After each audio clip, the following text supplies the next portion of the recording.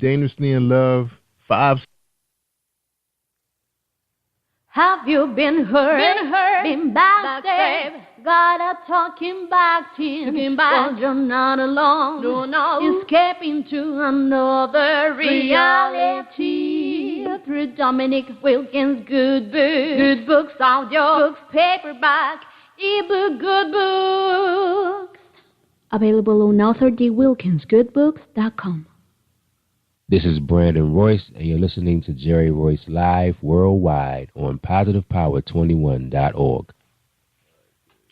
Hey, this is Jet Black. I'm the new author of Stunt, and I'm here on Jerry Royce Worldwide.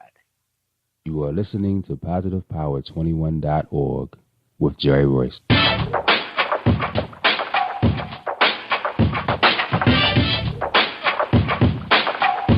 What up? It's your boy Kano Kingston. Hi, this is Angel Sessions. Hey, this is Scott. Hi, I'm Teresa Cowell. Hi, Jerry. This is Ira Sandro Carter. Hi, this is Phil Powers. Hello, this is Teresa Bobby with Jerry Royce Live. Hi, I'm Philip Byrne. I'm live on the Jerry Royce Show. Hey, what it do? It's your boy Houston Saint. Peace, this is Dahlia the poet, spoken word artist. Hello, this is Lamar Marquise with Jerry Royce Live. All right, everyone. You got Robin Lynn, and I'm keeping it live right now on Jerry Royce Live. Hey, what's going on, everybody? What's up? This is award-winning podcast with the greatest podcast on earth. Thank you for stopping by. I'm your host, Jerry Royce Live worldwide on internet radio, where you get your positive on. So when it's all positive, it's all power. That's positive power. This is a worldwide podcast for growth, wealth, and success. Thank you.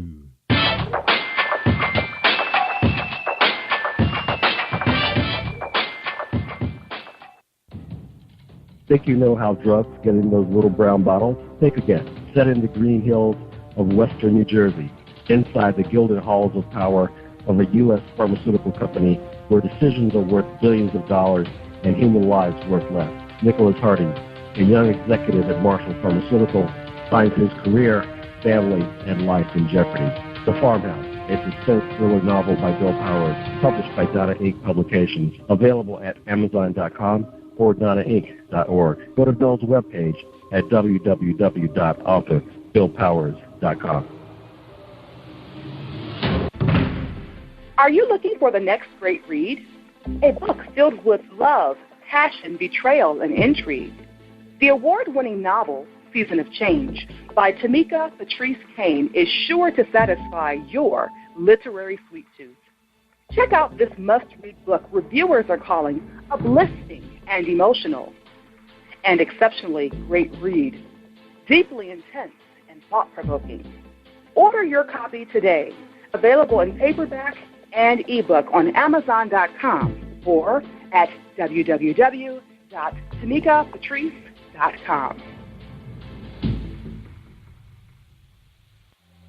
Are you an author looking for promotional services or a reader looking for a great read at low prices? In this competitive world of books, Writing Royalty Promotions is dedicated to bringing authors and readers together to build a greater respect for literature through our various promotional services and online bookstore. So head over to WritingRoyaltyPromotions.com and check us out.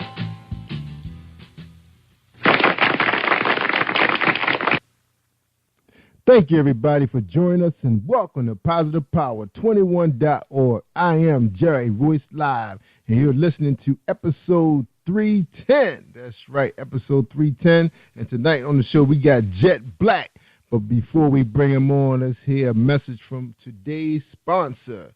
That's right, my man James Deshay, and he's a romance poetry writer. So check him out. Check him out. Are you looking for a great book of poetry that is romantic, heartfelt, and full of male emotion? Then get Thoughts, Love, and Reflections by James K. Deshay. That's Deshay. Go to www.jamesdeshay.com. You will enjoy Thoughts, Love, and Reflections. All right. Thank you. Thank you, James Deshay. And it's DESHYAY.com. All right, tonight on the show, we got Jet Black. He has a book out called Stunt, the Ricky Stunt Series, Volume 1, paperback, released December 18, 2014. He has some reviews out there. The book is about this cat that's a CEO, ex-OSI agent, moonlighting, trying to find out the truth to who killed his fiancée, Denise. So he does whatever he has to do to try to locate the killer. So they said this is a combination of Kill Bill meets Boogie Nights. So if you remember Boogie Nights, it was kind of out there in the seedy world of adult film. But Kill Bill was like a American martial arts movie where this chick was just taking down the triad. All right, so welcome to the show, Jet Black. Hey, thanks for having me, Jerry. Thanks for having me. I appreciate it. Hey, man, no problem. We go all the way back with Jet Black, all the way back. I guess to like 2007 when he was writing. He was writing nonfiction at the time, right? That's right. I was writing nonfiction, and I was writing. I wrote a novel under my real name instead of my pen name. Yeah. Yeah. All right. So you kind of been like doing, wearing both hats, nonfiction. Exactly. Fiction. Yeah, I've been real busy. I for the most part I was writing a lot of book reviews, and so I had an idea for the stunt book, and so I started writing that. But prior to that, I hadn't written a novel in over 10 years. I was just writing mostly nonfiction stuff. And so I had the idea for stunt because I was in a writer's group, and I was writing another novel, not stunt, but a different novel, and I was sharing it with all of my writers in the writers group. And somebody told me, man, this is just boring. I was like, oh, man, I can take that. So I said, well, let me figure out something that's a little less boring. And so I came up with stunt. And so now, after about 5 years later, it's actually an actual published book now. All right, man, we're going to talk about stunt in the bottom of the hour, about 8:30, so they're coming in about 9 minutes. But first, we want to hear a little bit about Jet Black. Who is Jet Black? Who is he? Yeah, well, this is my debut novel as Jet Black. I have written other stuff, under my real name, which, it's easy to find out, but I'll save that for the mystery solvers. But I've been writing for about 13 years now. I had a successful novel that was reviewed by Rolling Out magazine, and I was doing a lot of book reviews for a lot of different organizations as well. I live in Atlanta, and I've been in Atlanta for about 4 years, but I actually lived in Michigan and Ohio for the majority of my life. So I just love to write. I love to get involved with other writers, and Atlanta is it's a great place for black writers to be. All right. Yeah, because they're one of the few cities that still have bookstores. That's right. Yeah, they're closing by the dozens, but there's quite a few here. Yeah, so that's what happens. So you just can't sell books. You got to sell soap and deodorant and clothes. That's right.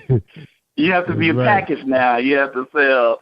If you can't live on books alone. You got to sell editing services or magazines, or you got to get speaking engagements. And most people make their money on speaking engagements more than they do on the books.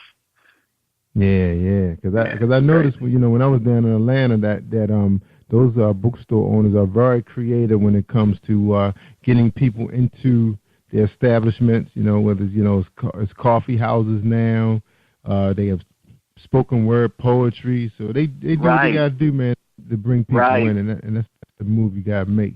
I saw some of that creativity here, but some of those places was just so small, and trying to stock with inventory, it wasn't comfortable for nobody. I know what that's like. I've been in those small environments, and that's not fun. That's right. I got to be comfortable, man. Or give me a DVD and I stay home and watch it. That's right, especially in the wintertime. It's all about being comfortable.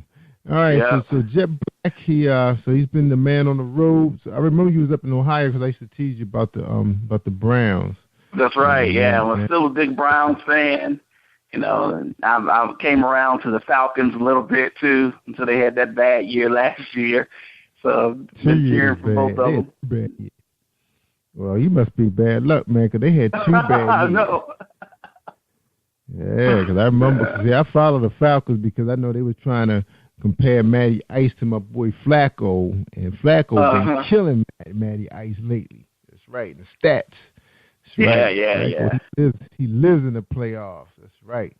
Guaranteed. Yeah. Now I ain't gonna say he guaranteed, but I'm gonna say my man, he used to it now. All right. Right. So Jet Black.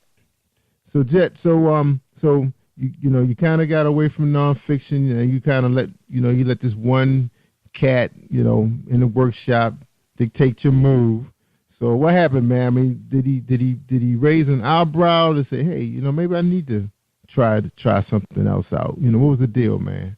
Yeah, you know what? I mean, the critique was like spot on. I mean, it was exactly what I needed. I mean, it wasn't exciting to read, and I knew that my primary audience was African American women, and it was actually an African American woman who told me, I like your writing, but the plot itself is just, it's kind of boring.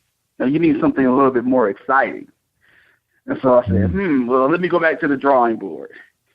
Yeah, but I mean, so what's the genre for this book? What's your genre? So the genre is actually mystery with a touch of adult in it. So, in the realm of Zane and E.L. James from 50 Shades of Grey. Mm-hmm. And what people do is they tend to deal with the erotic part, but really enjoy the mystery part and dealing with the character himself. And that's Ricky Studd. Okay. Yeah. Oh, okay. Now I get a lot of people say I never read, adult or erotica or anything like that, but I was really into this book and I finished it in like a day. Yeah, because that's what I was going to say. A lot of the erotica writers nowadays are writing a little different. Now they putting a little spin on it. It's like an adventure book, but at the same time you have these stud cats and these real aggressive, high-powered females. There's balling with the big cribs and the fat rides, big bank accounts, and they do throw in a lot of the, some of the hardcore adult stuff, the kind of, because some of them are very graphic writers and they know how to paint a real picture, so it's going to kind of push the book over in erotica. All right, so, but if you had to put it on a scale, where you leaning, more mystery, more erotica? Yeah, I think it's more mystery than it is more erotica. And actually, as the series progresses, it's actually going to be fewer and fewer erotica in it. As you get to know the character, it'll be, primarily strictly mystery. The erotica is kind of like the hook, where people can get that, but then when they get into the characters and the plot, they kind of forget about the erotica.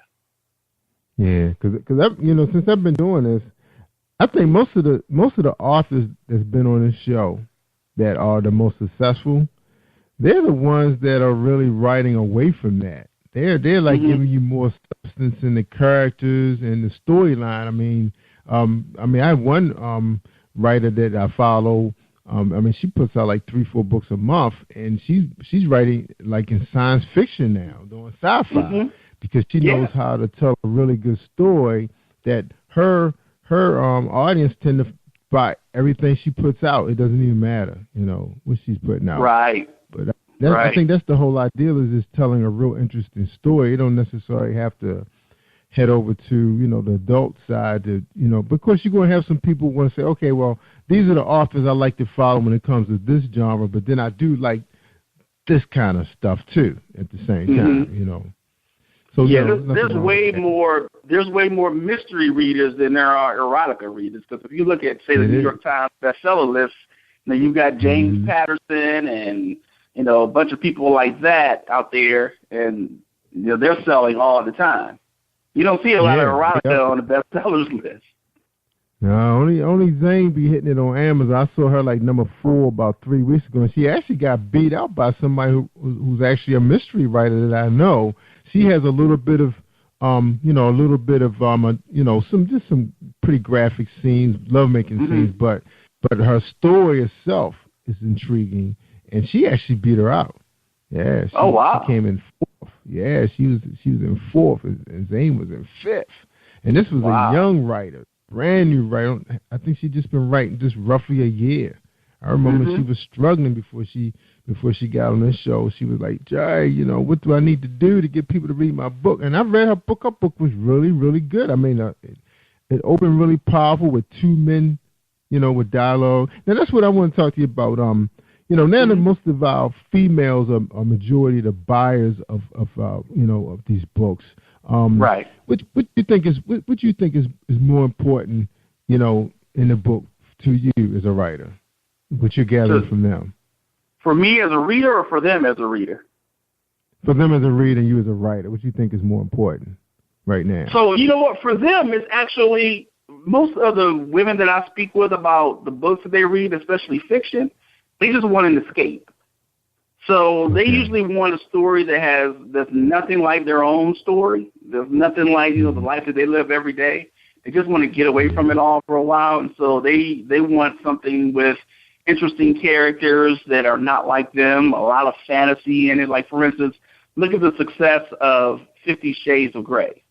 Now that's totally fantasy. You've got this billionaire who, falls for this, average everyday interviewer, and people fall for the billionaire hook. They're like, oh, wow, what if I met a billionaire? Would I go through those things? And so that's what it is. It's the fantasy that they like. They like the escape. Mm-hmm. Yeah. And for me, I try to write books that I like to read.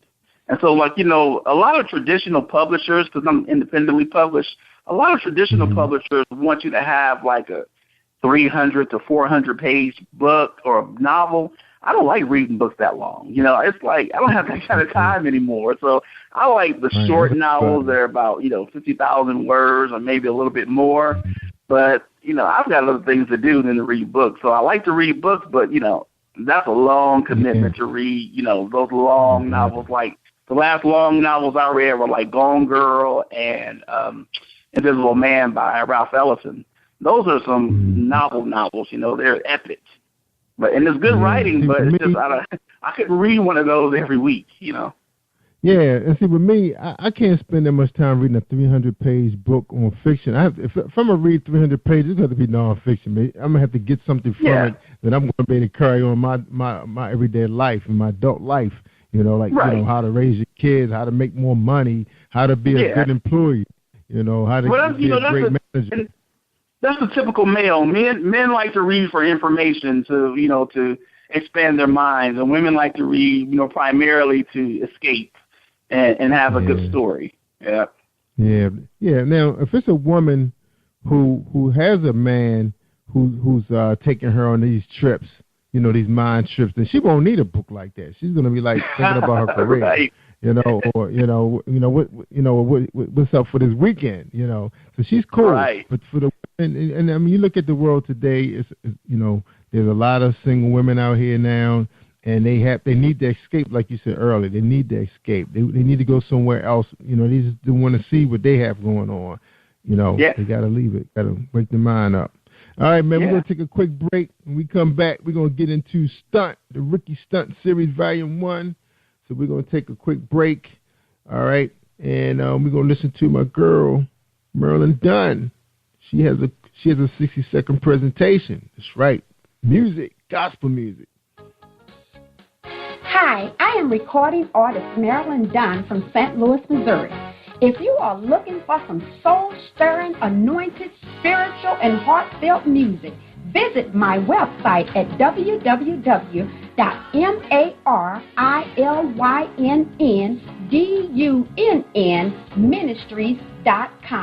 Or you can also find me on CD Baby, iTunes, and Reverb Nation. For booking information, contact Mr. Kevin Dunn at 636-856-0551. That's 636-856-0551.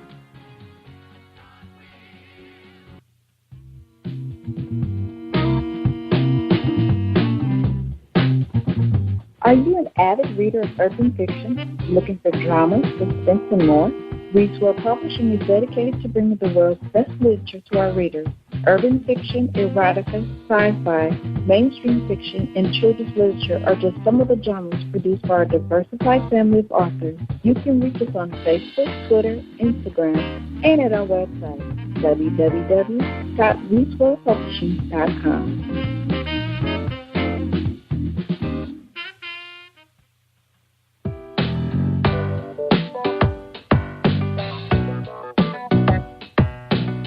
Hey everyone, this is Tanika Gonzalez, spoken word poet. Whenever I'm online, I'm always listening to Jerry Royce Live. You can find Jerry on www.spreaker.com. Positive Power 21.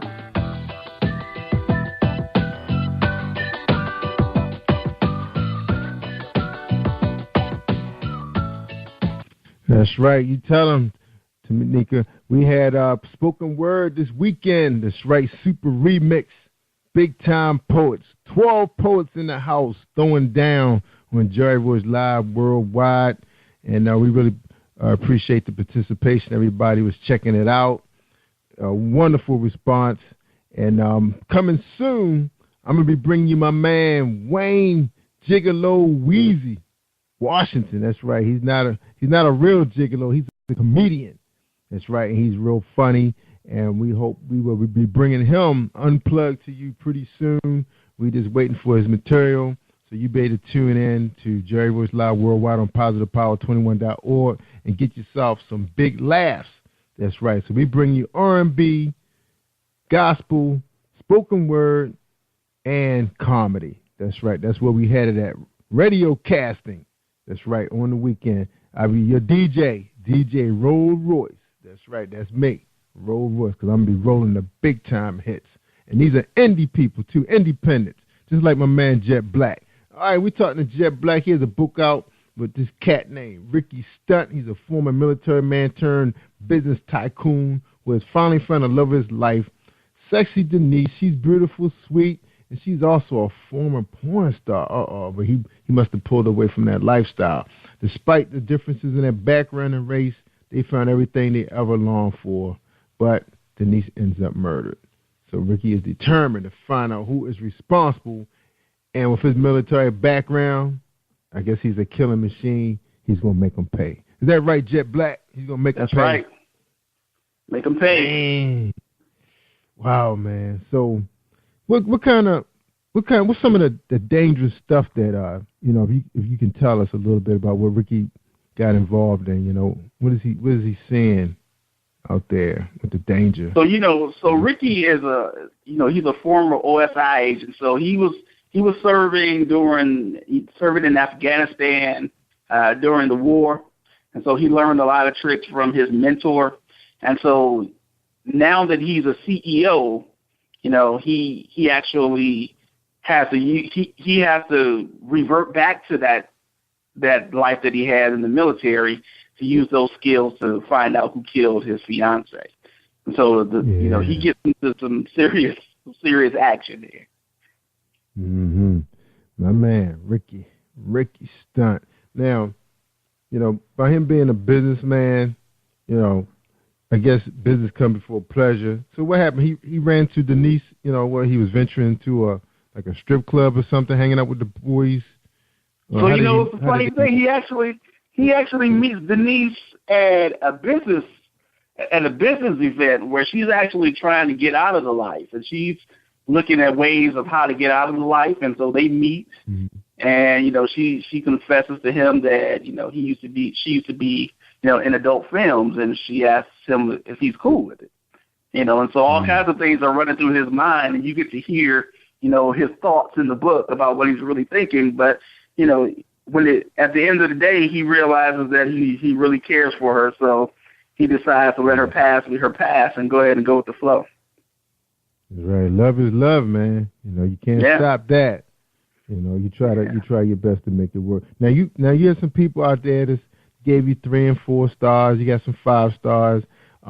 It's like people do love erotic thrill. I remember when I think it was Brian De Palma had that one called Body Double, man. That movie, to this day, I can still never remember how it ended. And I watched it. I said, "Oh man, that's how it ended." It's like it still psych you out every time you look at it. You know, right. So right. I remember like 9.5 weeks. Yeah, 9.5 weeks out there with Mickey Rourke and Kim Basinger. Yeah, like that. Yeah, memorable movies. Yeah, so there's some good ones out there, you know, that you remember. Even Fatal Attraction, you know, right, was a good one, and the one that was with Sharon Stone. Right. What was the name of that one? So let's see, which Basic Instinct. Basic Instinct. Yeah, they right up there, and it's not too. I say it's a good handful that I can remember. I think Al Pacino played in one that was really, really good. So it's not a whole bunch of them, but the ones that did do well, you know, written very well. Right. Well written. You know. Right. You know, it's like, and that's what it is. It's like the sex. The sex is the draw, the hook, but then the plot and the characters is what makes you stay. Mm-hmm. Yep. Make you stay. I mean, it's like, the music and all that stuff, man. It's like they really bring it to you really, really deep, man. Right, because if you think of like Fatal Attraction, you don't even think about the affair that he had. You think more about the bunny that got boiled. Remember the bunny? Yeah, that's what everybody talks about, the bunny. And Douglas played in some pretty good ones too, man. You know, he's played in some. I think he was actually getting known for it for a while till he got a little older. You know, he wasn't too convincing. You know, to exactly. You know, these women, it's like they didn't really want to see him up there. Right. And even Gibson, Gibson was in a pretty good one too. I think it was that one called Something Sunset.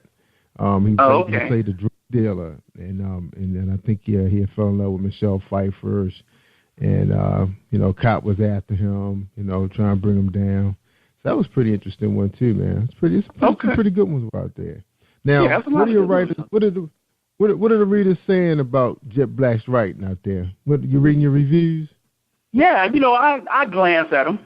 Yeah, I really. It's funny because I pay more attention to the ones that are less than 5 stars than I do the 5-star stuff. So when it's 5 stars, I'm like, okay, well that's good. But the other stuff, I get to learn from it. You know, I want those constructive criticisms if it's 4 and 3 stars. But for the most part, I mean, it's been majority 5 and 4 stars, and I've got like 3,000 Twitter followers. So, you know, because I had started off with a few samples online and people started following me on Twitter. And so next thing I know, I'm up near 3,000 followers. So they like the writing. Yeah, that's right. That's how you got to roll. Now, one of the guys that did give you a 5-star, he said he was pleasantly surprised. He thought it was going to be about, you know, unnecessary sex, which a lot of times that's what they're about. But he said the writing was incredible. He said the plot was smart. So that was one guy. He probably gave it a chance and like, wow. Right. Yeah, and it's funny because you just don't get a lot of men who read a lot of books that are mystery or erotica so the fact when you find that audience, you know, that's great. Most of the reviewers on Amazon for me were female. Okay, because you got Dee. Dee said, a man just got to do what a man got to do when trying to find out who killed his fiance. So that was Dee. But Dee did have Adam. Adam said this book has a great storyline, but I'm not much of a reader. But my uncle wrote this. Okay, it must be your nephew. Yeah, so you get your nephew family love on that one. Right. Yeah, so he did like it though. So he loved it. Yeah. All right, that's good, man. So you got your nephew to check it out. So that's cool. You know, family supporting and everything. Yeah.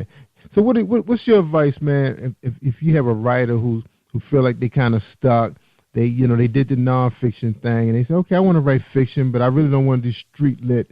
What's a good start and what's a good recommendation that you would advise them? I would recommend that they read a book called No Plot, No Problem by Chris Beatty. And he's the guy who invented it's called the National Writing Month in November, where he actually challenges people to write a novel in 30 days. And he has that once a year. He just asks people to bang out a manuscript. Don't worry about editing. Don't worry about plot. Just get all the words in it that you can, you know, in 30 days, because that's when the creative juices are flowing. You can always go back and do your editing, your first and second and third edits. and then get handed off to a real editor who will help you with, more plot and things like that. But No Plot, No Problem by Chris Beatty is a classic. It's really good. All right. Wow, that's a good one, man. So what's next for Jet Black? What's next on the So Jet Black, so this is actually a trilogy. So this is part 1, where you get to learn who Jet Black is, what's his background, why he's so upset that his fiancee's been murdered, and all the things that he's willing to do to get revenge. And so after book 1, we realized that Ricky Stunt has found his calling. So in part 2 of the Stunt series, Ricky Stunt, gets more involved in being kind of like an unpaid detective, helping people solve cases that like most agencies can't solve, like the FBI and the CIA. And so he gets his calling in book 2. Yeah. Wow. Yeah. Wow, that's good. Now, Jet, we was talking about, female readers, they do make up, the buying power when it comes to, the publishing world. They are the purchasers of erotica, and they enjoy men's writing, the way a man writes, the way a man, be a man on the pages. But right. I'm hearing from underground sources that they want to hear the sound of a man's voice reading one of these type of books. Right. Is that in the cards for Jet Black? So you know what? We're considering doing an audiobook. I know a few people who are really into publishing audiobooks, and I have a few cats who actually do voiceover for them. So we're kind of taking one step at a time. First, we started with the paperback, and then we started with all the different versions of the ebook. Next is the audiobook. All right. Yeah. So it is in the cards. All right. Definitely. Yeah, because I'm hearing because digital devices are so popular. Almost everyone owns one, especially now that people are downloading books. Sometimes you get home, you're just too tired. You've been reading all day. Say you're a lawyer or, whatever, and you read all the time. Do you really want to read a book? But you still you don't really want to watch TV because it's so dumb sometimes. You want to hear, a soothing voice. Sometimes they don't sing enough on the jazz, the sound of the jazz tracks anymore. Right. Everything's so instrumental. You want to hear a beautiful sounding voice, and there are some guys out there that can really do a good job on a woman. Yeah. Because that's what's going to happen. He gonna get her, man. So right. It's good to hear you looking at that project, because I'm hearing a lot of people really looking at that, man, especially since digital devices are so reasonable, affordable, so many good deals out there, and they're so reliable. Now people are using them like it's their wallet. They're actually using them for credit card purchases. Oh yeah. Kindle and Nook and really a lot of like iPad type of devices, tablets. Mm-hmm. People are really into those, and so you can either you can read an ebook on that, or you can just download an MP3 of a audio book and listen to it. And so you can listen to it on the way home from work, or listen to it while you're working out, or listen to it when you're kind of cooling down from work at home. So yeah, a lot of people are into various formats of books. Paperback. Some people are old school and so, well, just give me the paperback, and then some want to put it on their Kindle because they already invested that $100 or so they want to download. Yeah. And then the other ones use like Audible from Amazon, and then they just listen to books. That's right. Cause I love my tablet. I'm actually using it for video production as well as audio. Because everything is so superb with those devices, man. Yeah, it would be wise for a publisher to publish as many formats and languages as they can afford to do. So not only iPads and audio, but you're talking Spanish and French and the really known languages around the world. That's right, and people got to keep in mind too. People are moving leaving America, moving abroad, but they still miss some of the lifestyle and the luxuries of Americans. So they want to continue to buy American products, but sometimes it's hard to find those things in retail overseas. Right. So they're going to download it. They're going to order it online. So and just like my show, man, surprisingly, I'm in 15 countries right now. I never thought that would happen, man. Sweet. Yeah, 15 countries. So it just tells you right there that people living abroad, they miss the sound of American voice or American product. Yeah, you're right, man. So the internet makes it happen. It's worldwide, international. All right, man. We're gonna take a quick break. When we come back, man, we're gonna get your final thoughts for our audience, man, because my audience, they love to hear the final thoughts of a man. My female audience, they always inbox me. Yeah. Okay, let's take a quick break. We'll be right back. We're gonna listen to a Book Buzz episode with Tamika Kane. All right, she got a good book out too. Are you looking for the next great read? A book filled with love, passion, betrayal, and intrigue. The award-winning novel, Season of Change, by Tamika Patrice Kane is sure to satisfy your literary sweet tooth. Check out this must-read book reviewers are calling uplifting and emotional.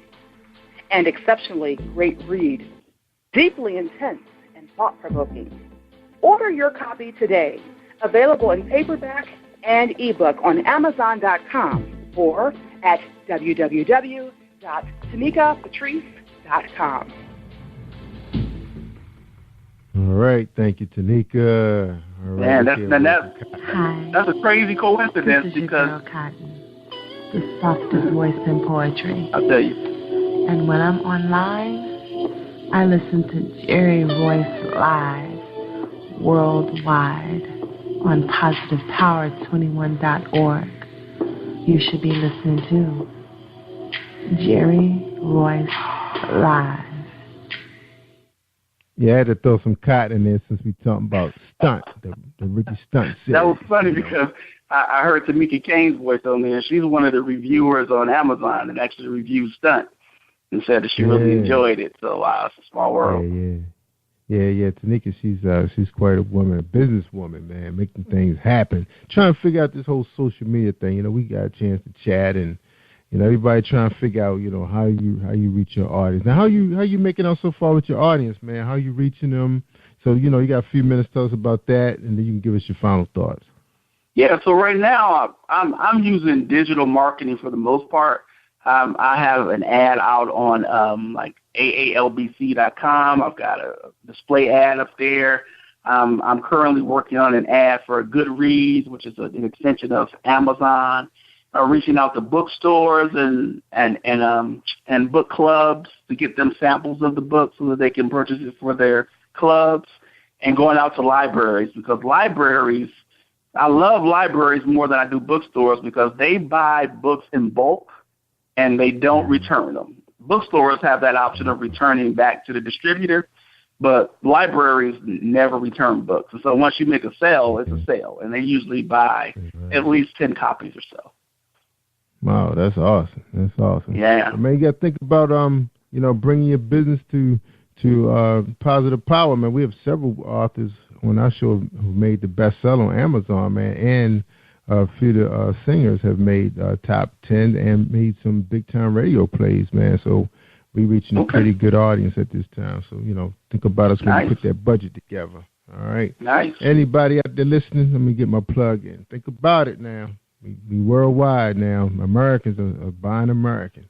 So check us out. All right. So inboxes at Facebook, Jerry Royce Live. Okay. All right, man. Your final thoughts, man.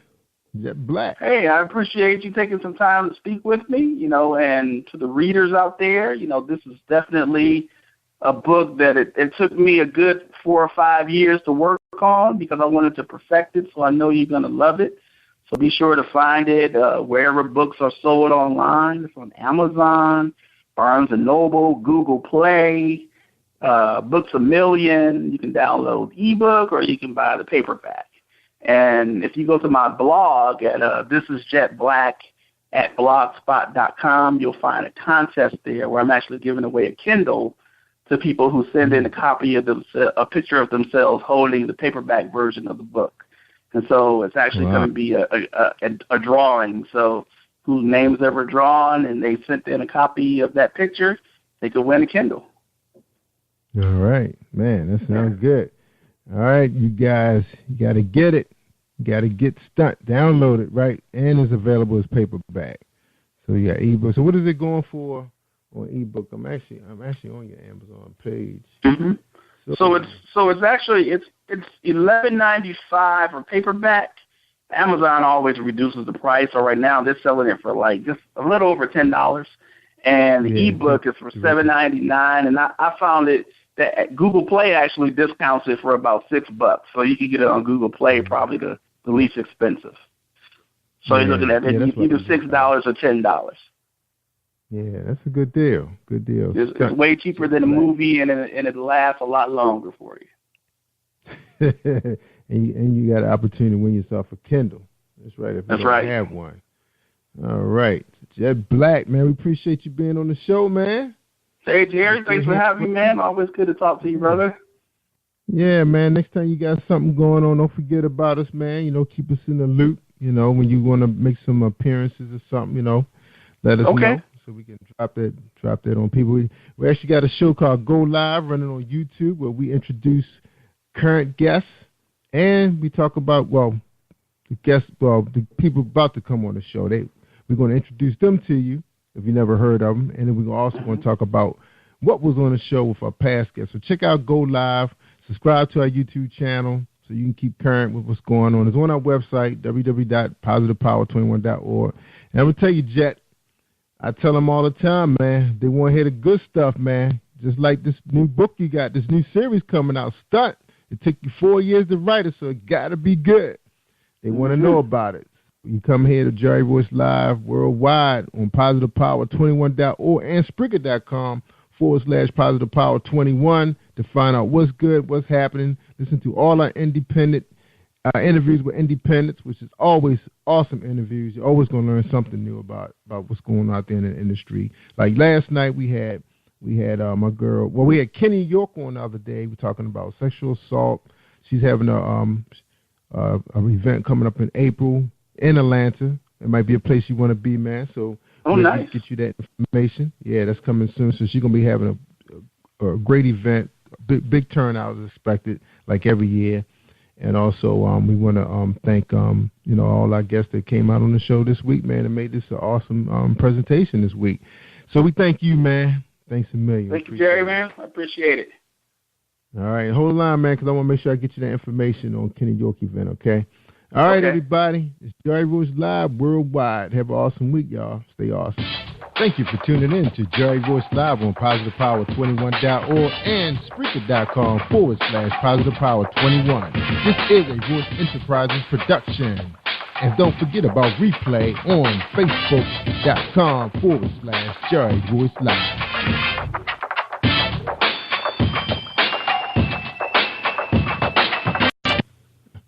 All right, have you been hurt, been backstabbed? Gotta talk him back, team. Cause you're not alone.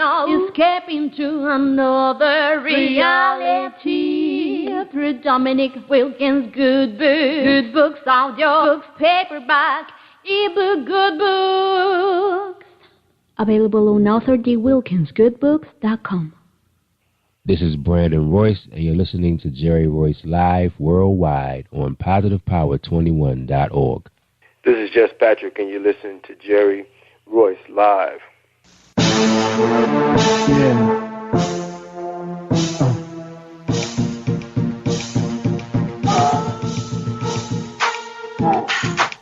I wanna see you sweat. I gotta see you sweat. I wanna see you sweat. I gotta see you sweat. I like what you got on. It's turning me on. You got me so excited, girl, I can't deny it. I know you're looking fresh, but I'm trying to see you sweat. So don't be up in it acting like you can't dance. what you're trying to do. You're trying to make me fall for you. You're moving your body like a carousel.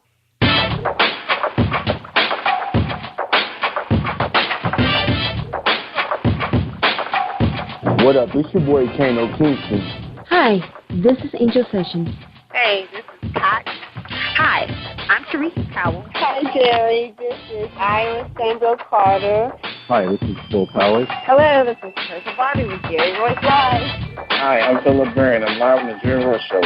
Hey, what it do? It's your boy Houston Saint.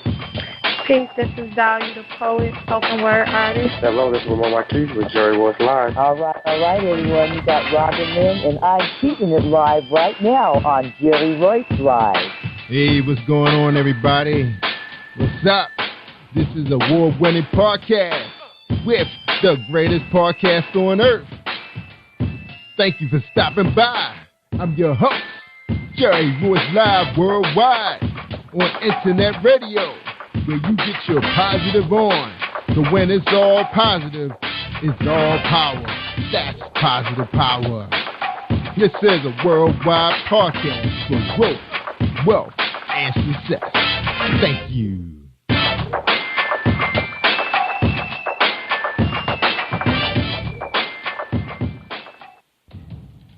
Think you know how drugs get in those little brown bottles? Think again. Set in the green hills of western New Jersey, inside the gilded halls of power of a U.S. pharmaceutical company where decisions are worth billions of dollars and human lives worth less.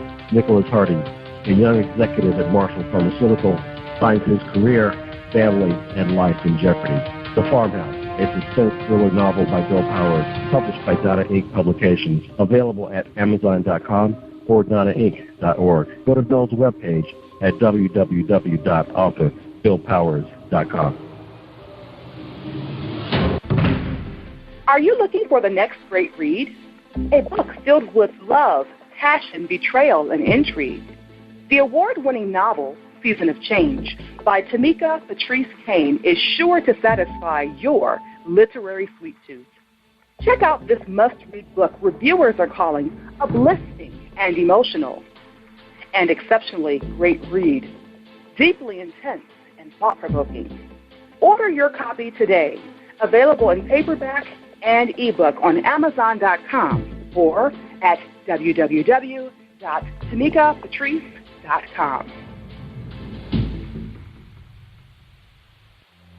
Are you an author looking for promotional services or a reader looking for a great read at low prices? In this competitive world of books, Writing Royalty Promotions is dedicated to bringing authors and readers together to build a greater respect for literature through our various promotional services and online bookstore. So head over to WritingRoyaltyPromotions.com and check us out.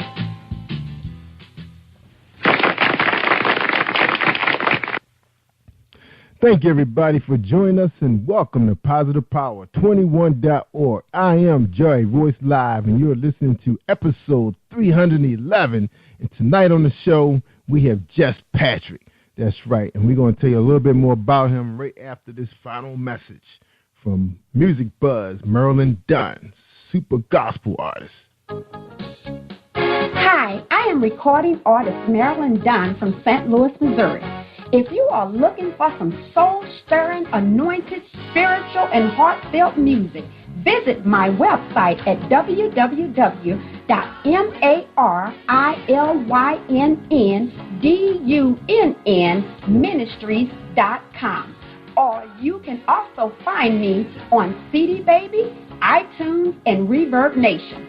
For booking information, contact Mr. Kevin Dunn at 636-856-0551. That's 636-856-0551.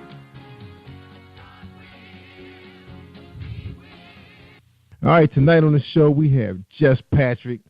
Man, we following this guy on YouTube. You know, my wife and I, we always looking for some good covers to listen to.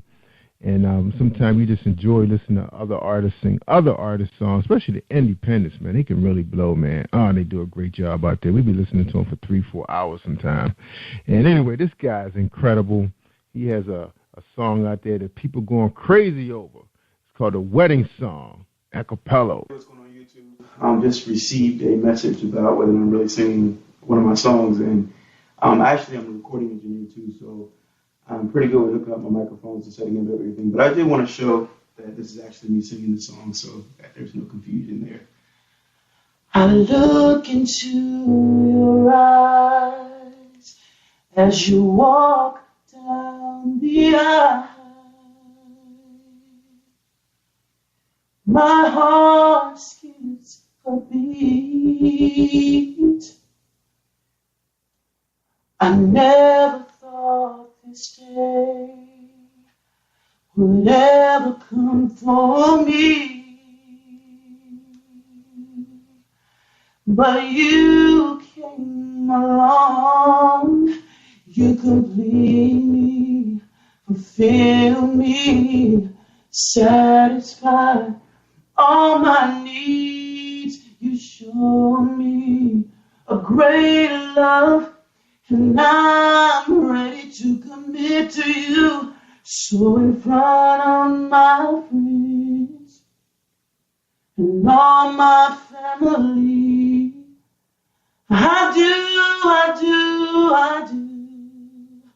I love you from this day on and for the rest of my life. I'll be right by your side. But jus-patrick, he's from the Carolinas. I can't remember whether it's North or South Carolina, but he's from the Carolinas. His genre is R&B recording, and he knows all about mainstream. That's right. He's going to tell us a story. He's a recording and performing artist. He actually has CDs that's available right now on Apple iTunes, still for sale. So you go right out to his YouTube channel, and that's jus-patrick, J-U-S Patrick. All right, and get a chance to check him out. All right, ladies and gentlemen, I bring you jus-patrick. How you doing, Patrick? What's up, man? Hey, nothing much, Jerry. How's everything going with you? Man, awesome, man. We're just waiting for a snowstorm to come through, man, so we can have 2 days off, man, so I can play around with the internet. Man. Congratulations on all the episodes you guys have had. That's beautiful. Yeah, man. We rolling, man. 311, bruh. 311. 311. That's a great accomplishment, man. I feel honored to even be on one of those episodes right now. That's amazing. Yeah, man. I give God all the praise, man. I don't know how I did it, man. You know, pushing 7 to 8 shows a week, 4 days a week, man. Brother grinding, man. Wow. Yeah, but man, you're the real success, man. I didn't get a chance to tell you about all your accolades, but I mean, this dude has a lot of subscribers. I always thought that's pretty amazing when people can get someone to subscribe to their YouTube channel. YouTube is not always an everyday thing for you. You know, it's like Facebook and Twitter. It's like every day. Well, you know, maybe a couple of days a week you want to watch a video, listen to a song, or watch somebody act up, but not like you do, you know, your communities. So that was one of the reasons why I wanted to talk to you, is because I want to know what is the secret to YouTube. Because Oprah bring you on if you hit 1 million. She'll have you on her couch, you know.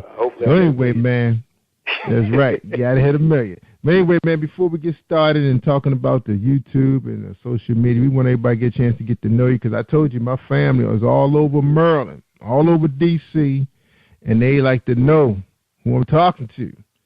So, Patrick, your first question is, who is jus-patrick? Well, let's see, jus-patrick. That's a very loaded question, but I'm going to try to answer it the best I can, as best I can. I would say I'm a songwriter, I'm a singer, I'm a producer, and I'm an artist. And I think if I were going to choose one of those to characterize me in full, I would say I'm an artist first. Being that, you know, a lot of times people misconstrue what artist means and the word artistry. And for me, music is my outlet for artistry.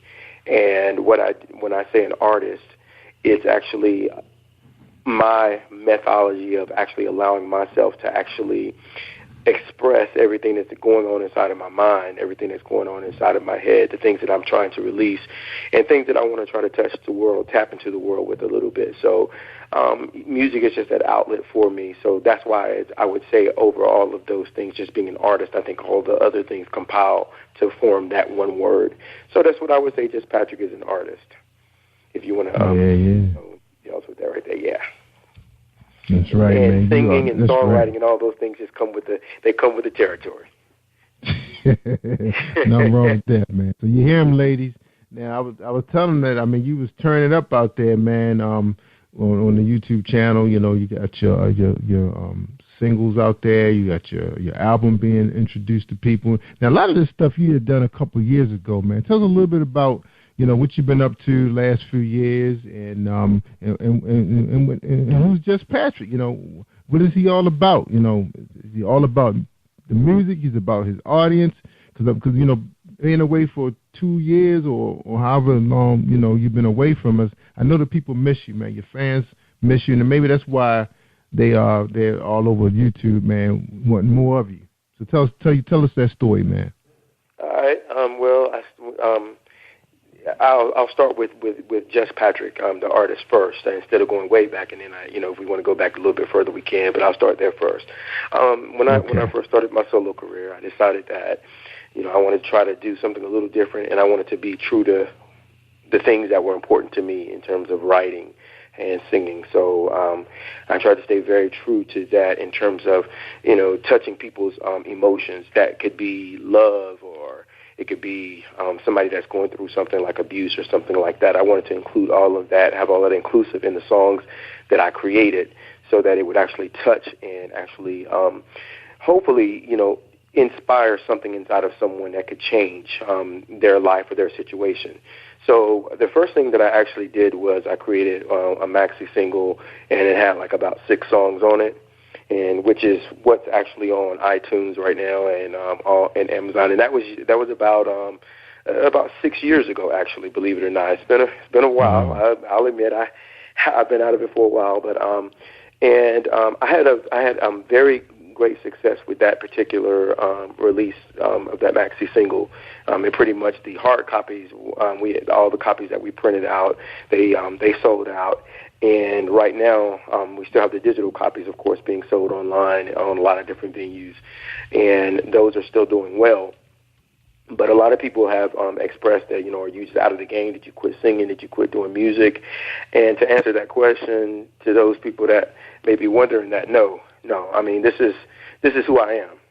So I don't even think it's an option or a choice for me to ever stop doing this. I think that, when I'm 65, 75, 85, if I am fortunate enough to live that long, I'll still be trying to hit some keys on the piano if my fingers still work. Hopefully arthritis won't kick in too much.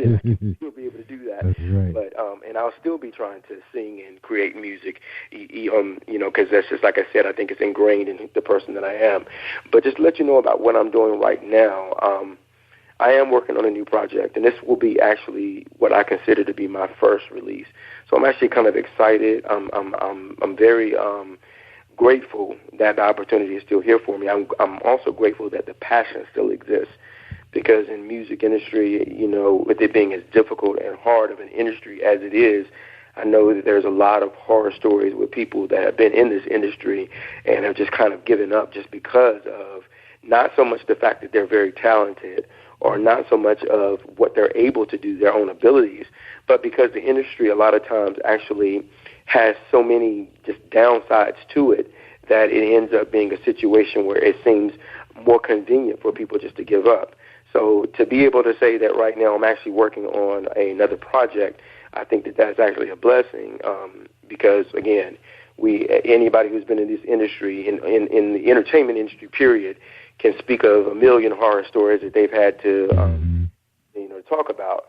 So, but yeah, this project that I'm doing right now, I feel like it's going to be something that no one else has ever done, which is something that I like to do. I like to be a little bit different than everybody else, and I'm very, very, very excited. It will be done this year, and I'm hoping that it's received well by by the masses, and when I say masses, I mean those people who have been there and following me and listening to me, and just people that enjoy what I quote unquote, I guess the experience of the music that I'm presenting them with. Yeah, sound good, man. Now, I'm thinking, man, when you drop this project, man, they're gonna go crazy, man. Now there's gonna be a follow up. You know, I mean, like what we're expecting to see leading up to this drop. What should we see? With this drop right here, this one's going to be a little bit different than what I've done before because you're gonna hopefully you'll have me back on number one. That's the first thing. I'm hoping that I get to have the privilege and pleasure of being able to speak about this again with you once we get close to that point. That's number one. Number two, I'm hoping, I am going to, with this one right here, through my jus-patrick.com website, I'm actually going to have a lot of things. We're going to be putting a countdown on there of when we're going to do the release. We're not trying to do a label. I'm not trying to do a label thing, like a major label thing. I've been down that road before, and there are a lot of politics along with it. So I feel like having control over yourself and having control over your music is very important. And for all the other independent artists who are actually still doing that themselves, I applaud them because there's a lot of work and there's a lot of when this is what you want to do, this is who you are trying to do. It is very difficult, but I applaud everybody that's out there trying to do this thing independently because it is a lot of work, a lot of downsides to that also. But at the same time, I think that when you have total control and total autonomy, you're able to actually be who you want to be the artist that you want to be. So on this one right here, what we're going to do is we're going to use a lot of the social media venues. We're going to have the Twitter, Facebook, of course YouTube, and then we're going to do the iTunes. It'll be actually released on iTunes and pretty much all the other those digital media sources will have the CD released on all of those at the same time also. So even though it's going to be an independent, we're going to try to treat it as if it's a release from a major label in regards to what we're able to do and hit as many venues as we can and hopefully, get on a couple of radio stations and do a few other things like that so that as many people who are interested in hearing this music can actually have the ability to easily access it and get to it and, and moving like that. And what the main thing of it is, what I'm hoping is that this also opens up the doors for some other artists that are really thinking about this independent route and realizing that, right now that this is a great time for them to really push themselves a little bit more so than they have been in the past and making sure that, I can still do this without having to actually go to some of these big labels or some other things and learn the business a little bit for themselves because I think that's always important when you get into anything is knowing what you're getting yourself into. And so I'm hoping that this actually opens up the door for some of those people that are trying to do that also. Oh yeah, man, they watching, man. They want to watch your blueprint to make this thing happen. Now, Pat, you've been gone for 6 years. Now, when I was out there on YouTube, I said, man, where does Cat come from? Because I think you approached us, and I said, man, this guy's big time. I saw all these views and all your videos and your album cover. I didn't know that, you were on a break for a while. And I said, wow, 2 years. I'm seeing 2 years, 3 years. Then I said a year ago, I said, okay, maybe he was with one of those boy groups and he decided to just take a break because he made so much money. So he wanted to take some time off. Well, actually, I'll go to the history and tell you a little bit about, how everything started, if that's all right. Okay. Yeah. Well, then we'll take a break at 9:30. So we're going to take a break at 9:30 and we're going to come right back to you, okay? All right. But when I first got started, it was I was with a group, and we had and what we did was we would go to a lot of the major labels. We went to New York, did a lot of pretty much the same stuff that I'm pretty sure every group. You have your dreams, you go over, and us being small town kids from North Carolina, getting on a plane and flying out to New York, and we were thinking to ourselves, this is it. And we were able to meet, fortunate enough to meet a lot of major people within the group. And what we thought was going to be our ending, with us being a group, ended up not working out in our favor. A lot of times with groups, that is what happens. So we had, we actually got signed to a label, and because of some, I'll say, irreconcilable differences between the group ended up kind of just breaking apart.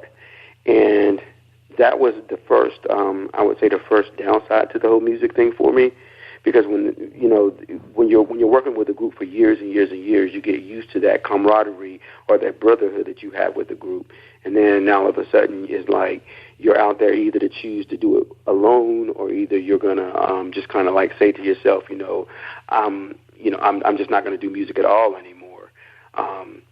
Still have a good relationship with the guys in the group, but that was a very good learning experience for me. And to make a long story short, we actually had got signed to a major label, and we had recorded a few songs, and there was a little bit of jealousy that went on within the group, and things did not work out. And so from that level, it just led to a lot of downsides from that end. And then we just decided that it just was best for us to kind of, go our separate ways and do what we wanted to do. And everyone decided on some of, it was 4 of us total in the group. 2 of us decided that we were going to try to, pursue this music thing. And while the other 2 just kind of got into some other stuff. One of the guys in the group actually right now is a preacher, a real good friend of mine, and he actually preaches right now. So, and I think we all grew, which I think is a great thing.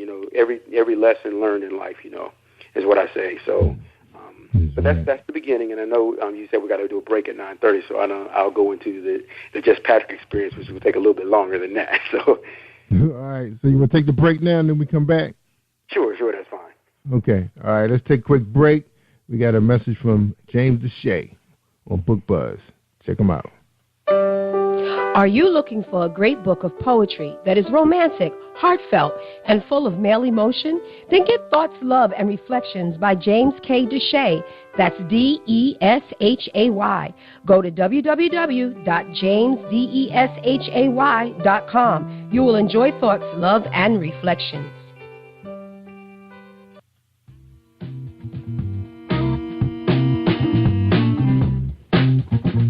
Are you an avid reader of urban fiction, looking for drama, suspense, and more? Reedswell Publishing is dedicated to bringing the world's best literature to our readers.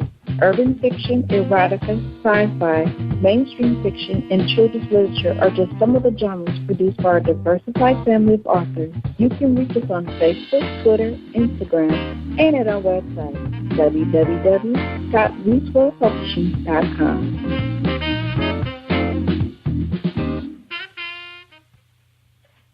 Hey everyone, this is Tanika Gonzalez, spoken word poet. Whenever I'm online, I'm always listening to Jerry Royce Live. That's right. You better, Tanika. You better be listening to Jerry Royce Live worldwide. All right, guys. Don't forget about the Super Remix Poetry. That's right. It's out there now on demand, available for you. You're talking about 2.5 hours of poetry from 11 poets. And we're hoping to get some music from jus-patrick so we can have an R&B session. That's right, a mini concert with the many R&B and I guess all R&B singers we had on the show. We try to get that together for you guys real soon. And don't forget, we're going to be having my man, Wayne Washington, better known as Gigolo Weezy. That's right, he's going to be bringing some comedy to us pretty soon, so we're hoping we have that ready for you by Saturday. So we're just waiting on him right now, and that's going to be unplugged with Wayne Washington, the funny man from Florida. That's right.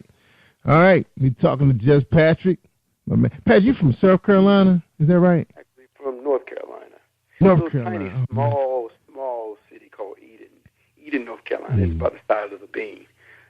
Small. I get those. Very country setting, but you learn from that. You grow in that type of thing. So it's a beautiful place to grow up in. Yeah, it sounds like now a place like that, a small town. You hear all the time the big models, the big R&B gospel stars coming out these small towns. You got an indie guy there now. I just met last month. That's really kicking it really big as an independent. He's from Mississippi. Now living out in California, working with a producer. As an indie. Why is it that you guys are so successful, man? Tell us a little bit about that passion, man. Where you get it from a small town? Well, honestly, I think we get it from the church. A lot of times these southern, how South is about the church, man. You don't play about the church. You in church. When you come out the womb, you get carried to the church, and I think that's where a lot of it comes from is the church. To be honest with you, And another thing that I think the reason why a lot of them, a lot of us Southerners, or I would say small town in general, while we're able to get involved in this music thing, is because the difference between a city like, say, New York, where there's so many opportunities at every corner, when you're in a small city like Eden or High Point, which is where Fantasia was from, which is not too far from Eden, places like that, you're talking about, we don't really have anything else going on. So we get into music and we get into our art form and we really study it, and that becomes what we do. And so it's a passion for us, and we really, really push as hard as we can to try to get to the next level. When it comes to that, we kind of live, eat, breathe, sleep it in our own little world, We don't have the equipment. We don't have a lot of the stuff that exists in these larger cities. So we have to make distraction. What we have. And you got to create your own thing. You got to make your own pathway. And so I think that's why a lot of times it's just a different type of passion, because I don't want to take away the passion from someone that may be from one of the larger cities either. It's just a different kind of passion that we have coming from smaller towns, because you just don't have those avenues. And there is, you can't go to a record label because they don't exist. You can't go to an A&R rep and say, hey, I sing, because, again, that doesn't exist. So the only way that you can do that is to get in a plane and fly somewhere and hope that you can go knock on the doors of these labels and that they'll hear you. Well, fortunately now, one of the things that I think has really opened up the door is the whole social media and the internet.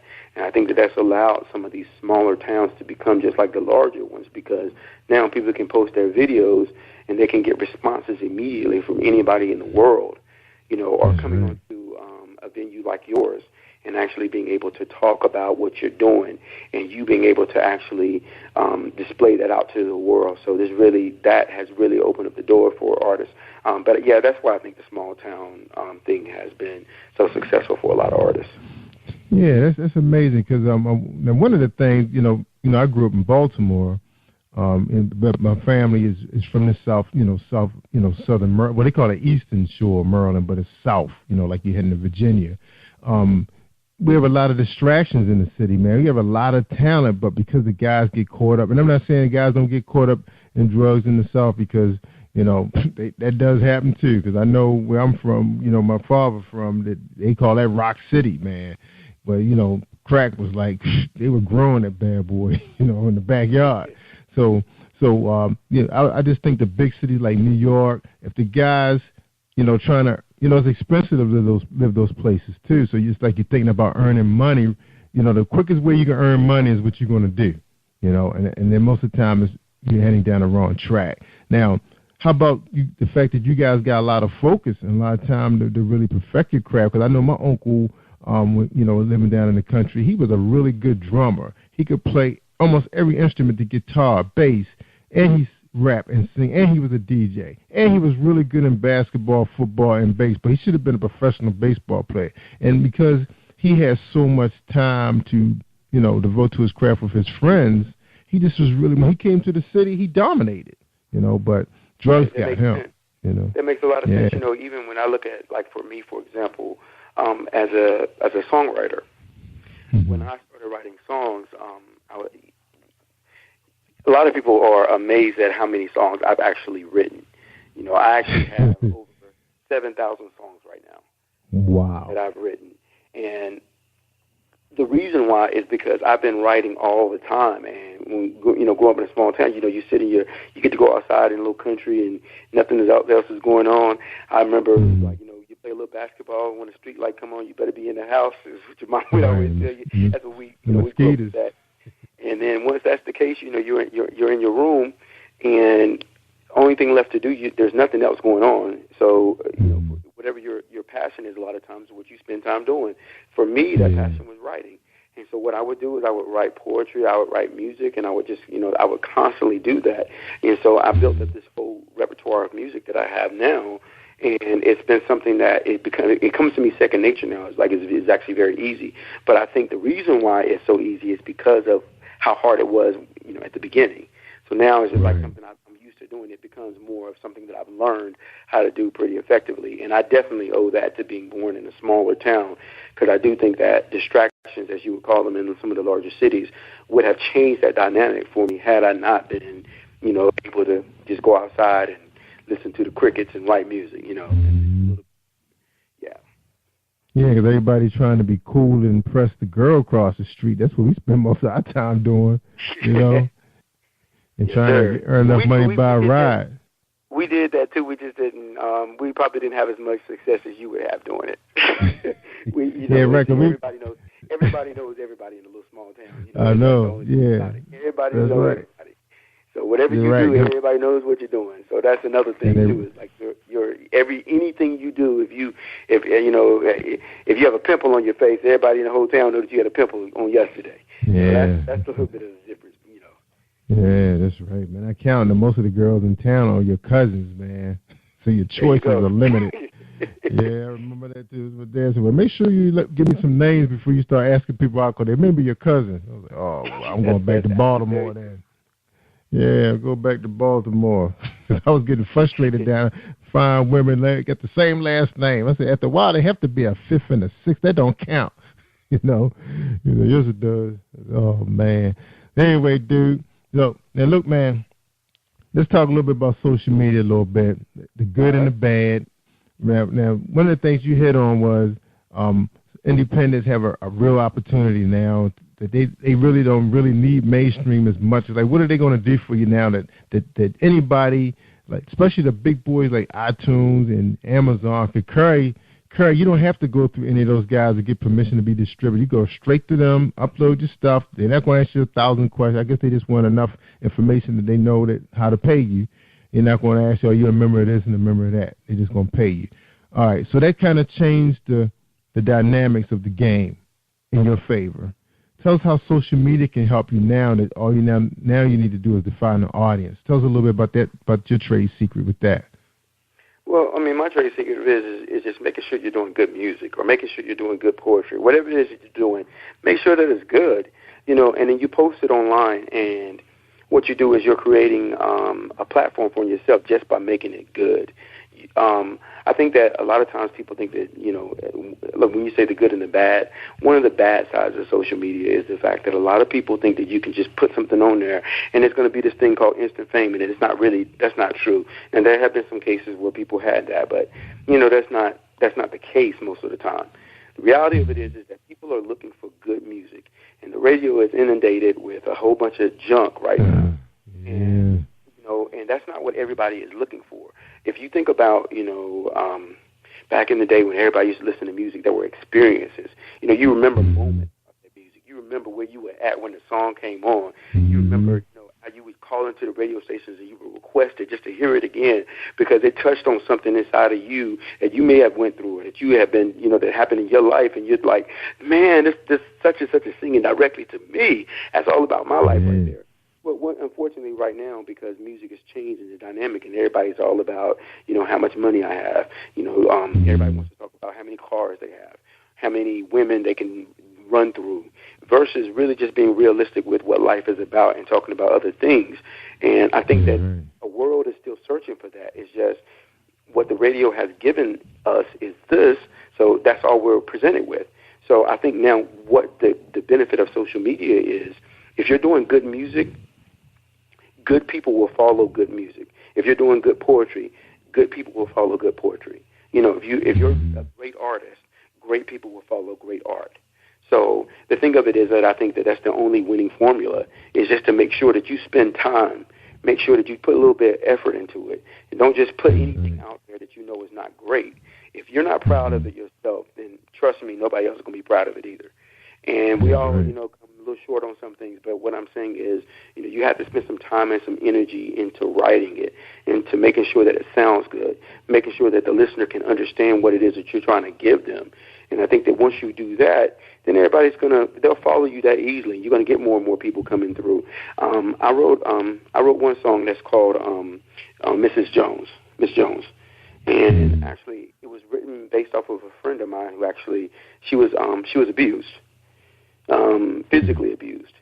And I was trying to come up with a song that, for weeks and weeks and weeks, she talked to me about this abuse, weeks and weeks and weeks. And so it was like, I just had to do something with it. And what I ended up writing was I wanted to make sure that it was going to be a song that, had that feel to it where anybody could hear it. But once you heard it enough, you would get the lyrics behind it, and you would say, oh, my goodness, man, this is really, the women that was going through that, or I guess sometimes even men that are going through that. And, abuse can come in many forms and fashions, so it don't, anybody can be touched by that. But when I wrote it, I actually played it for her, and she had actually called me, and she cried, and she told me that she was actually leaving her husband at the time because of hearing that song and knowing that that was her life. And something like that is, I think, what people want to hear. That's what they're looking for. So, you do songs like that. You do songs, and everything doesn't have to be about, if you can talk about love, you talk about love to the 10th degree. You talk about love to the 10th degree, and in the way people that are looking for love or searching for love or in love are going to follow you. If you're talking about the world, talk about the world to the 10th degree, so that people that are trying to hear something that's going on with the world, because a lot of people are searching for something, you just got to talk to these people and whatever it is they're searching for, and in some way or form or fashion help them find it. And, most of us know art is what really helps a lot of people get through situations. So that's my secret formula, is just trying to be proud of what it is that I put out there for people to listen to. Be proud of it, so that when I say that I meant this, and when I wrote it, I meant it when I'm singing it. To the best of my knowledge, I put it out there, and I'm giving this to you. So you're getting a piece of me when you hear the music that, when you're listening to anything that I'm doing. You're getting a piece of me, and that's what I want to do. I want to lay it all out there on the table. You listen to it, and then people, they seem to respond to that. They seem to follow it because I guess they can feel that I'm sincere about that, which is, and that's what it's all about for me.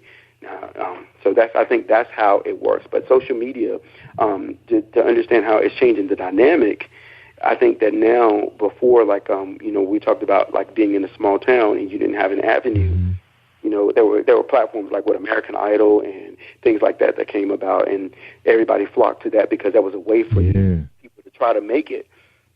Well, what social media has done, where YouTube and Facebook and all these other sites and platforms like yours, what that's done is allow people who may have never had a voice that would be heard by anyone to actually now have a voice. If you have something that's good and it can get out there and people can hear it, it's going to spread like fire anyway. So all you have to do is get it there and get it heard. And that was the problem before, was nobody was able to get it heard. Record labels were so high-strung on how you looked. They were high-strung on, so an artist like Adele, how Adele was, he was a little bit, the weight was a little too much, that type of thing, or Jill Scott, another one of those, where they may have talked about, Jill Scott can't really come out into this industry because she's not shaped like a Beyonce. She's not Rihanna, in terms of that, in the way that we see her. But, that doesn't take away from Jill Scott's talent or how beautiful Jill Scott is. It's just that's what the industry was trying to define, not only the art, but they were trying to define what the beauty was. Well, now you don't have to worry about that. Now you can just say, I'm going to put myself on YouTube and get my following. Yeah, the thing I thought that affected the art to me was when music videos became real popular. It's like, let's just get somebody up there that can dance and look good on camera, and we'll just, fix their voice up in the studio and throw some good beats on it. To me, that went on for so long that it's like the people like the Adele and the Jill Scotts, they were kind of like, where their videos at? But now, people kind of like, well, everybody's size 16 now, and that's, guys want curvy women, Curves are in, man. Curves are in. That's right. We want try to rub on that. We want some That's right. You want the big girls, Yes, sir. Look, I think that was the reason why a lot of us wasn't sporting big girls back in the day, because they had them little sports cars, remember? In the 80s, the cars was only 2 doors. You couldn't get a big girl in there. But, now everybody got the big SUVs. Everybody comfortable. That's right. That's right. She got a pretty face, got her hair done, got her nails. She happy. You happy. That's right, what man. It is, man. All right, yo. We talking to jus-patrick. We're going to take a quick break. We come back, man. We're going to talk to him some more about his hit song. I want to hear about Sweep Up the Dance Floor, the wedding song, And all the singles is getting 26, 30,000 views, man. This was 2 years ago. It's still rocking. All right, hold tight, everybody. We're going to hear a presentation from Reese Publishing, okay, from Book Buzz.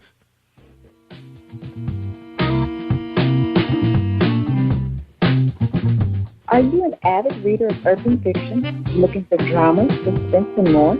Reese World Publishing is dedicated to bringing the world's best literature to our readers. Urban fiction, erotica, sci-fi, mainstream fiction, and children's literature are just some of the genres produced by our diversified family of authors. You can reach us on Facebook, Twitter, Instagram, and at our website, www.reeseworldpublishing.com.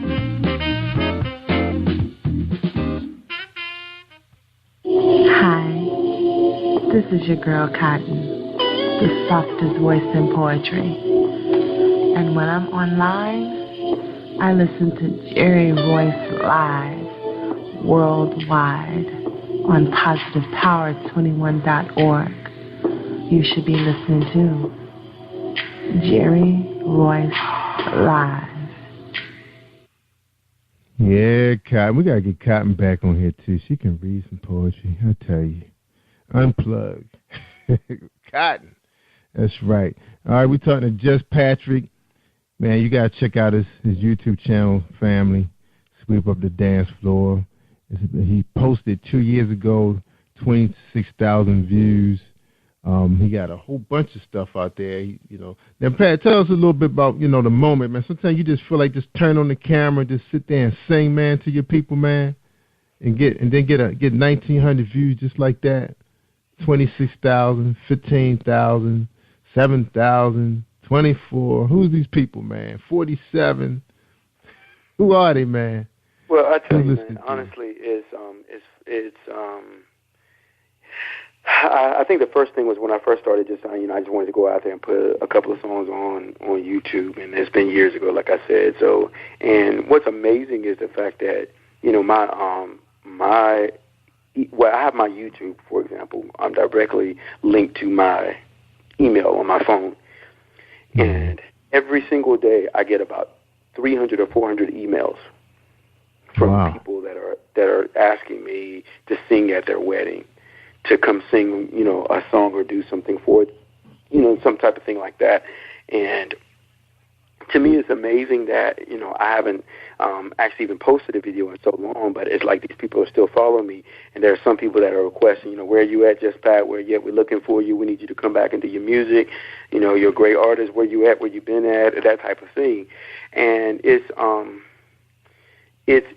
funny that for me, who's never released a full CD, to have somewhat of a smaller following than I know there are some people with huge, crazy followings, but to have a following of dedicated people who are actually looking to try to find out what I'm doing, to try to find out when I'm coming out with some new music, or to try to even still get me to come sing some of the songs that I've already, that I've done years ago. They still love it, today. And I think that's nothing short of amazing, and it is actually what keeps me motivated in this thing, is because to know that some people are touched, and I get these people are it's pretty much pouring out their hearts via email to tell me how one of my songs has actually touched them. I wrote a song called "Victim," which is it's about being victimized in this world. We have being victimized as being a black man, being victimized as being, someone who has been through war, being victimized as someone who's been in jail, and not being able to get out and find a job.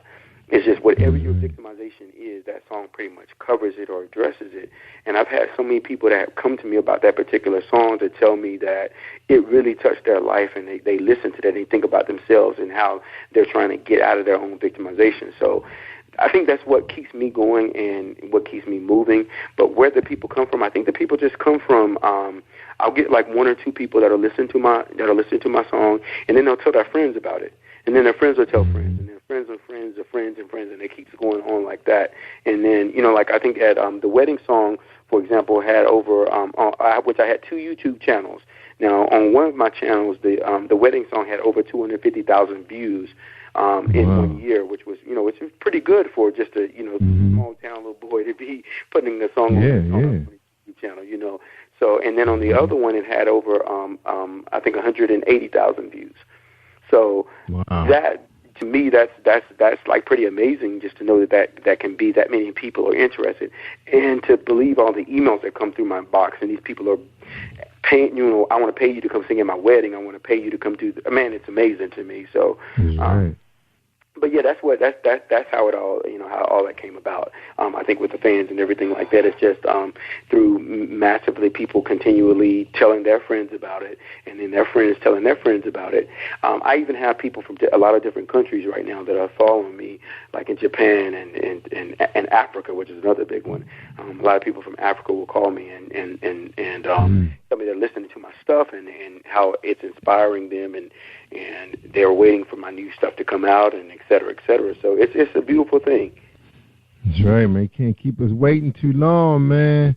Now, yes, sir. I'm about to come up with something new. It's going to be real nice, too. I told you it's going to be something that's never been done before. So I'm thinking of something along the lines of, like Stevie Wonder songs in the key of life type of thing. Yeah. Because I'm going to tell you, man, I follow quite a few artists that, that's out of, the mainstream, the limelight. And they kind of like post stuff to YouTube, like some of their old stuff, and they have a small following. But I don't see, the 100,000, 200,000 views, and the people still engaging them. You have a few people say, "Oh, we just want to know what you up to," And I had one of them. A couple of them was on my show years ago when I was doing podcasts, and they were trying to make a comeback. But that was before iTunes and Amazon, because it wasn't what it is today in 06 and 07. Right now they are monstrous, distribution. Now, tell us a little bit about Victim again. Now, I was reading that you posted the song, and you said, "This is me performing my favorite song in North Carolina. Please let me know what you think about it. I wrote this song a few weeks after my father was murdered." All right, what were you going through then, when you wrote that song? Well, I mean, of course, having your father get murdered is puts you in that victimized state of mind immediately. Myself and my brothers and sisters and my mom, we all went through a whole bunch with that situation. And so when that happened, I was actually in college, and you go through this little state of depression because, it's a lot easier dealing with death when death is on its way. And I say that not to, minimize it, because I think it is what it is. When you love somebody, it's just hard either way it is.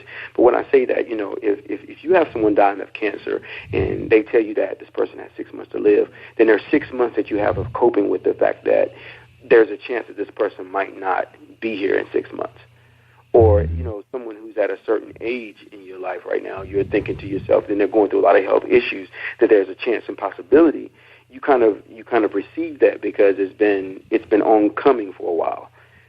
Well, when someone's murdered, there is no warning. I mean, and even though we know it's not up to us anyway, but unexpectedly, when someone is murdered, especially when it's someone as close as your father or someone like that, it changes the dynamic of who you are as a person, which is pretty much what happened to me. And I remember I said at the piano that, because you have to try to be strong for your family and try to be strong for everybody else. And, you still have to go on because life doesn't stop. And that's one thing that's sad about it all is, after the funeral services and after everybody gives all of their condolences, that next week, once again, you're just there by yourself. That's what always happens with death, and a lot of people don't realize it's not the week of that you hear about someone dying. It's the months after that are probably the hardest, because that's when everybody's gone now. No one's calling to check on you like they were, the day of. So I remember I was going through my one little moment, and I sat at the piano, and I started thinking about how, someone took my dad's life prematurely, and how many other people lives have been taken prematurely. And it was a whole little thing that was going through my mind. It was like, thinking about how many, the statistics that talk about how many black men are in prison, and we make up a small portion of the population, yet we are the majority population in prison right now, incarcerated. So that didn't make sense to me to think that, of things like that, and how that is a form of being a victim. How women and abuse and it all just was coming through my head at that same time. And so I got out and I started writing that song and playing it, and I wanted to keep it very simple because I wanted the lyrics to stand out. And it just goes into being a victim of hate, a victim of crime, a victim of self-sacrifice, being that, sometimes it's not about the world victimizing you, but you victimizing yourself. Because sometimes you go through these things like you're on drugs, then you're victimizing yourself. Or if you're in a situation where, you're doing something that's harmful to you, be it sex, be it whatever, that you're not protecting yourself, then you're actually sacrificing you as a person. And so that's what that song is about. And for me, that's why it's probably one of my favorite songs, is because it spoke to me in a moment when I needed it to speak to me. And I know that wasn't words that were coming from me. And that's the thing, and that goes back to what I was saying. I mean, I try to write and sing songs. Like even when I did the wedding song, the wedding song was written about just a good friend of mine asked me to write a song for his wedding. When he asked me, he said, "Can you sing Ribbon in the Sky, Stevie Wonder's Ribbon in the Sky?" And I said, "Of course." Then he was like, "You know what, I don't want you to do that because I know you can sing Ribbon in the Sky. I want you to take and I want you to write something that's specific to me and my wife, my future wife. Wow. I want you to write something. That's what I want you to do. I don't want Stevie Wonder's version of what he sees love as. I want you to talk about what you see when you see me and my fiance and the love that we have for each other." And so, that was, I was like, man, that's a big challenge to do. But I was like, I can do it. I can do it. And that's when I came up with, the whole thing. And I just thought about that day and her walking down the aisle, which is how the song actually starts off. I look into your eyes as you walk down the aisle, and I got into all of that. And that's what I thought about. I was like, let me just put myself in his eyes and try to see what he sees in his future wife right there on that day.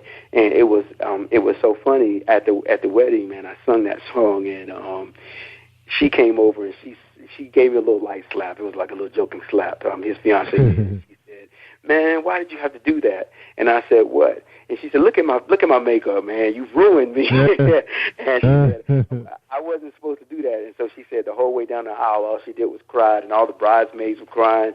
It was a beautiful thing, very beautiful thing on that end. But yeah, I try to get emotional with it. So that's where that all of that is, the dynamics from that come from. But that's Victim is the same way. That's right, the wedding song. Now, on your channel, so people can click and purchase music. Now, what can they buy right now from Jus-Patrick? What can they buy this most recent that they will enjoy? Well, I'll tell most recent. Really, believe it or not, it's not most recent, but you can still. The wedding song is still popular. To give you a little heads up, man, on our local radio station, they have a little. It's where they do local artists. And what they do is they profile local artists on the website. And so I have the wedding song was submitted to them for a local artist, and it actually won for that week, which usually is only played on the website. But the song was requested so much that they put it in rotation on the thing there. So it's, that was, again, that's amazing. So, but yeah, the songs that I have right now, if you go to iTunes, you can just actually type in my name, which is Jus-Patrick, Jus-Patrick, and they're going to be the few songs that I have right now that are available to purchase. But if everyone can give me just a few months, I'm about to come up with something that is you're gonna have enough Jus-Patrick music to last you a lifetime. Let me put it like that. From what I'm about to do. Right. And I've done most of it. I have just a few more left to record, but it's going to be enough Jus-Patrick music to last a lifetime. So that's and I do have a website, jus-patrick.com, that we're working on, and that'll keep you updated. You can also go to my YouTube page, which you can do it there, Facebook.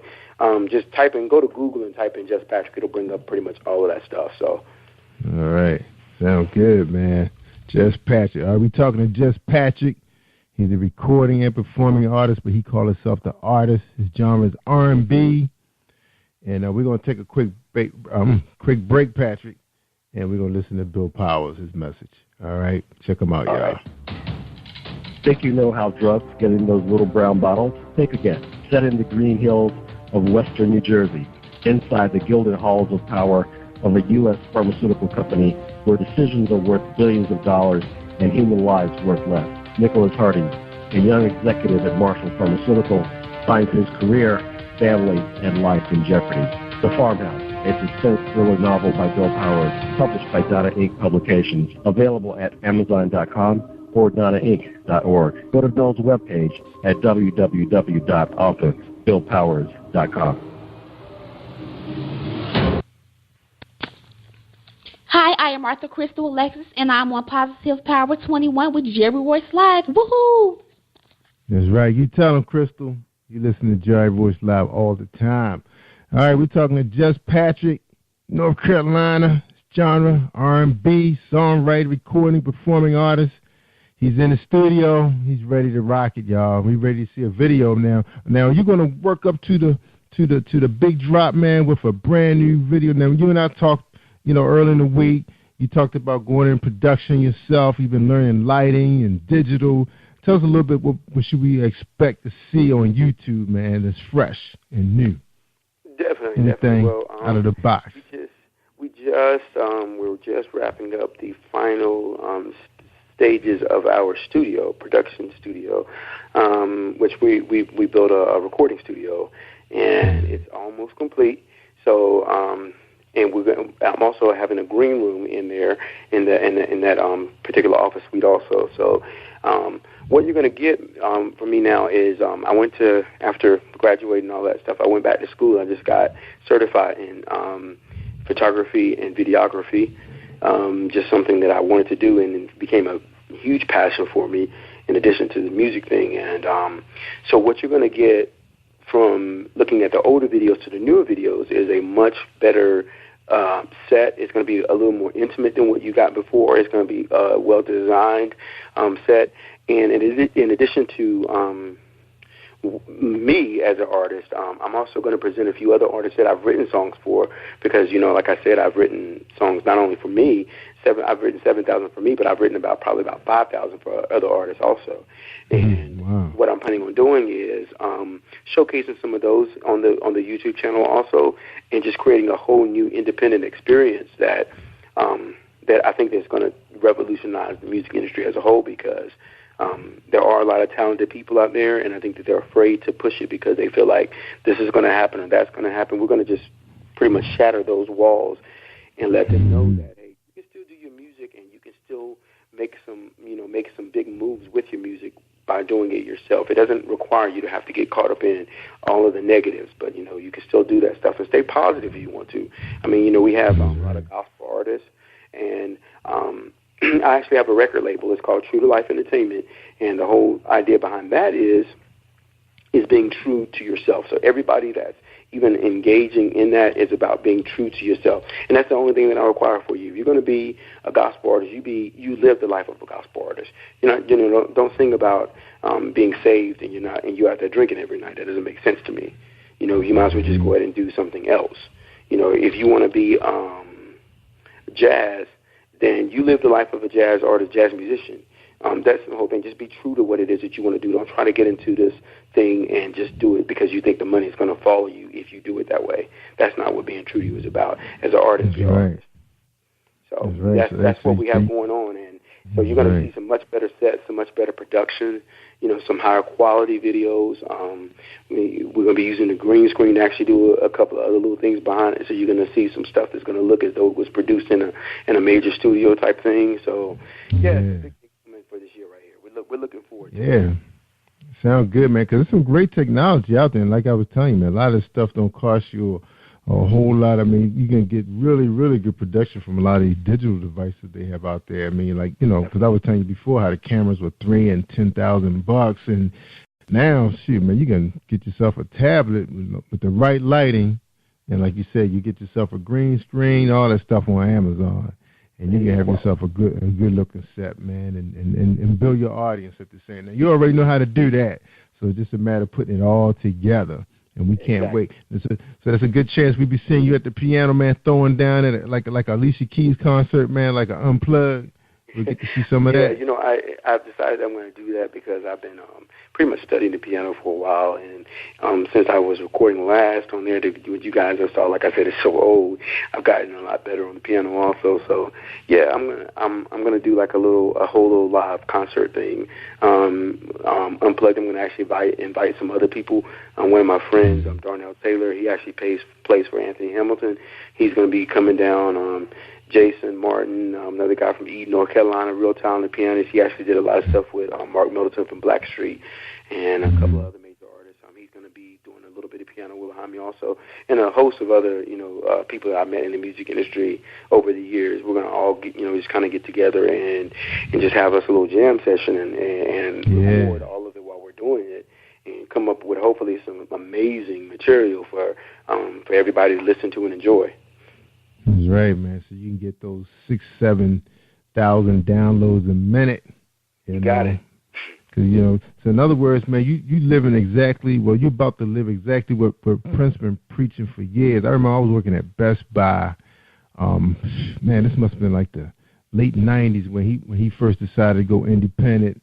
And I think Best Buy was the only distributor, and that's when he had that. I think he sold everything. That little globe was like a 3 CD set. I mean, he had loads of music on. I remember he was saying that it's time for you guys to take control of your own destiny, man. Because them boys was dogging y'all, man. Mainstream. Wow. Yeah, I mean, and I think that goes along the lines of any type of art form. I mean, publishers, authors. Artists in terms of actual painters, and whatever. It's like I think that the best thing that you can do for yourself is to actually say to yourself, this is what I love to do. This is a gift that I believe I received from God. God gives you all these gifts. So if it's a gift that I got from God, then, it's my duty to protect it. And who knows better than how to protect your gift than you? That's what I tell everyone. Right. No one can protect your gift better than you can protect it. So if that requires you to actually look for some different avenues and venues, no one told you that this is the only way that you can go through. I mean, there are different avenues from every street that you're on. You don't have to go exactly down this particular road. You can turn down here and go another route and get to the same destination. It just might take you a few more turns. Well, what I try to say is that, I'm willing to do that, and I know there are a lot of other people who are willing to go down that different road. Not everybody's got to go down Interstate 40, to get to, or go 95 to get to New York. There's other ways. So it's like sometimes you got to take these other pathways and look at the different opportunities, but at the same time, what you're doing is you're protecting you. You're protecting what it is that's given as a gift. And I do wholeheartedly believe that it's best for us as artists because financially, selling. You look at people like TLC, for example. The situation when they sold Crazy Sexy Cool sold, I think, like 13 million copies, and they were broke. They came out with nothing. Yeah, man. Or something, a Suburban or something crazy, and that's it. After all the millions of dollars that was made. So but they said they said $700 million or something like that, crazy number like that.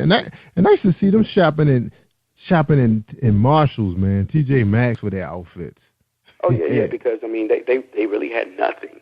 And you're talking about somebody. I mean, the money that was generated, it didn't go to them. It went to everybody but them. And so that's when like what Prince is doing is taking care of, or like I said, protecting what it is that he spent time and energy into doing, and it's his art form, his craft, and his gift. So I wholeheartedly believe, man, we in a whole nother. It's the corridor is opened up. It's just depending on now what we're going to do or how we're going to take advantage of it. And either we there now. That same route, or you can say, I'm going to do this thing, and because it's open for me, I'm going to do it to the best of my ability, and I'm going to protect it. That's right, man. And I know one of the things you and I was talking about too, when we was talking the weekend, was about the fact that some of these numbers dictate if an artist should be on the road touring. Man, like we were talking about Stevie. Man, Stevie put the call out. He coming to Washington, coming to Baltimore, New York. People gonna be Mary J. Come on a local radio like Tom Joyner and says she gonna be at the first Mariner. I think they call it Royal Farm Marina. Man, people gonna buy the tickets right from their smartphone while they at work. It don't take a whole bunch of promotion to tell your existing audience where you gonna be. That's what trips me out. It does not. Yeah, that's what. Yeah, I'm just tripping out on that whole thing. It's fair, man. It gotta be fair. Yeah, and it's funny that all the major artists right now are just really having a hard time. Most of them, not going to say all of them. There, is a very small handful that's actually reaping benefits, but the majority of them are, unfortunately, have succumbed to piracy, and because they have to pay the label so much, it's become a thing where going on the road is not even a choice anymore. If this is what you want to do, this is like it's a necessity for you to survive now in this industry. So that's another thing that's changed versus before. You could put a CD out there and people would wait. There was no copying it, no putting it on these little websites and everybody downloading it. Everybody's got a CD burner at home, or everybody has. Yeah, that was crazy. Take it from their computer and transfer it over to the next person's. None of that stuff existed. You just had to wait until it came over there and go to a store like a Best Buy or one of the bookstores and purchase it. Whereas now, that's not the case anymore. You can sit from home and download pretty much everything you want. Just, it's unfortunate, but it's the truth. And so that dynamic has changed, and not only is it just for independent artists, but major artists are dealing with a whole bunch also. So the industry is just is a whole new industry. And if you don't change with it, then you're going to end up being sucked up with it and eaten alive by it. So, my thing of it is just make that change and protect what it is that you're doing. And that's what I plan on doing. I plan on, and it's not about the money. It's about, I feel like the gift that I've been given is to touch a lot of people. And that's what that gift is for. And for me, what's most important is that I have to make sure that people are able to get to it and receive it. And I think that as the years have passed, and you ask, like, why have I been away for so long, it's like I got caught up in the industry also. I think like everybody else did. I got caught up in it, got hurt by the industry. As a soloist, I got a major label. I was actually signed to Def Jam. And, after that experience, which was a great experience, I met a lot of people. I actually was in the studio with Mary J. Blige. I did some stuff with Case. So I had, really, really good experience. I met a lot of artists, a lot of major people in the industry. But it also showed me that there's nothing that is going on within this label that I can't do for myself. That's right. That's the benefit of what I learned from all of that. That's right. But Pat, let me tell you, my experience, being a consumer, and I know a lot of times you guys being artists, you don't really know how we really feel because nobody asks us. But I'm going to tell you, man, I think I told you when we talked before that, I felt like ripped off. You're talking about most of your audience are working jobs that they're not even really being paid what they're worth, and then you have to go out and spend $25 for a CD, and there's only 2 songs that you really like. But now with digital downloading, being that you guys are now making the songs available as a single. So if you have 12 or 15 songs and it's only 2 I like, and I'm only paying 99, I don't feel like I need to steal it from you if it's only 99 cents. If I can't afford $1, I need to go back to college and get a PhD or something. There's something wrong. And I think that was the problem, that the CDs was marked up so high. And so you have 4 or 5 artists that you really like. Everybody always drop everything the same time of the year, right before Christmas. They dropping stuff. How you gonna afford $25 per CD for 5 artists? And we don't make that kind of money, So I think that's when you got into people, and then guys want mixtapes. You got all these DJs making mixtapes. They take their favorite hook off your song that you like and mix with your other favorites. You say, well, I'm going to go ahead and buy a $5 mixtape because they got like 20 of my favorite artists, and I'm going to go ahead and spend $25 for a CD. Only 2 songs I like. So that was the thing about it, too. The industry was killing the consumer, man, pocket. That's why they were stealing the stuff. When Microsoft and all these PCs made it so that we can copy your music from a friend, just like that, they were going to do it, man, because we couldn't afford it. It wasn't that we wanted to steal it. We just couldn't afford to support y'all. And then buy the tickets. Man. See? Well, that's what I'm talking about. What's funny, Jerry, is, man, I actually agree with that. I 100% agree with that. I feel that the record labels were so greedy. They were so greedy that, and they weren't paying people anything, so they had these royalty points set up a certain way. So you had to sell like millions and millions of copies just to break even as an artist. And so, you know, the thing about it is me being an artist, I understand both sides of the spectrum. As an artist, I understand the countless and numerous hours that you spend in the studio. I understand the countless and numerous hours that you spend writing these songs. I understand the countless and numerous hours that you spend just trying to get a good recording, a good vocal down there. I understand how sometimes you go in with a sore throat and you know that you still want to put this out there for people to hear because it's that important to you to actually push it out there. And when you do that and then your sales reflect that you only sold 10, it's almost a slap in the face because you feel there were so people that paid attention to it. And it's almost disheartening in all the work and time and efforts that you put into it. Now, on the other side, I respect wholeheartedly that, you know, when you're paying all this money and the record labels are so greedy, they feel like, you know, we can release one good song and everybody's going to flock to the stores and they're going to buy the whole CD for $12, $13, $14, sometimes $20, and only have that one good song, and the other 11 or 12 songs that they used to put out there were all garbage because they didn't spend any time working on those or making sure they were good, that people feel slighted and cheated because they knew that stuff wasn't great, but yet so they put it out anyway. And so I think that the music industry, this is a great learning lesson for them that now no one's going to take that anymore. And that's why I say that this is time for change in regards to what the artist is doing and also what the industry is doing. I say that in regards to, like, as an artist, the responsibility of the artist is to actually give your heart and soul no matter what. Your responsibility for people, especially if you're expecting to reach into their pockets and put their hard-earned money out for you, is to give them some of the best music you can give them. You need to spend time in there, listen to it, and make sure that it makes sense, not only for you, but for them also, for someone that's going to be paying attention to it. And then the responsibility for that right there. And then that way, you have people that are going to come to it and say, okay, I respect that this person spent time making a good song for me, so I don't mind reaching in here paying $1. I don't mind buying a whole album for $10.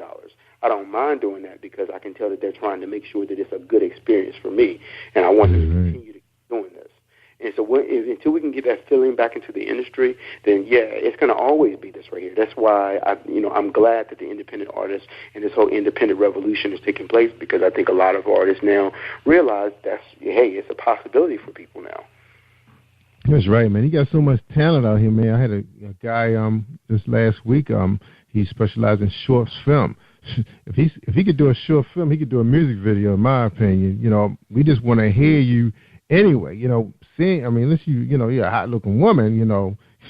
Like when I watch Adele, I'm not looking at Adele because I want to see a hot naked woman singing a song. I'm watching her in concert because I want to feel her. I want to feel with her energy. You know, when she's in concert. Now Adele kind of drove me crazy with all the talking in between the song. I didn't mind it the first time, but when I want to look at it again to hear her, I don't feel like hearing that same conversation over and over again. So I just wish she had a. Nobody wants to do that. If you're there for music, man, give me the music.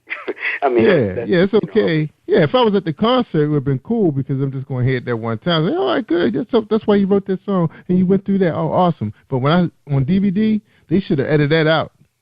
And I'll probably do it myself. And again, we talk about that's the responsibility of the artist, man. I think that if you're going to do that, have that on a separate channel, a separate track.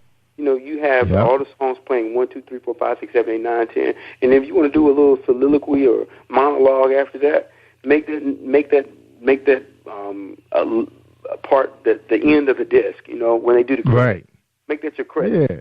Because most people don't want to hear it. And the ones that do want to hear it, they can just go to that part of it and they can listen to it. It's a selection, just like everything else is. But I agree with you there, man. It's about the music. So if you're going to be a musician, be about the music. If I wanted, in poetry, it's about the poetry. You don't want to hear a poet. I don't think anybody want to go to a poetry reading and hear the poet singing. It's because that's not what you really came for. You came for to hear some spoken word, and then you got somebody that's a poet that's singing and they really don't sing. I don't think that's going to go over too well. And it's the same thing. I'm going to play this guitar real quick. Yeah, he's like, let me play this guitar real quick. Like, I didn't know you played the guitar. Or a comedian. You don't want to hear a comedian talking about politics. That doesn't make sense. Yeah, unless you know that's his thing and that's part of the show. But if he just going to spring it on you, his opinion of what's going on in the White House, you're like, wait a minute, dude, I'm not voting today. I want to hear you do your thing. You know, Yeah. I feel And when you, I'm man. talking about politics, I'm saying they talking about not politics on a comedic level, but I mean, for 30 minutes they talking about why you should vote for A, B, C, or D. I mean, that's not what people pay their money for. They pay their money, to come there and laugh and have a good time. So same thing with music. People want to hear you sing. They want to hear your music. They want to hear your voice. They want to hear you, do that part what they came for. So I totally agree with that. Amen. We talking to jus-patrick, man. I gave you a lot of time today, bro. I hope you repay me by dropping us a few tracks so we can put you on Unplug on Saturday night so people can hear the sounds of jus-patrick. Consider it done, man. I'm gonna go get you. I'm actually gonna get you some tracks. Actually tomorrow I have those sent over to you, and I'll get all that stuff done, man. Definitely. Yeah, man. So we can build you up, man, because we got a couple people that that's releasing some tracks, and we want to kind of mix it all together, let people get to sit back and enjoy themselves and listen to my radio cast on the weekends. Especially the people that's overseas, they don't have an opportunity to listen to their local radio station, but they depend on internet radio to bring it to them. All right, man. So when we come back, we want to get your final thoughts. So we'll have a quick 30-second break with Tanika, our spoken word artist. Okay, hold tight. All right, no problem.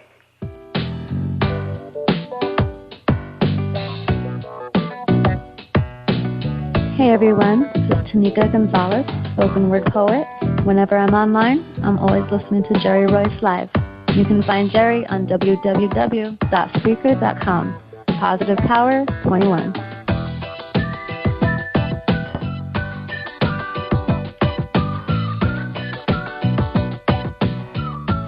Hi, this is Angel Sessions, and when I'm in town, I listen to Jerry Royce Live, positivepower21.org, where they play my favorite music.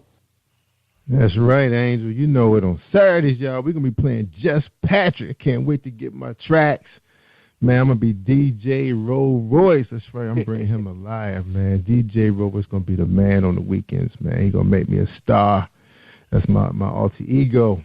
Like, I already have a big enough one now during the weekday. I'm going crazy on the weekends, man. I can't wait, man. It's always been my dream to be a DJ on the radio. All right, man. Your final thoughts for you gave us a lot, man. I mean, you dropped a lot of science on us, man. We really appreciate you spending time with us, and we can't wait for you to drop your multi-tracks CD. That might have to be a DVD when you get done. It probably will have to be. I'm just going to tell everybody, just be looking out for it. If everybody can, I'm trying to tell everybody. I know it's under construction right now, but give me just a couple of weeks. It'll be done, and that's my website. Website is going to tell you everything you need to know. That's jus-patrick.com. That's jus-patrick.com. I'm just telling everybody, please go to the website there, and hopefully you'll be able to be updated with everything that's about to happen. And when I tell you we're working on something that's going to revolutionize the music industry, it's going to revolutionize the music industry. So real proud about that, man. Just been really aggressive, working hard with it. And before we close out, Jerry, I want to say, man, thank you for everything you're doing for us independent artists and authors and poets and everyone else. This is a great platform for us, man, and I can't express my gratitude enough, as I'm sure you've heard many times over.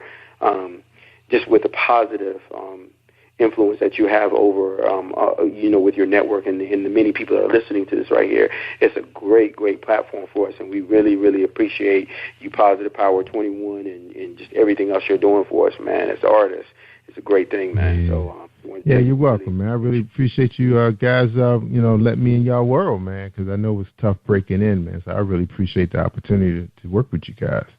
All right, amen. Praise God, man, and praise my father too, man, because I was I was about to track all those erotica writers to the show. And we was about to. Yeah, my father had never talked with me, man. He said, He said, what do they have to do with Positive Power? It was a funny conversation, but you should have heard my rebuttal. I can imagine you tried to justify. I tried.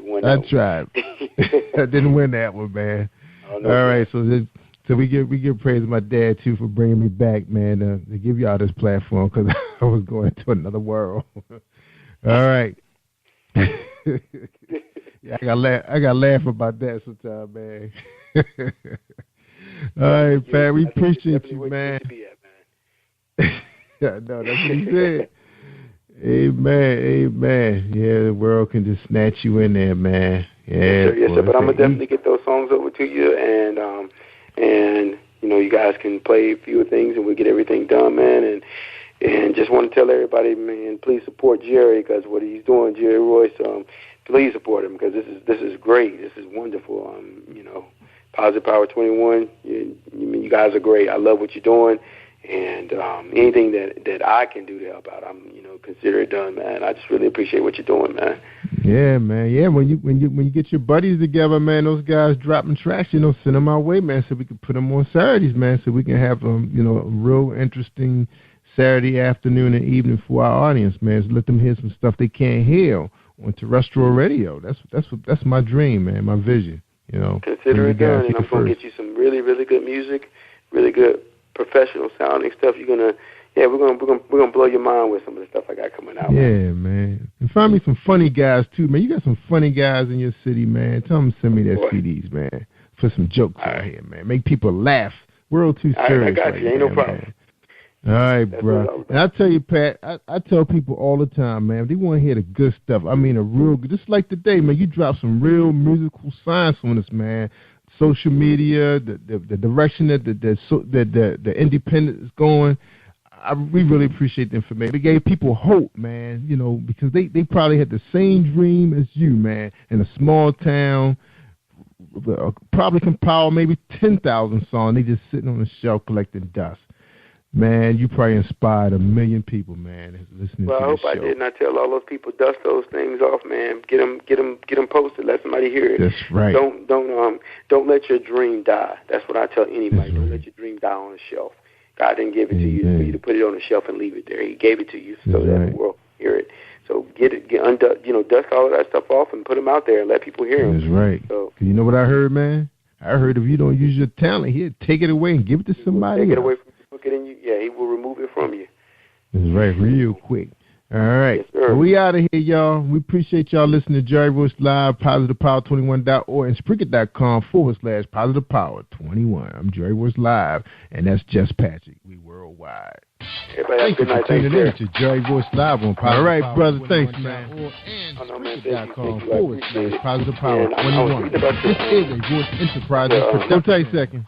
And don't forget about replay on Facebook.com/Jerry Royce Live. All right, y'all. Y'all stay awesome all week and listen to us. We worldwide. Have you been hurt? Been backstabbed? Got a talking back team. Well, you're not alone. No. Escaping to another reality. Through Dominic Wilkins' good books. Good books, audio books, paperback, ebook, good books. Available on AuthorDWilkinsGoodBooks.com. This is Brandon Royce, and you're listening to Jerry Royce Live worldwide on PositivePower21.org. This your boy Wayne Gigolo Weezy Washington, coming at you live and direct on my boy Jerry Royce Live radio station. Ready to do my thing. You are listening to PositivePower21.org with Jerry Royce.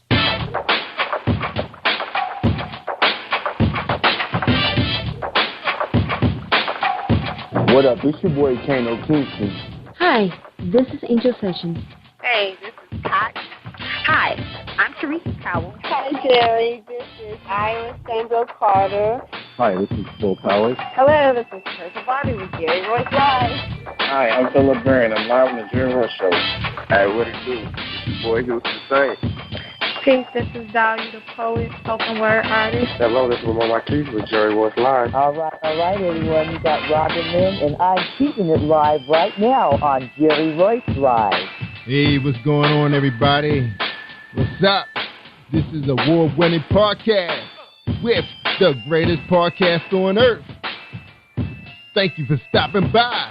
I'm your host, Jerry Royce Live worldwide on internet radio, where you get your positive on. So when it's all positive, it's all power. That's positive power. This is a worldwide podcast for growth, wealth, and success. Thank you.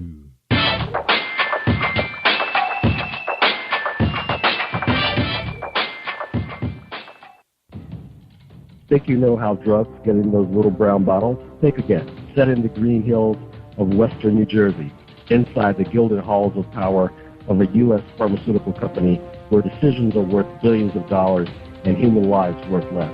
Nicholas Harding, a young executive at Marshall Pharmaceutical, finds his career, family, and life in jeopardy. The Farmhouse, a suspense thriller novel by Bill Powers, published by Donna Inc. Publications, available at Amazon.com or DonnaInc.org. Go to Bill's webpage at www.author.BillPowers.com. Are you looking for the next great read? A book filled with love, passion, betrayal, and intrigue. The award-winning novel, Season of Change, by Tamika Patrice Kane, is sure to satisfy your literary sweet tooth. Check out this must-read book reviewers are calling uplifting and emotional, and exceptionally great read, deeply intense and thought-provoking. Order your copy today, available in paperback and ebook on Amazon.com or at www.tamikapatrice.com. Are you an author looking for promotional services or a reader looking for a great read at low prices? In this competitive world of books, Writing Royalty Promotions is dedicated to bringing authors and readers together to build a greater respect for literature through our various promotional services and online bookstore. So head over to WritingRoyaltyPromotions.com and check us out.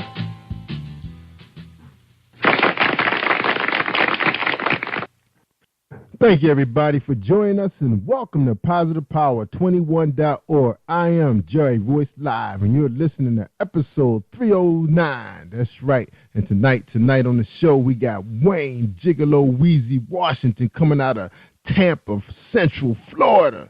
That's right. He's here to talk about his big-time career in the comedy game, 15 years pending. And he's also a community activist. When we get back, we'll tell you a little bit more about him after today's sponsor. James Deshay, the romance man. That's right. He wrote a book of love poems. For some of you guys are stuck, you just don't know what to say.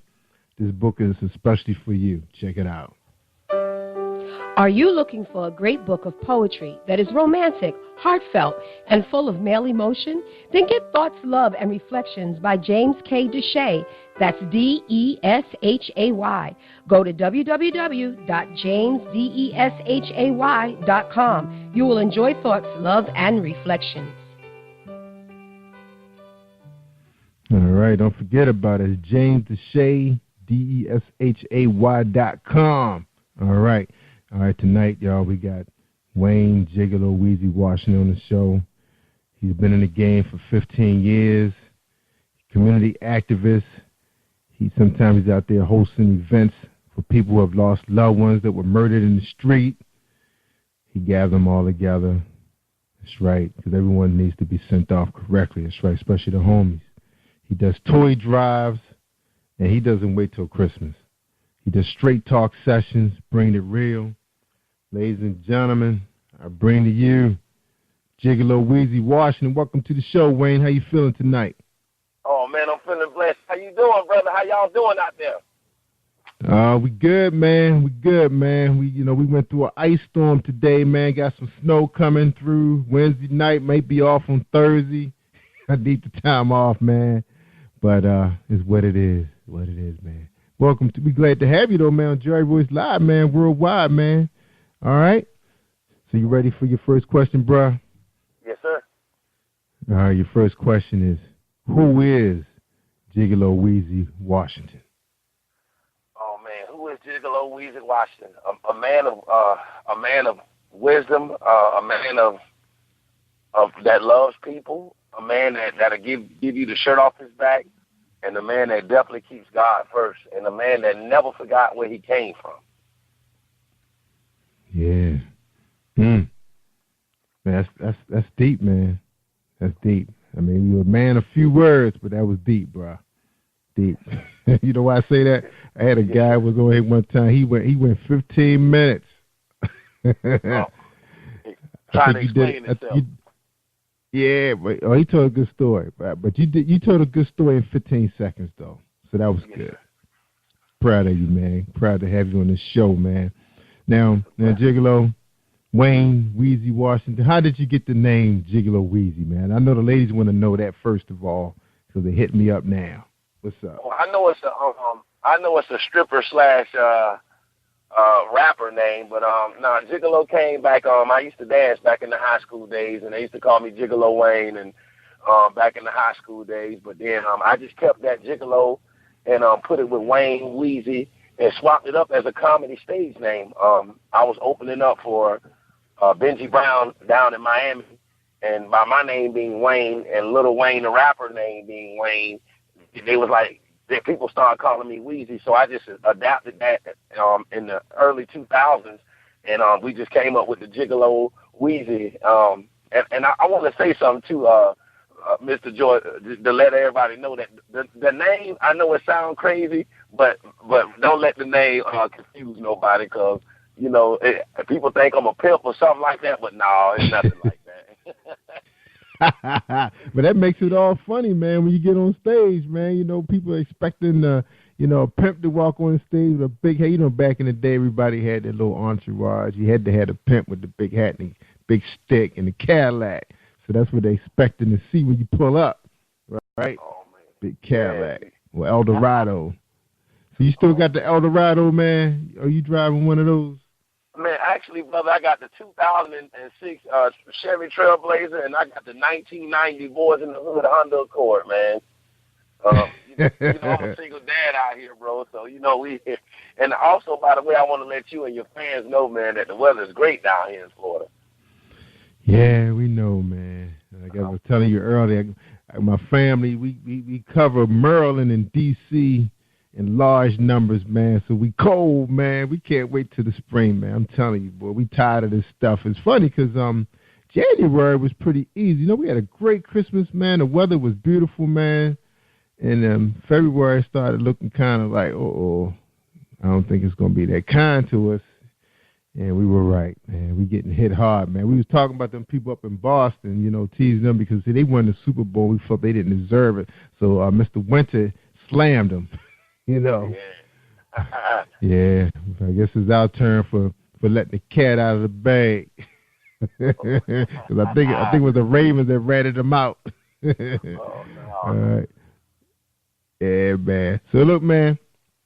Now, you're a big time activist, man. So that's what we're here to talk about. We're gonna get into your comedy game at 9:30. We want to know why you're so funny and why people should come check you out. Because I know you got something planned for the spring, Easter coming. We know you got some shows lined up. Now, tell us, man, why you take on that role, man, the community activist? That's hard shoes to fill, man. It's two reasons. For one, somebody has to do it, and two, that's what we're missing in our communities. Coming up from the 90s, I remember back in those days when we had rappers back then that talked about things that mattered, like a Tupac or something. Now, we don't have that. We don't have nobody inspiring our young kids and anybody from the community. So with me living in the community, even though I moved out of it, I still want to always go back and let the youngsters know that they don't have to resort into selling drugs, killing each other, or doing all of this stuff that people glorify, whether it's the social media, the rappers, or all this negative stuff that they're seeing portrayed on TV and stuff every day. Yeah. Now, back in the day, man, most of the guys are, they run the streets, hustle, play cards, dice, little drugs, just to make enough money to get their turntables or whatever they need, the new sneakers to get on the court or get a new helmet to make the big leagues. Nowadays, man, what are guys doing now, man? Are they just dying in the game? What's the deal? They don't have no talent? What happened? Well, everybody's caught up in the image. It's no more empathy, and everybody wants to be cool. And when it just amazes me when I see guys my age, because I'll be 37 this year, And, these guys have kids just like me. I have an older son, and I'm a single father of a daughter that I have. And, and when is it a time to grow up? And that's what I want to show the community, that you can still be cool and handle your responsibilities without all that buffoonery and foolishness. Yeah. But, I mean, where's the pressure coming from for these guys, man? I mean, where's the pressure coming from? The pressure comes from no self-identity. Everybody wants to, long as, and it's a mental, to me, I think it's a mental thing. Long as it's being accepted, everybody's scared to be them. And what I mean by that is they thinking being them is copying something that they see, whether it's going out to buy. I'm going to use the Jordans for an example. Everybody wants to rush out there and buy Jordans. But I'm the type of dude that I go buy me some Walmart shoes and keep that change in my pocket and do something for my kids before I just go buy for some $400 shoes when I know my lights, my bills and stuff got to be paid. And, and even we just got too many followers. And getting back on the community activist thing, I see, I always tell people somebody had to step in to get us to where we are today. And if our age group don't step up, us, if we don't step up, who's going to do it? Yeah, that's right. Yeah. Because, you got to tune in the cable to find out what's going on YouTube or something. Now you do straight talk sessions. Where you having your sessions at? Okay, Straight Talk is in Manatee County, and that's 302 Manatee Avenue East in Bradenton, Florida. And we do it each and every month. And I took on Straight Talk 7 years ago. I get the building for free. Shout out to CCRA in Manatee County, my homegirl Jessica, and all them. And she believed in the vision. And I came to her to let her know about Straight Talk. And I can tell you what that what Straight Talk is and what it's made for. Okay. Yeah, what is Straight Talk? What is it made for? Okay, Straight Talk is where we bring unity in the community. It don't matter who you are, whether you black, white, Hispanic, gay, straight, in the streets, got an education. We don't care. We are all God's children.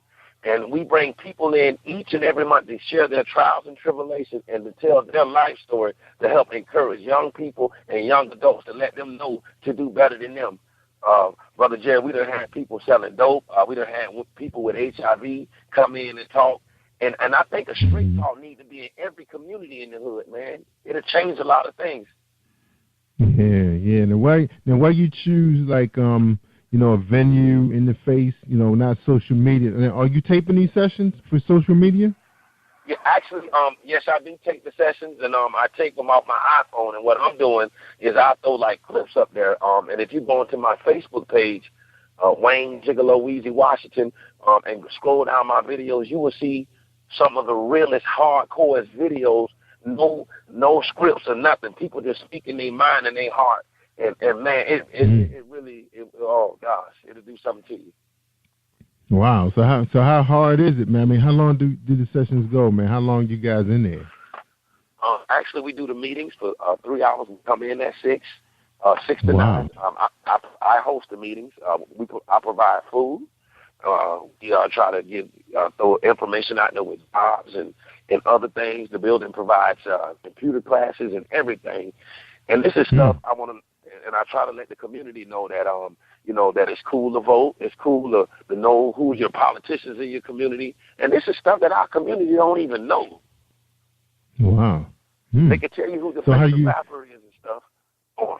So how you promote it and find your guests? Actually, I promote it off Facebook, or I make flyers, and I send text messages out, and then the speakers also promote it as well. Wow. So how about your crowd capacity? What's the average amount of people you see coming into this monthly venue? The average amount of people we get is 50 people. 50 people a month, which is a blessing. I used to complain about it, Jerry, because I'm like, man, if they did a concert here, people would pay. And to see something like a concert, but then here come a meeting. This is a meeting for free to help educate you, and the community is not even jumping on it. But God just told me to just whoever comes, just deal with whatever you got and make the best of it. Yeah. And it's growing. All right. So, okay, let's talk about your strategic plan. So, what's next? Where are you looking to take this right now? Are you going to take it another level? Because you got your. It's probably the same 50 every week. Every month, right? Is that right? The same 50. Yes, sir. Yes, sir. And most of them probably say they know they're going to get a good meal. They're going to hear some good talk, get a chance to voice their opinion. Probably working people. What's your plan for this? Where you like to see it go? I would like to see Straight Talk go to another level. I would love to see it go to each and every city in the United States. I know that's a big dream and a big vision, but I believe that God can make things happen. And I really believe that Straight Talk can really come into any community and change the mindset of what's going on. That's true. Because all people want to do is hear somebody know that they're on the same, that they've been through that and been in the same situations they have. And it really, stuff like that, so simple, can really change things, man. That's right, man. It's so true. And I'm hope I can be able to grab one of your videos, man, and put it in my video library. Actually, supposed to be stepping it up a bit. Now we decide we're gonna start promoting that website a little more since we realize what what else it could do. Now Wayne, I got 15,000 people coming out to the site, man. If I put your video out there, man, what they gonna see, man? What's gonna shock them? Oh, man, amazing. They're gonna see raw and uncut. They're gonna see real life. They're gonna see people that's speaking from the heart. They're gonna see something that we got away from in this country, and that's just everyday problems that we're having. And not to cut you off, Brother Jerry, but that's what a lot of us, a lot of people portray an image that they find they struggling, this and that and stuff. And sometimes pain can be good because you can learn from somebody else's pain. That's right.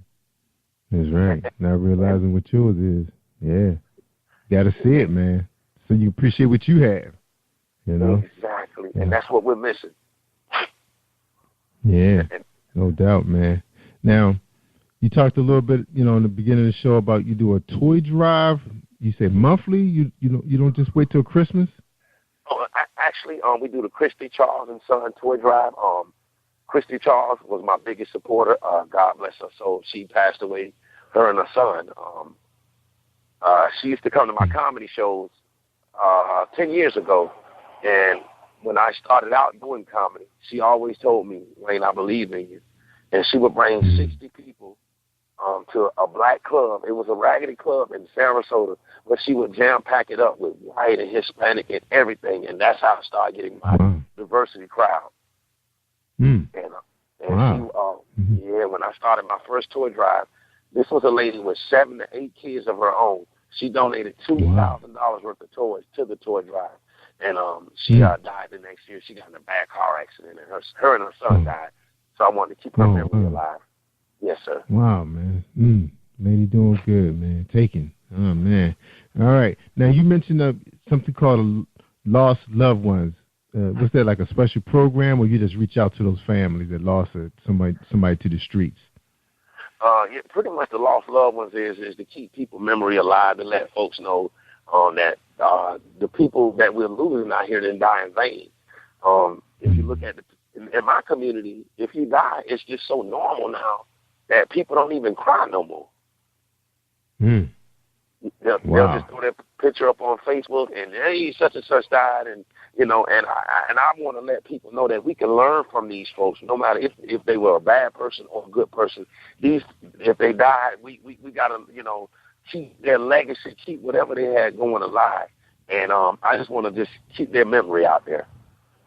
Yeah, lesson learned. Now, by you being a comedian and everything, Wayne, do you see yourself taking Straight Talk to another level? Like, say, people coming in to hear the session, but is any chance they might hear a spoken word artist or a gospel singer, something like that, or are you already doing that? Actually, I'm already doing that because what we're doing, with me doing comedy, I do bring the laughter to the Straight Talks, and I do. I do have a very funny side, which the people will love. But with the Straight Talks, we have the Unsung Hero Award show, And pretty much that's like a mixture in everything. Where we're honoring people that do positive stuff from the community, and we bring everything to that. And that's actually that show is coming up in May. I forgot to tell you that as well. May 24 before Memorial Weekend. Yeah. Now 3 hours is a long time, man. And, well, we're gonna catch the whole 3 hours on YouTube, or you just got it sliced up a little bit. I got it sliced up, and also to a video that I would love for you and your fans to look at. This was a straight talk when I met this female. I met this female, and I don't know if y'all know, but we have a real bad drug issue in Florida. Heroin is killing a lot of people out here. Wow. And she's 30-something years old, and man, when y'all see that video, I'm telling you, Brother Jerry, you need some Kleenex, man. Yeah, man. Definitely give us that, man, so we can play that, man. Out there in the, for the world to see, because it's a problem everywhere, man. Everywhere. Nobody can escape that thing, man. All the cities are victims of heroin, man. I had a best friend that was caught up on that thing, man. All right. Now we're going to take a quick break, Wayne. When we come back, man, we're going to talk about your business, man, the comedy game, 15 years in. All right, so hold tight. Everybody, we're going to hear some messages from our sponsors. I hope you can support them. A lot of my sponsors have made the top 5 on Amazon, whether they're musicians, recording artists, book authors. They doing their thing. They grinding. We can learn from them. All right, check them out. This is my man right here, Reese Publishing. That's right. He sells everything.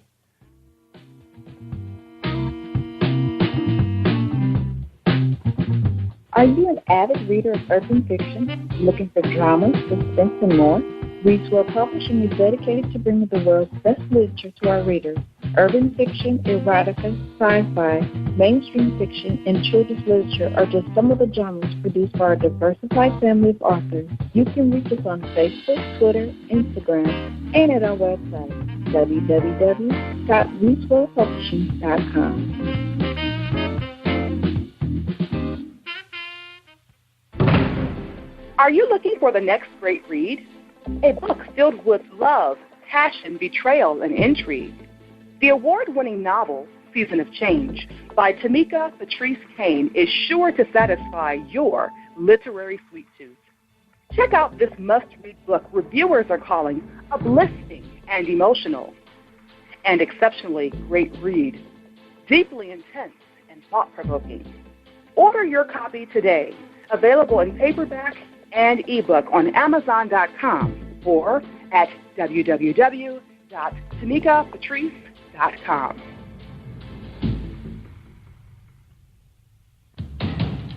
Think you know how drugs get in those little brown bottles? Think again. Set in the green hills of western New Jersey, inside the gilded halls of power of a U.S. pharmaceutical company where decisions are worth billions of dollars and human lives worth less. Nicholas Harding, a young executive at Marshall Pharmaceutical, finds his career, family, and life in jeopardy.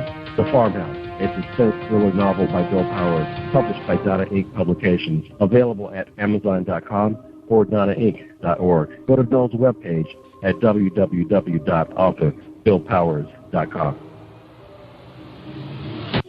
Hi, this is your girl Cotton, the softest voice in poetry. And when I'm online, I listen to Jerry Royce live worldwide on positivepower21.org. You should be listening to Jerry Royce live. Yeah. Thank you, Cotton, for bringing me back. That's Cotton, the poet from up in Chi-Town. Yeah, we appreciate you.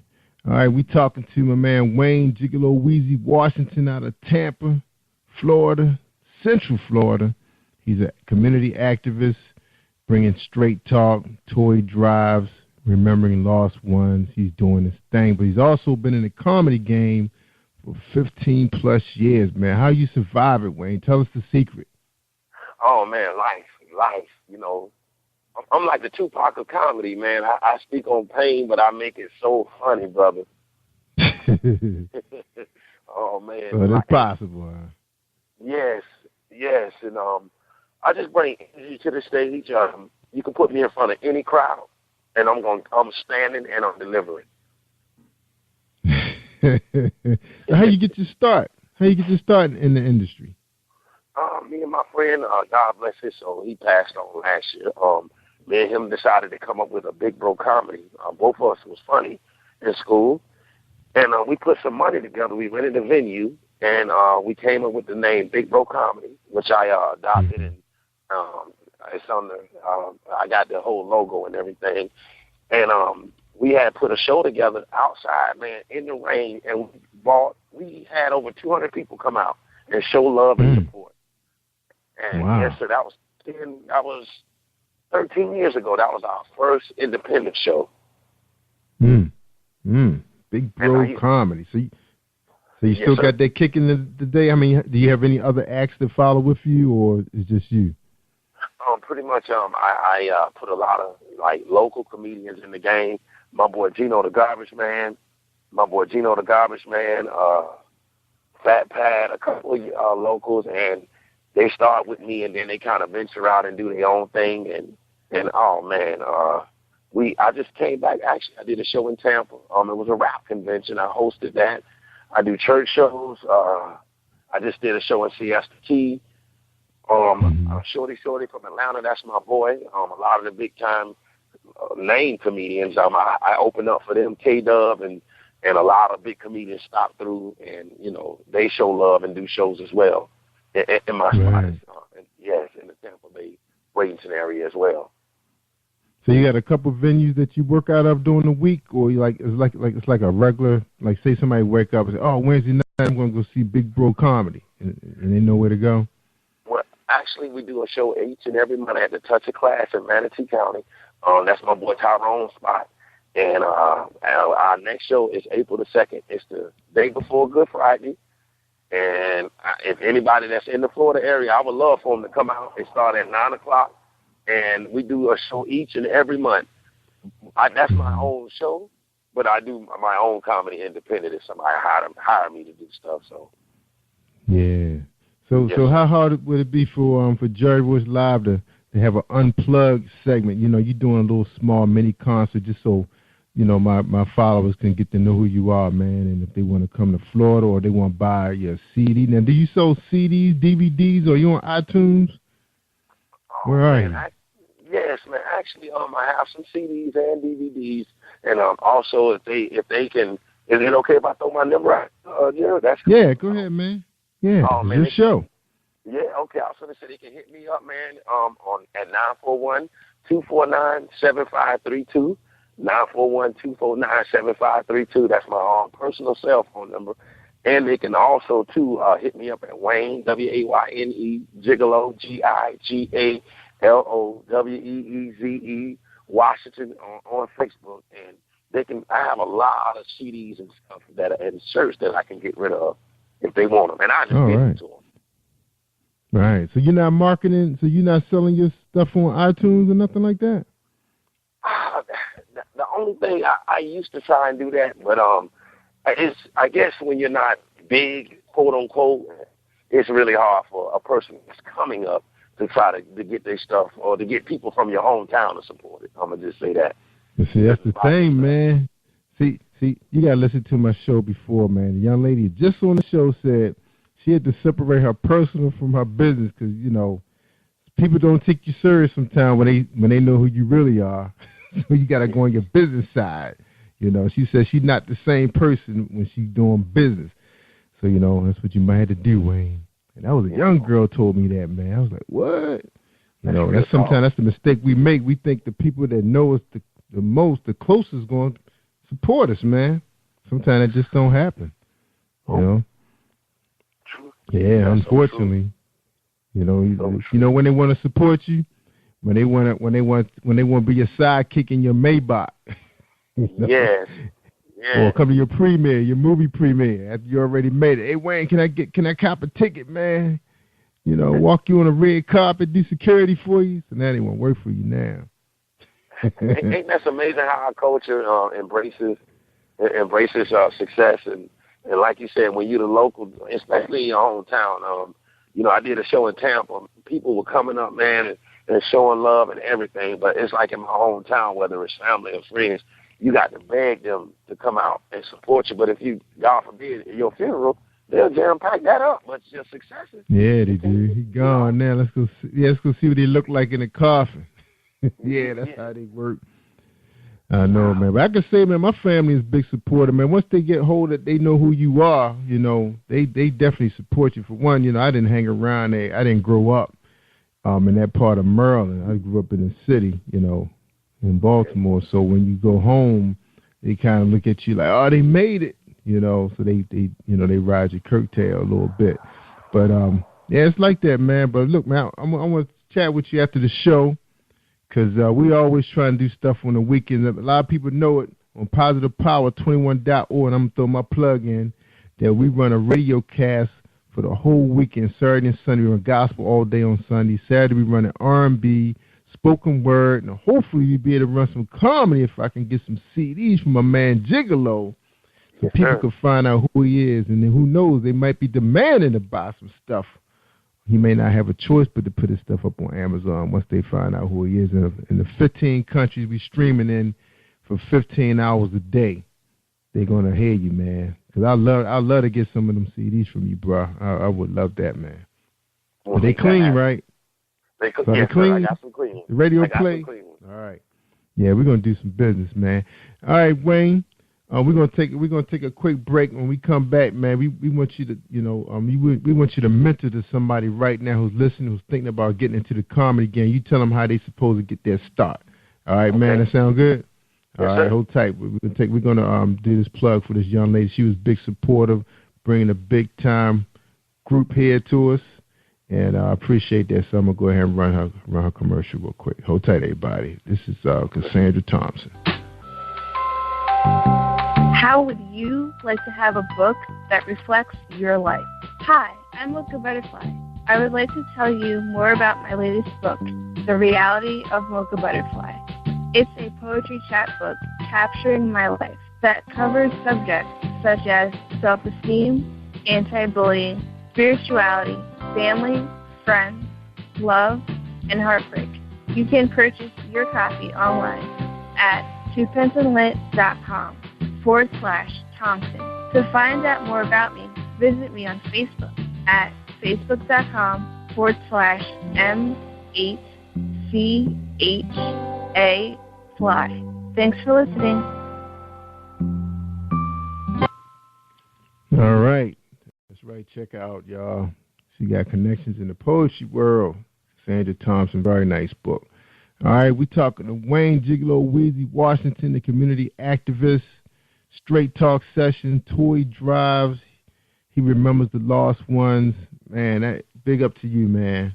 Big up to you. Now, Wayne, someone's listening right now, whether in the UK, Canada, they funny, they telling jokes in school, no intentions of going to college, may not have the money, but they got a talent for making family members laugh. You know how hard it is to make family laugh. What's your recommendation for them, man? How would you mentor to that kid? Oh, man, put themselves out there. My recommendations is to throw your talent out there. Don't be scared. They say the most talented people are in the graves or in the jail, and a lot of our people that have this kind of talent, they're scared to throw it out there. So we got plenty of social media sites, whether it's YouTube's or Facebooks or anything. You can make a video of yourself. Sign up for amateur nights. Looking to step out of your box and just look into other venues where you can showcase your talent and everything, and it'll work. It'll pan out. And you got to be your own motivator. You got to motivate yourself. And without God, and I can honestly tell you, when I started doing comedy, everybody, oh man, you funny, but you shouldn't do that, man. You should rap or do this or do what everybody else doing. But man, when my mind is set on something, I go out of the box and I'm gonna go and make it happen. Mm-hmm. And I say that to all the young brothers and sisters, man. Anything that God lay on your heart that's positive, you only live one life. Go out and make it happen, regardless of who with you, because people gonna discourage you. But you gotta have faith. You only live once, so please don't hide that talent. Show the world. That's right. That's right. So, Wayne, we're going to applaud you, man, for doing the things you're doing in the community, man, because we need more people like you, man, make this a better world. So I dedicate this song to you. This is the rap duo that we had an opportunity to interview in the show. I just love this song, and I'm going to just play a few seconds of it. This is dedicated to you, man. You know, I want to honor you while you're alive, okay? So, thank you. I appreciate it. Their hit song, Champion. All right, here we go.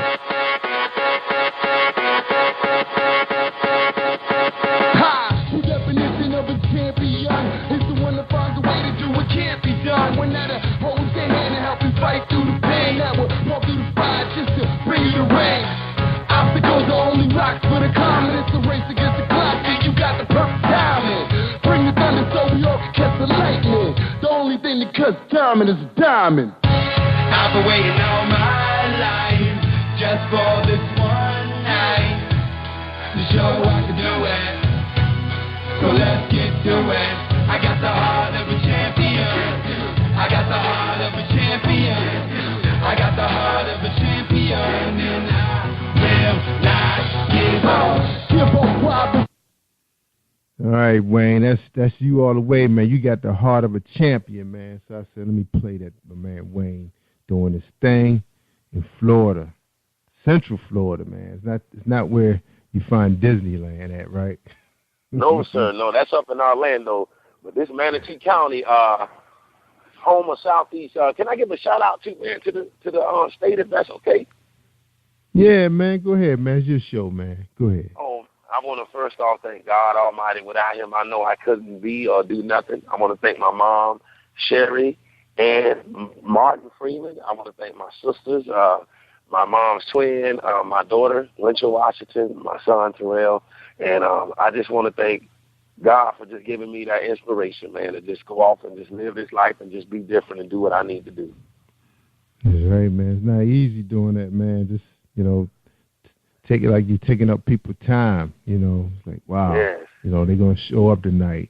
They're going to appreciate what I'm doing, but you know what's in your heart, man, and you're going to do it.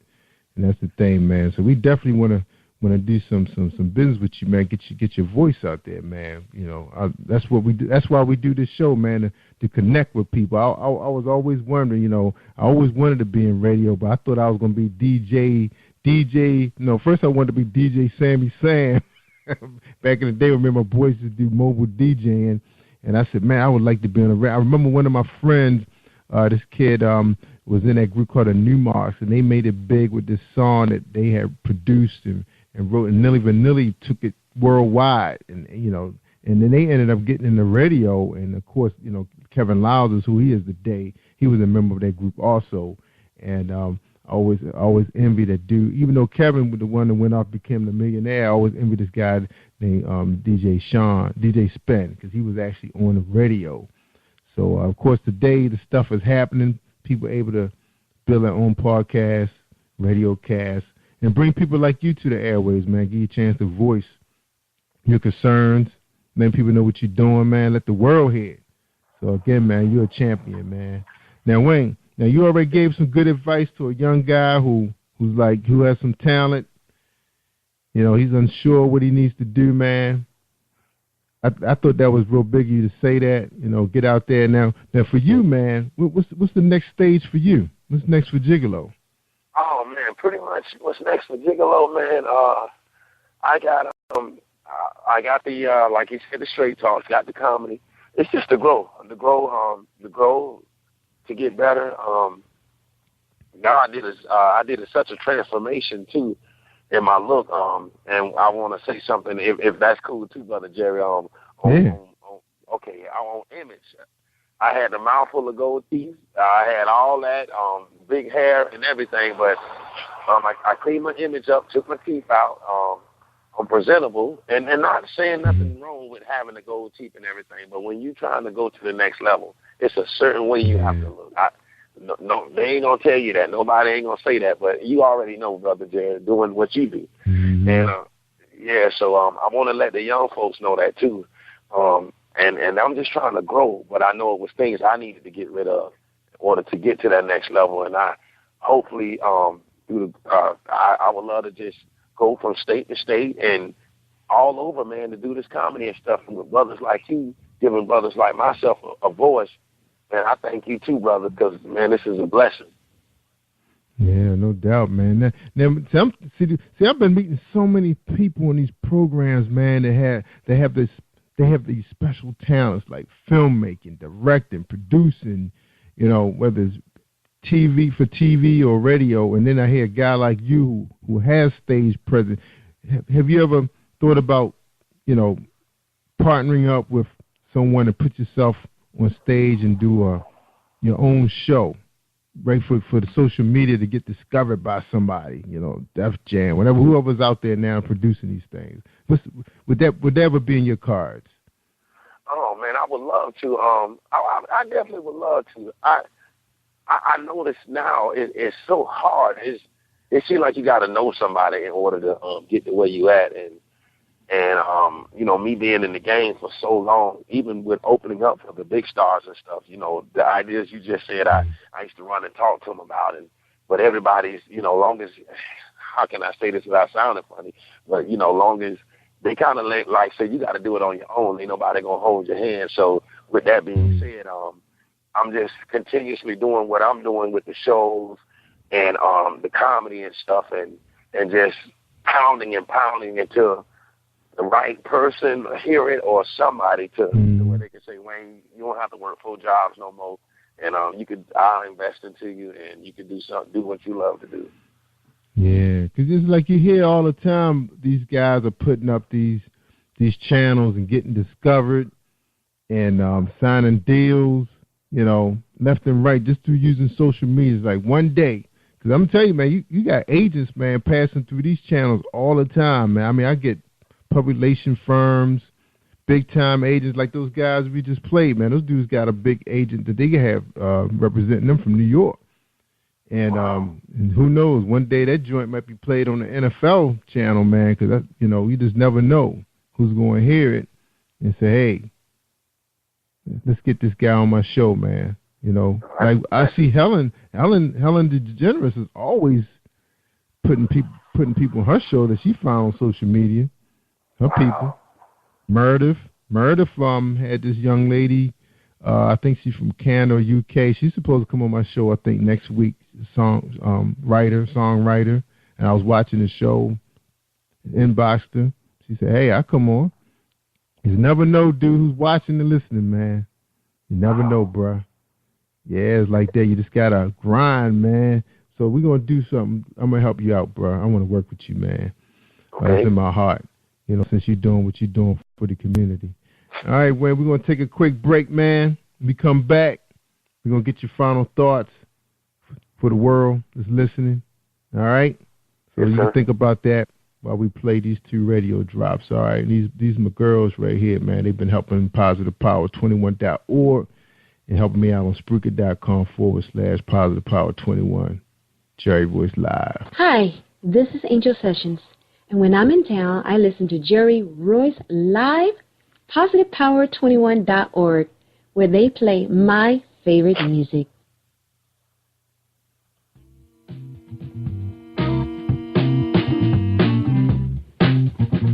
Are you an avid reader of urban fiction, looking for drama, suspense, and more? Reads World Publishing is dedicated to bringing the world's best literature to our readers. Urban fiction, erotica, sci-fi, mainstream fiction, and children's literature are just some of the genres produced by our diversified family of authors. You can reach us on Facebook, Twitter, Instagram, and at our website, www.readsworldpublishing.com.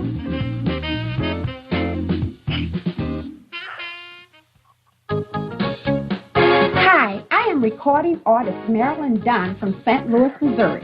If you are looking for some soul-stirring, anointed, spiritual, and heartfelt music, visit my website at www.marilynndunnministries.com. Or you can also find me on CD Baby, iTunes, and Reverb Nation. For booking information, contact Mr. Kevin Dunn at 636-856-0551. That's 636-856-0551. Hi, I am Martha Crystal Alexis, and I'm on Positive Power 21 with Jerry Royce Live. Woohoo! That's right. You tell him, Crystal, you was right here. I forgot what episode, but Crystal, I love me some Crystal. She's something else out there on Facebook, hustling that fiction book and helping people at the same time. I think she's part of a group of young ladies out there raising money and awareness to victims of domestic violence. That's the kind of people we be meeting on the show, man. People like you, Wayne. Big heart, man. Good heart. And I appreciate having you on the show, man. So we ready for your final thoughts, man. Yes, What's sir. up?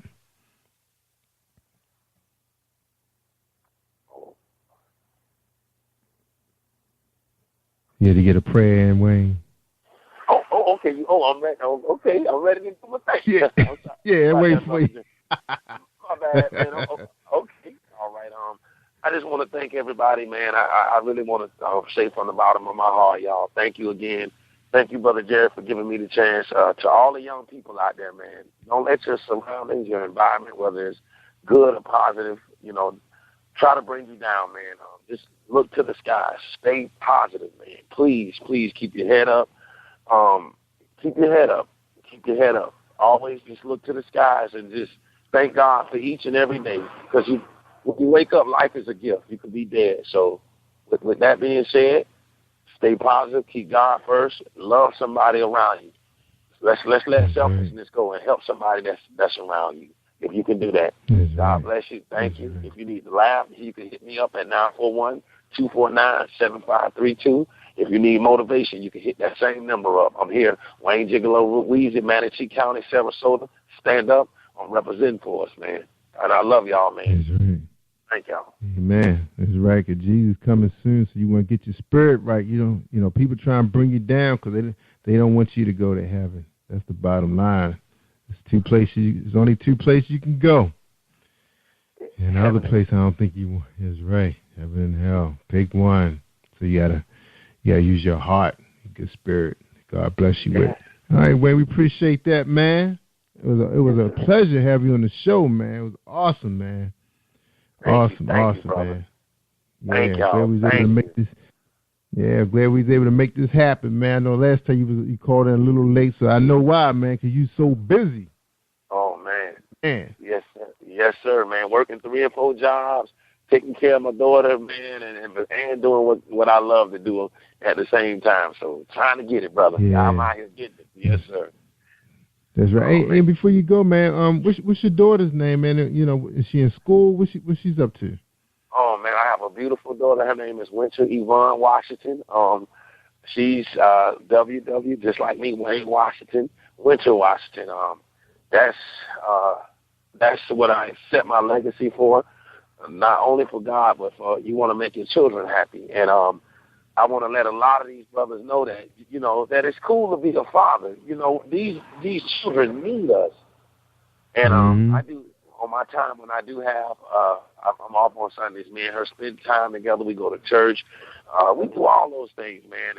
And I can use that excuse. My dad wasn't in my life, but I did not want to turn out to be like that.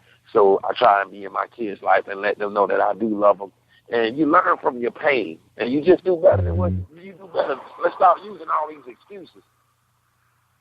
And, right. And I love my daughter. Yeah, man. Nothing like the love of a daughter. So is her mom still in her life? Yes, the mom is still in her life. Shout out to Jessica Washington. You know how that go, man. She's still in her life, but we just, we have a great bond, man. Her, we were real cool and everything. But my daughter, she's with me, and everything is good. Ain't no drama, ain't none of that stuff, and I wish the family unity can bond, because it seems like you can get along when you're making the baby, but when the baby here, everybody kind of, Right. But fly the coop. Yeah, yes, sir. That's what it is. All right, man. I want you to hold the line, man, while we end the show.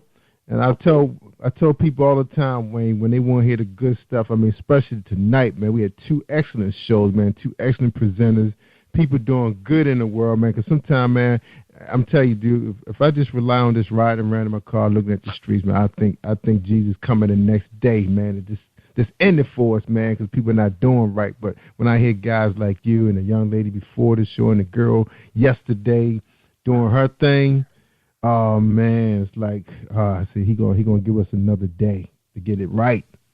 Another day. All right. Praise the Lord. Thank you. All right, man.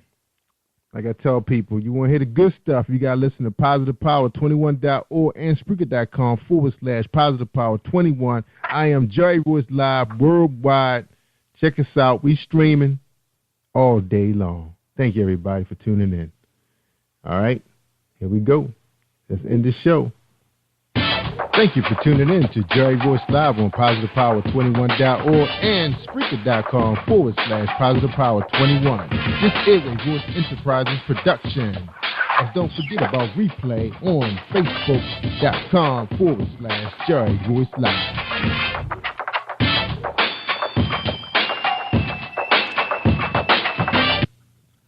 All right, that's a wrap, y'all. Y'all stay awesome all week long. Have you been hurt? Been backstabbed? God are talking back to you. Well, you're not alone. Escaping to another reality. Through Dominic Wilkins' good books. Good books, audio books, paperback, ebook, good books. Available on AuthorDWilkinsGoodBooks.com. This is Brandon Royce, and you're listening to Jerry Royce Live worldwide on PositivePower21.org. Hey, this is Mayshawn, owner and fashion designer Mayshawn Denise, also the host of Meet Me Being Real, and I'm on with Jerry Royce Live worldwide. You are listening to PositivePower21.org with Jerry Royce.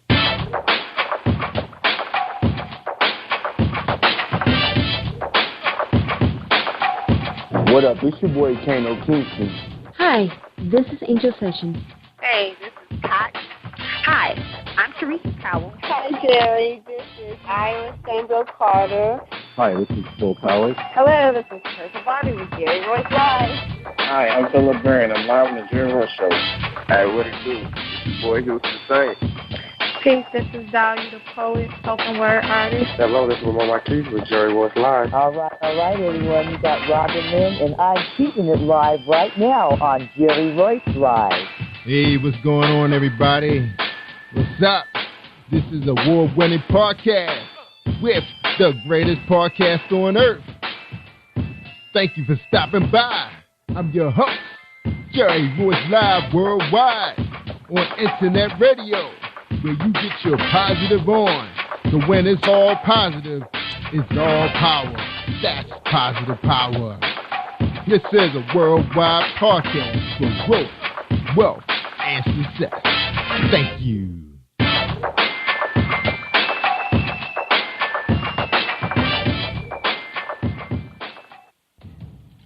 Think you know how drugs get in those little brown bottles? Think again. Set in the green hills of western New Jersey, inside the gilded halls of power of a U.S. pharmaceutical company where decisions are worth billions of dollars and human lives worth less.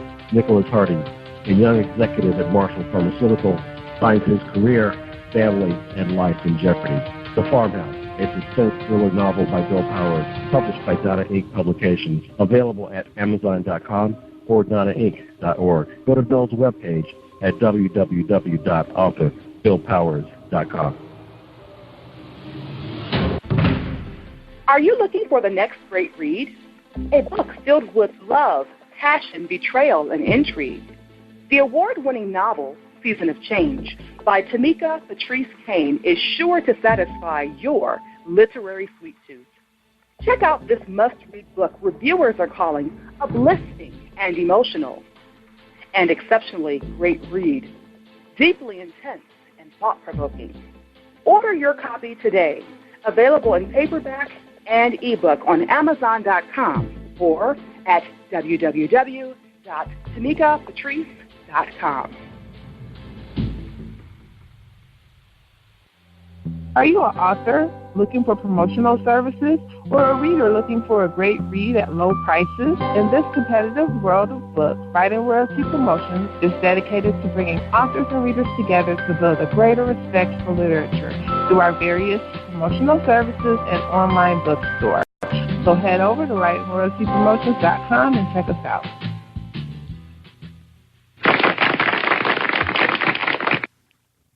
Thank you, everybody, for joining us, and welcome to Positive Power 21.org. I am Jerry Royce Live, and you're listening to episode 308 with fashion designer and host of her own show called Mimi Being Real is Mimi Holmes. And before we bring Mimi out, let's hear a word from our today's sponsor.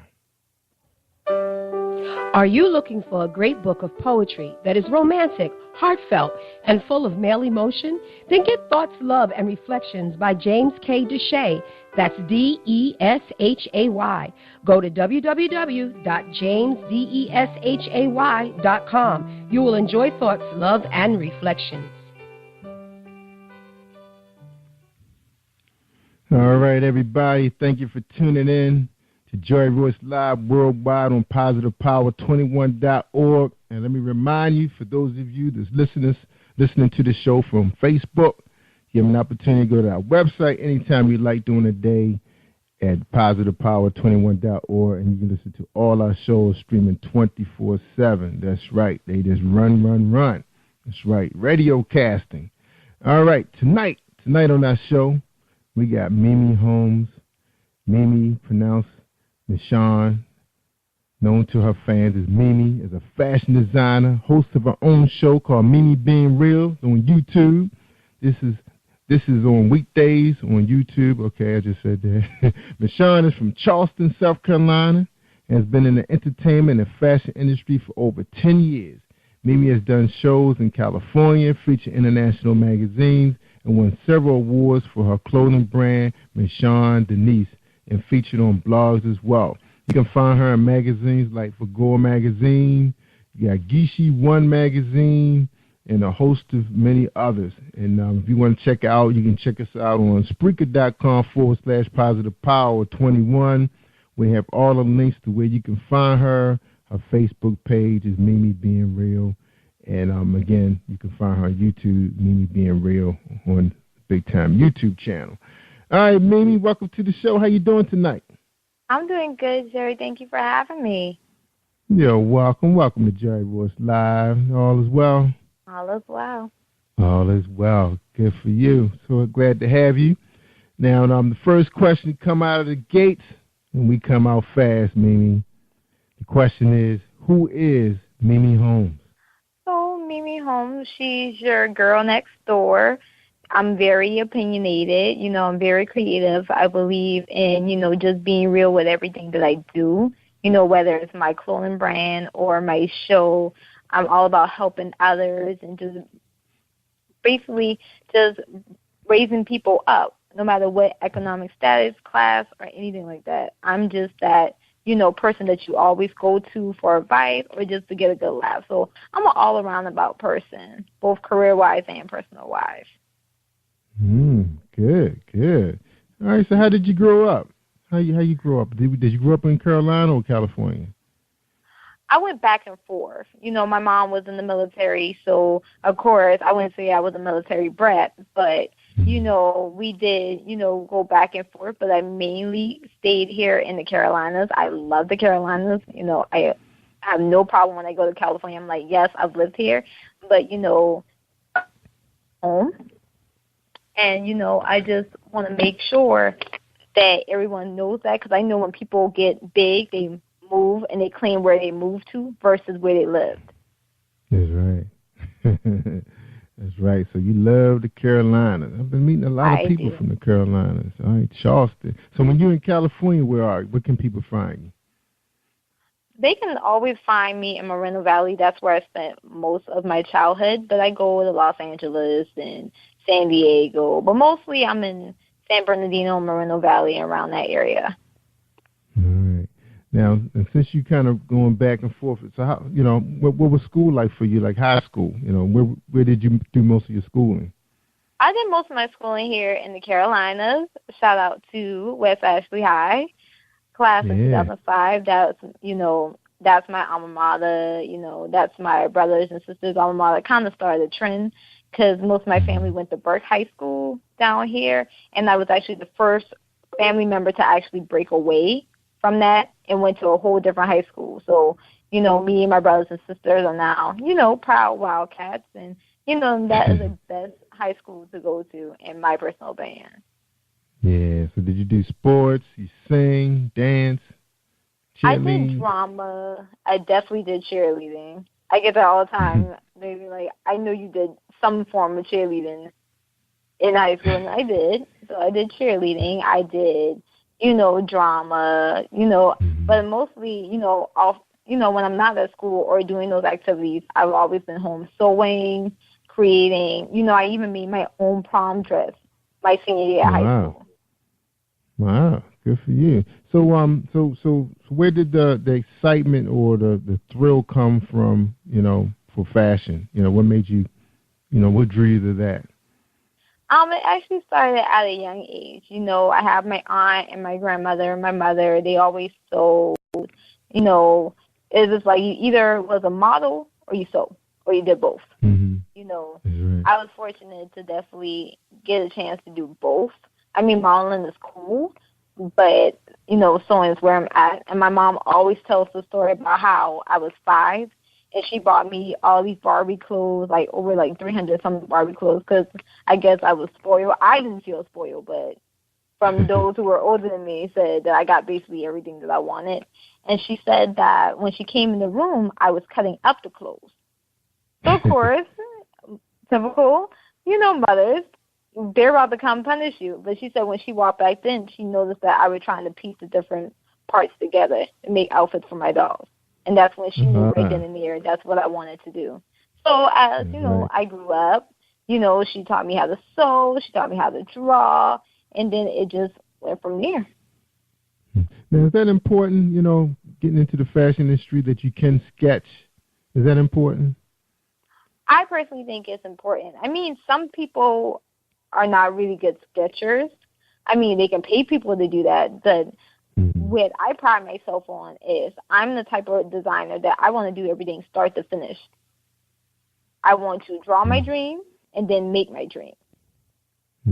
Good. Now, my daughter studied a little fashion designer. She's not much of a sketcher, but, she can, take a pattern and make anything, make jackets, skirts. And she was only like 12, I think 11 or 12 when she got into it. Ended up making her own clothes for a fashion show, which I thought was incredible for a child competing with, older teenagers and women that was, was showcasing their garments. I thought that was really fascinating. Now, at a young age, because you had to have at least 3 pieces minimum, and she had a jacket, skirt, and I think she made a pair of pants also. Yeah, she sure did. So I thought that was a blazer. Yeah, it was a blazer. It's called a blazer for women, right? Right. Is that right? Yeah, okay, she made a blazer. So we thought that was, really something, real big deal. So anyway, we kind of got a little bit of taste of that. My brother, he was in the modeling for a couple of years, so we kind of got an opportunity to see that. But it was always store-bought stuff. It was a couple of shows he had done where it was local designers, so we got a chance to see what local designers can do. But that's a really interesting industry. How far in your mind are you trying to go with that, or you just want to stick to owning your own fashion company, or are you competing? Where are you right now with it?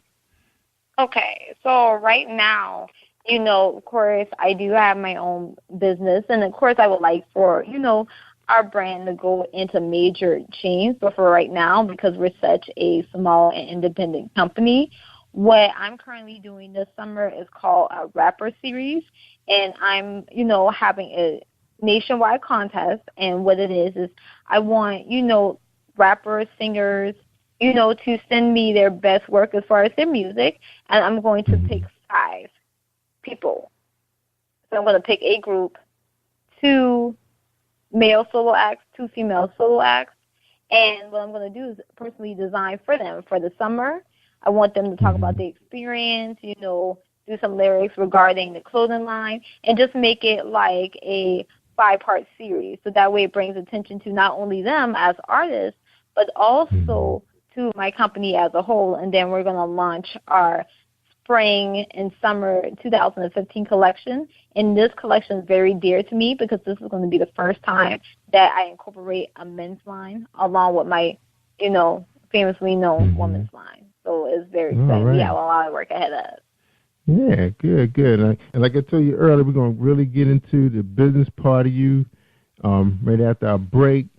But I wanted the audience to get a chance to get to know you, your talent, where are you right now? And that is awesome idea. So we're going to really get into that in the 8:30, after 8:30. Now, getting back to you, being a cheerleader. Now, I could tell you got that cheerleader in you because, it's like you stand up for people and you root them on, in your podcast. Why are you like that? Why you take on that challenge? I guess it started from home. My mom, shout out to my mom, she's awesome.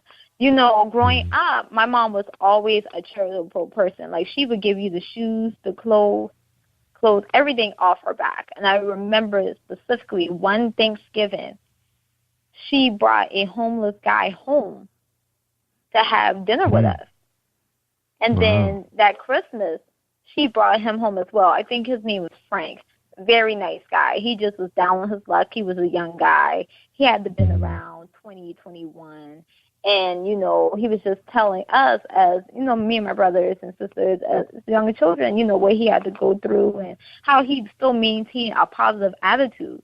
And I just thought that was so amazing because I'm like, I have all of this and he really doesn't have anything, but yet he's able to have a positive attitude regarding that. And she, bought him a gift and made him feel part of the family. So now he's doing very well for himself last time I checked, and it's all thanks to my mom because my mom took time out for him. So I'm the same way.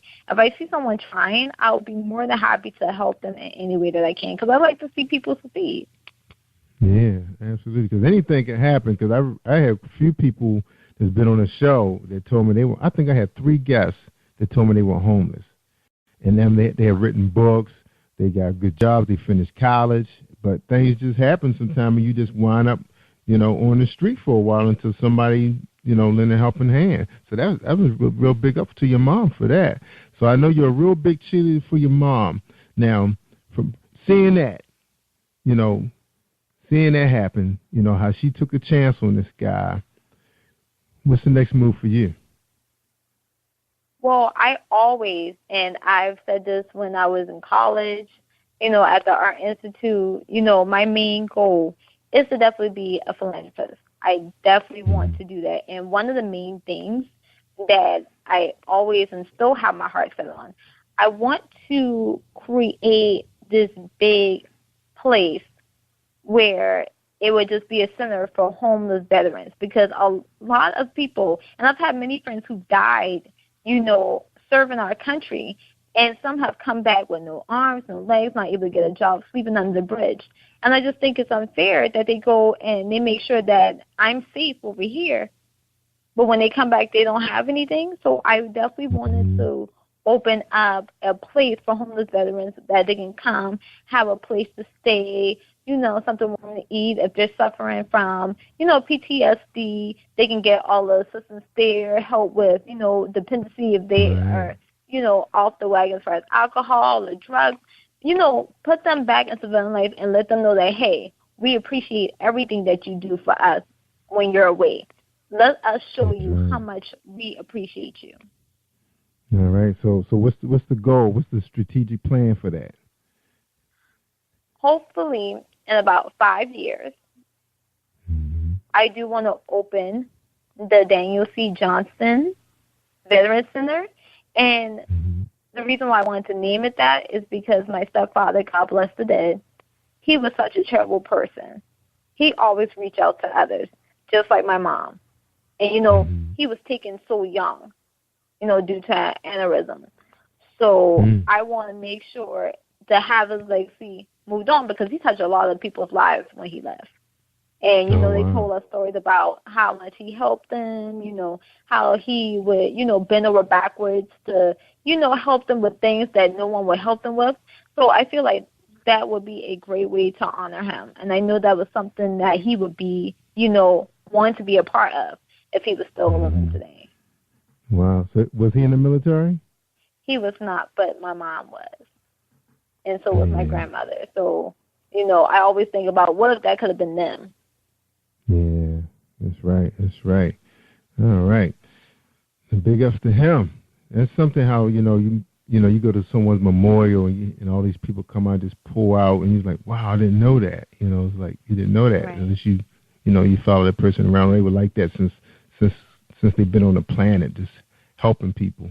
You know, it sounds like that's your mom, and then they instilled it. Both of them instilled that in you, and that's big. So we definitely, wish you the best with that.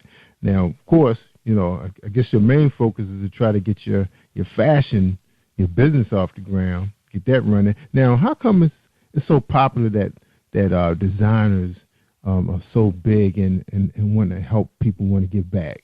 Why is it so instilled in them? I think because, and I can only speak on my personal beliefs, as a designer, it's hard.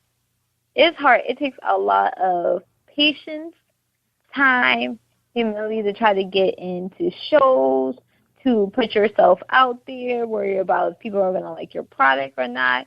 And, people take chances on you. How I got to California, if it wasn't for people seeing my stuff on Facebook, I would have never got invited to do a show in California. They saw my stuff on Facebook. Just putting yourself out there is just a lot. So, anytime I can get back to those who believed in me and my craft, I'll be more than happy to. Yeah, that made me. Now you're pretty young in the industry, just 10 years in it, in the fashion. It's pretty young, and you already can see how hard it is. What's your advice to a young person now who's in school for it? They're grinding it out. They're doing everything they're supposed to do. What would be if you were their mentor? What would you say to them? I always live by faith, consistency, and hard work. I actually got that from another YouTuber. I'm not sure if you're familiar with him. His name is Spoken Reasons. And I remember when he was talking about having faith, consistency, and hard work. If you have those things, whether the times get hard, because they are going to get hard, they're definitely going to get hard. As long as you definitely make sure that you believe in yourself and your craft, also be consistent. There will be times, there's been times where I feel like I don't feel like sketching today. I don't feel like making anything today. But that drive in me is so strong, it will not allow me to just sit still. Yeah. And you have to put in work. People think that you just make one thing and all of a sudden, you blow up over time. I've done many shows, made many clothes, some that were fantastic, some were not so great. Well, to me, everyone seems to like everything I make. But, as a designer, we're picky with our own stuff. Like, there's some things that we like, I should have never made that, but some people like it. So long as you continue to work hard and you working hard towards a purpose, you'll get there. It took me a while to get here, but I got here. That's right. So you right where you want to be right now? Are you in the perfect place? I wouldn't say I'm in a perfect place. I would say that I'm getting to that perfect place. Yeah. Okay. Yeah, one step at a time. That's right. Now you mentioned it is hard. The fashion industry, it's like you're waiting for that one shot. Now, have you got that shot yet, or is it just you can almost touch it? Where are you right now? I feel like I can almost touch it. I thought, California was like the big thing, and it was because, not only when I went over there, I was the main, designer of the show. I also was the celebrity judge for their model competition over there, and I was the only participant that was not from California. I was the only one that had to travel across country to get over there for that event, and that event was a success. There was over 300 people there. Yeah. And, wow. It was a lot of exposure for me and my company, and then as soon as I came back from California, I got the call from my photographer, and he was like, I need you at this mansion in Kiowa. I'm about to put you in an international magazine. Wow. So and I was like, let's go. Like, yeah, I was like, oh, this got to be. And then now, you know, with this show, you know, the response I'm getting from this show is overwhelming. I didn't think it was going to be that successful because I've tried in the past to do, you know, a YouTube channel, and I really wasn't feeling that. I felt like that was just not where I needed to be at that time. Now that, you know, I've branded myself, you know, I feel more comfortable, and now my show is, like, picking up and taking off, so I can't be more proud of it. And hopefully the next step is TV and also getting my brand exactly where it needs to be. That's right. We're going to cover all of that when we get back from our break. We talking to Miss Shawn. The brand is Miss Shawn Denise, correct? Is that correct? Am I pronouncing that correct? Miss Shawn Denise is the brand? All right. That is incredible. 10 years. So where did you go to school for fashion? I forgot to mention that, ask you that early in the conversation. I went to the Art Institute of Charleston. I loved it there. You know, I have made a lot of connections, both friends-wise and business-wise. And, you know, it so happened that the business connections also became great friends of mine. I have wonderful professors that I still keep in touch with, and, you know, they guide me in every step of my career when I feel a little bit shaky. So it's good to definitely have that support system, you know, in the type of business that I am, because it can be rough and cutthroat. So. I know it. All right, and we got a few minutes before we take our break. Now, thinking about, you know, where you are now, schooling, everything, your experience, the channel, your show, if you had to do it all over again, what you think you would have done differently? That's kind of hard because, I mean, I've managed to be blessed so far, even though I've had, you know, different struggles personally and, you know, financially trying to get everything else. I honestly wouldn't do it, you know, change anything. I would do it the same way all over again because I feel like it makes for a great backstory of, you know, how I came from not having nothing to definitely getting where I need to be and living my dream every day. That's right. So do you have a studio right now? You working out of a studio? I have my office, which is currently in my condo, which I love. People who know me knew that I really upgraded because I used to, before I moved into my place, I used to live with my grandmother, and my room was my room and my studio. So it's not that much space. So it was definitely a struggle, you know, trying to keep a room clean and also trying to have fabric everywhere because I had shows to do and be up 5, you know, 4 in the morning, sewing and falling asleep at the sewing machine. So now I have my own, you know, place, and I have a bigger office where I can just spread out and definitely really let my creativity go places that it needs to be. I'm looking for a building, but I just haven't found anything that I like that I feel would be sufficient for what I'm trying to get accomplished. Yeah. All right. Now, do you have any employees working for you right now? You know, like helping you out with the administrative side, maybe, you know, cutting patterns or, you know, a buyer? Just like whatever. in one of my interviews I did, I'm considered a one-woman army. I do have my photographer that helps me. And, of course, my graphic designer, you know, whenever I need her, she has definitely been a great support system. She's actually a college friend of mine, and she's very great at what she does as well.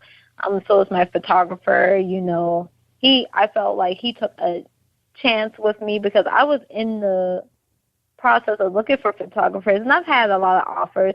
And I looked at their portfolio, and I was like, that's not what I'm looking for. That's not what I'm looking for. And then I ran across him on social media, and I was like, can you help me with something? And ever since then, that's the only photographer I worked with because he knows exactly what I like before I even get on set. Wow. And where can we find his work, in your work, online? Online, because we're doing a lot of inventory because we're updating the section for men's. So I do have the Miss Shawn Denise Facebook page. Also, I keep it on Mimi Being Real, so they'll be able to get everything there.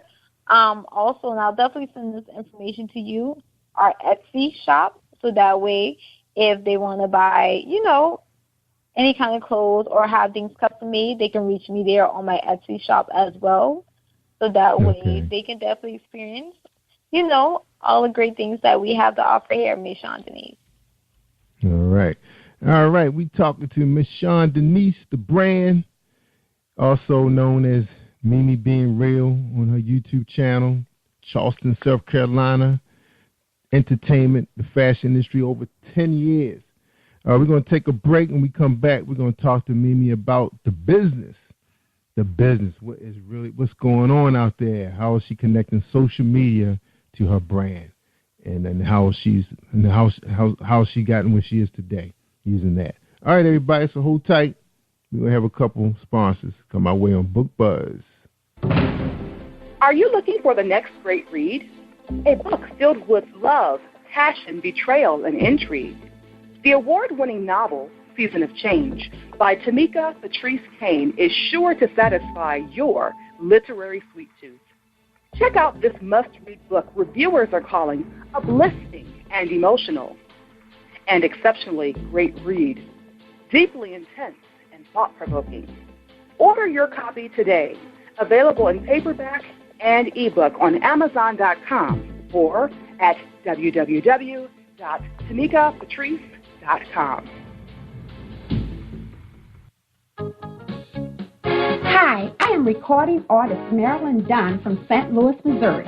If you are looking for some soul-stirring, anointed, spiritual, and heartfelt music, visit my website at www.marilynnDunnMinistries.com.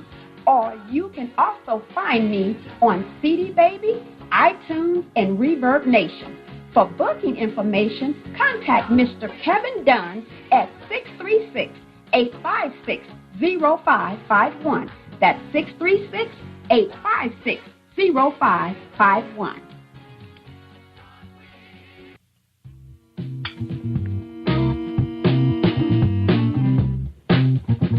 Are you an avid reader of urban fiction, looking for drama, suspense, and more? Reedswell Publishing is dedicated to bringing the world's best literature to our readers. Urban fiction, erotica, sci-fi, mainstream fiction, and children's literature are just some of the genres produced by our diversified family of authors. You can reach us on Facebook, Twitter, Instagram, and at our website, www.reedswellpublishing.com.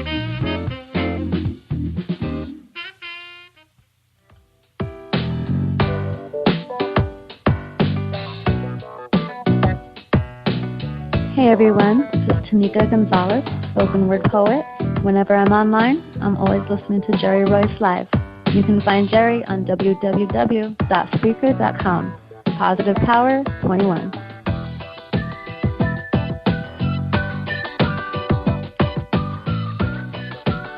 All right, thank you, Tanika. That's right, Tanika was featured on our Super Remix on Sunday night. We were bringing it as DJ Royce. That's right, on positivepower21.org.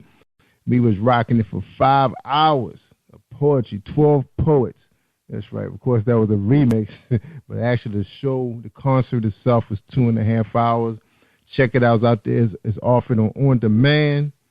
It was some excellent reads, man. I was really surprised about the turnout of the people who was checking it out. That's right. Remember, we 15,000 strong on positivepower21.org. 15 countries. Spreaker.com/positivepower21. That's another place where you can go, and we hope you can become a follower so you make sure you get all of these great shows. We get great guests here all the time, right here on Jerry Royce Live Worldwide. Just like we got Mimi. I just love to hear young people doing positive things. Sometimes I'll be looking at Facebook. I say, oh, Lord. What is going on out here?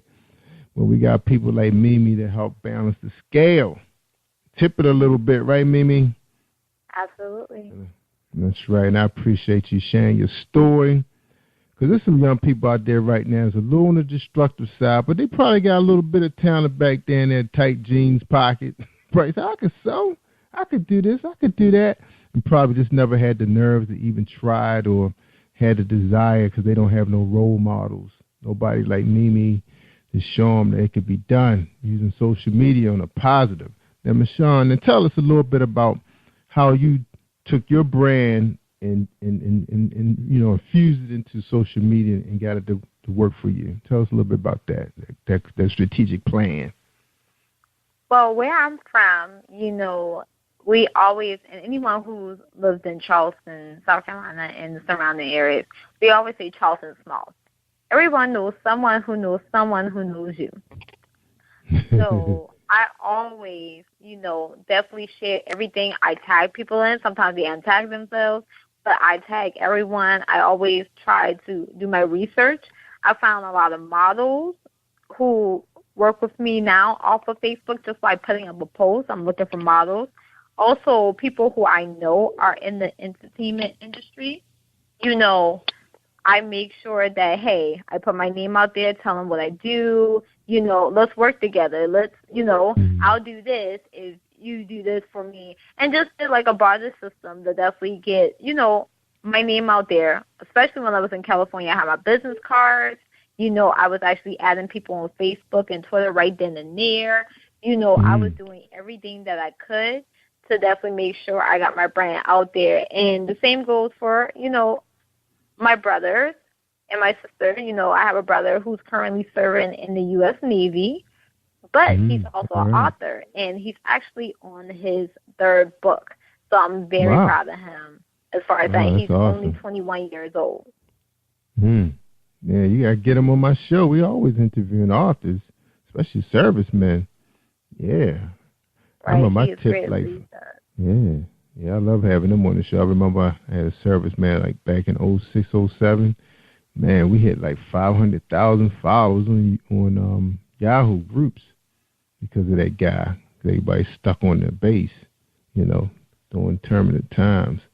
All right, yeah, we love to have him on, tell his story. Now, social media has been a big success to a lot of people, but some people don't know how to really use it. What was your, I know you was out there hustling and grinding, but what really worked for you the most? If you had to really put a finger on it. What really worked for me is I had to make a separate page.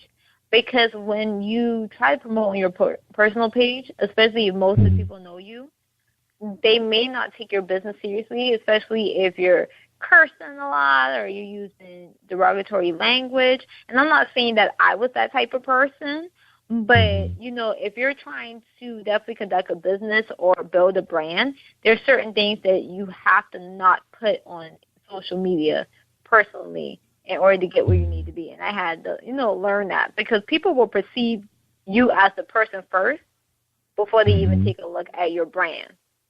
That's right. That's true. That is true. So you had to separate the two. And then that's when you saw a little bit more success because of the people that were in business. So on your business page, were you dealing with people that were more in business like you, or it was just people who was interested in what you were selling or branding? I think most of the people who, follow me, on social media, they like my personality because my personality matches how I am on my show. They know that when they come to a show of mine, a runway show, they know what to expect. I'm very, different. And I always tell my friends that, especially if my friends want to help out or volunteer, homegirl Mimi is different from business Mimi. Business Mimi is a whole different person. And, I'm still me. I still make jokes and things like that, but I'm all about my business. I'm all about making sure everything is right, everything is consistent, everything runs smoothly. And, my models always make a joke, and they call me the warden because I always put them through model boot camp. Like, I will take women who felt like or was told that they weren't pretty enough, they weren't tall enough, they weren't the look, and I make them the look. I help them with their walk. I help them with their, self-esteem and things like that. And so I do give them a platform to be in the runway and let other girls know that, hey, you don't have to be a size 2. I'm not even a size 2. I'm actually smaller, but you don't have to be a size 2 to make it in this industry because I'm all about breaking rules. Everyone is not a stick. That's right. It's a tough industry, but, everybody has their own taste, what they like. Right. Now, one thing about the fashion industry, it seems like there's so many different roads you can go in, so many different ways you can develop. Like I have a friend I used to work with, like I've been knowing her over 20 years. She has her own boutique. By her being 40 miles from D.C., she actually has made clothes for Toni Braxton and I think a few of her sisters. So her name is out there. So like if she having something in the shop, they may be there. She may have like a wine and cheese. Like I haven't been to a shop yet. I keep saying I'm gonna stop by there. But so her name is, she's been around for a long time. You're talking about 20 years in the industry. Where do you think you'd like to see yourself in? Are you planning to build yourself a large website and people can order your clothes and you have people working for you? Where do you see Michonne Denise in 10 years? In 10 years, I do see myself having, of course, a large website where people can, buy my stuff all over the world. Also, I wanted to have what you call a media complex where, yes, we would have our stores where you could buy clothing, but also we will have a place where the Mimi Being Real show can actually be filmed live and be on, a cable channel, and also do other programs like have a camp for little girls. And I know me and a good friend of mine who's also a designer was thinking about this, is making a little summer camp for little girls to help build their self-esteem, especially if they come from broken homes and things like that, to let them know that they're beautiful. They do not have to look at negative places to find love because love will already be there already within themselves. All right. Yeah. Now, do they have modeling schools in Charleston? We used to have Millie Lewis, but I think that's not open anymore, and I know Barbizon comes like once in a blue moon. But as far as a modeling school, we currently don't have none at this time. Yeah. Well, I think they still rocking John Casablanca up around here in the Maryland area, and I haven't seen Barbizon. I know they do come through sometime with the big conferences or whatever. And then there was a couple of them that was coming through every year. I can't remember the name, but it was kind of like Star Search, I guess. All right. Now, got your dreams, your strategic planning, you got your show, everything's in motion. And then you have this big idea of supporting our homeless veterans. When you going to bring the family in? Is the family going to come on board, or is it just going to be a Mimi thing? No, my family is very hands-on. We're all about, helping one another, and we always want to see each other's dream come to fruition. So I know my family would definitely be hands-on. My grandmother, of course, my mom, my brothers and sisters when they can.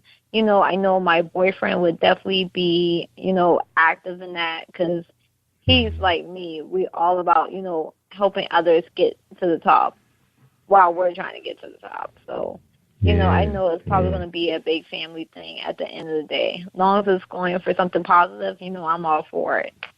That's right. Now, have you been involved with Fashion Week like New York or D.C.? Because I'm not sure about the ones on the West Coast, but I know New York and D.C. have a pretty big Fashion Week here. I actually had a publicist of mine went to New York Fashion Week. I couldn't go because, at the time, we had death in the family, unfortunately. So, of course, family does come first. Yeah. So I wasn't able to go to New York Fashion Week. I'm looking as far as getting into Charlotte Fashion Week. That's coming up soon. And Charleston Fashion Week will actually be here in a couple of weeks, from the 15th to the 22nd, I believe. So I'm definitely going to be in attendance of that. I did, went out for the Emerging Designers Contest. Unfortunately, for the fourth time in a row, I did not get picked, but I always tell myself when one door closes, another one always opens. So that's right. I'm definitely pushing forward as far as So you tried that for one of the reality shows? No, I think I would not be the best person for a reality show. I think at the end of the day, I'd be too boring because I really don't have that much, drama in my life. My life has been pretty, calm. Yeah. Because I think we were supposed to visit the set when my daughter was taking classes. That we went to New York to the Fashion District, and we supposed to have been visiting the set of one of those reality shows. But I can't remember what happened. I don't know if we got there too late or what the deal was. But I was kind of excited because I like being in studios and everything, checking out what's going on with the equipment and all. But it didn't happen. I can't even remember the name of that fashion show. You mean Project Runway or? Yeah, that's what it was. Project Runway. That's what I like that brand too. That's a sharp brand. Now I wanted to ask you this before we take a quick break and we come back with your final thoughts. How long did it take before you settled on Miss Sean Denise Clothing? Is that what it's called? Is that the full name? It's just Miss Sean Denise. No, Miss Sean. Okay, because I saw you had sent a link. I guess you said a website is coming soon. So people be able to find you under Miss Sean Denise Clothing, or how would they find you? It's going to be regular Miss Sean Denise. Miss Sean. So how long it took you to settle on that name? Because I know that's people thinking, in my life, this is going to be my brand. Right. Well, Miss Sean Denise is my first and my middle name. And when I first started out, I actually wanted, and it's just so funny to me because I still have all my drawings from the time I was in 4th grade. So now, and I remember I wanted to name it Pretty Girl Republic. I guess because I was a big fan of Banana Republic, so I just wanted something, kind of my own. And then, one day, it's a funny story. I was actually in the grocery store, and this old lady came up to me, and she was like, "You're so beautiful." And I'm like, "Thank you." And she was like, "What's your name?" I said, May Sean Denise. And she was like, "Oh, that sounds like a designer's name." So it just clicked there. And I was like, you know what? She's right. It does sound like a designer's name, and the rest is history. I felt like that was the best thing I could do is to change it to me because my clothing line represents me. That's something I would wear, if I was, someone, so I felt like, it's my baby. Why not name it after me? That's right. I hear you. All right, Miss Sean Denise, we're going to take a quick break. When we come back, we'll get your final thoughts for our audience. Anybody out there listening who want to follow in your shoes, thinking about becoming a designer or model or actor or photographer, all the things you talked about today, we want to hear your final thoughts. All right, let's listen to this message from Bill Powers. Think you know how drugs get in those little brown bottles? Think again. Set in the green hills of western New Jersey, inside the gilded halls of power of a U.S. pharmaceutical company where decisions are worth billions of dollars and human lives worth less. Nicholas Harding, a young executive at Marshall Pharmaceutical, finds his career, family, and life in jeopardy. The Farmhouse, a suspense thriller novel by Bill Powers, published by Donna Inc. Publications, available at Amazon.com or DonnaInc.org. Go to Bill's webpage at www.author.BillPowers.com. Hey, this is director-producer Alan Wills, and I am on Positive Power 21 with Jerry Royce Live. And when I'm online, I listen to Jerry Royce Live at www.Spreaker.com/positivepower21.org. Y'all heard? That's right. My man Alan, the short film director and producer. All right, we talking to Miss Sean, Mimi, Sean Holmes, Sean Denise, the designer, Mimi being real, the YouTube channel. So exciting to have her on the show, wearing many hats. Final thoughts for tonight, Mimi? Same. Well, anyone who's wanting to definitely pursue, whether it's fashion, modeling, everything, just definitely be true to yourself, because in this type of business, it can be very easy to lose who you are as a creator, whether it be a fashion designer, a model. Definitely be true to yourself and know what you want, and definitely just work hard at it. You'll get there. It may take years. Some people it may take months, but at the end of the day, if you can go home at night and say, I did do everything that I could possibly do to be one step forward in my dream, then that's a day well spent. That's right. And I'm looking at all these magazines that you've been featured in. You got your Facebook going on. Michonne is on the road. Now, Michonne, do you have a logo? I actually do, and I can definitely send that to you, so you can definitely give it to your followers. But I do have two. Of course, I have the Michonne Denise logo for the clothing company, and then I have the Mimi Being Real, and we're going to start doing merchandise soon. We haven't decided what we're going to launch as far as for the show, but we're looking at hats and, mugs and, things like that. Just little simple stuff to definitely promote it and everything like that. So that's coming. Now, I'm not sure which episode that was. I saw it today about the little baby that was being, teased on social media. But you mentioned that you normally, you usually at home, I think, sitting in your living room every time you were in your studio. So you plan on building a set, like a nice set for your studio, for your show? Yeah, we're in the process. When I first started this journey and, my boyfriend was like, he was like, why you always do it in the dining room? I was like, I do it in the dining room because, usually when I've worked all day, I usually come home about 9, 10 o'clock at night, and it's just so easy to just sit right in the dining room because that's the first place I see when I walk inside my house. So I'll turn the laptop on and, I say what I have to say, and then I go to sleep and try to rest up for the next morning. Now that things have changed and I've reorganized my schedule, and I just feel like my office is a better place.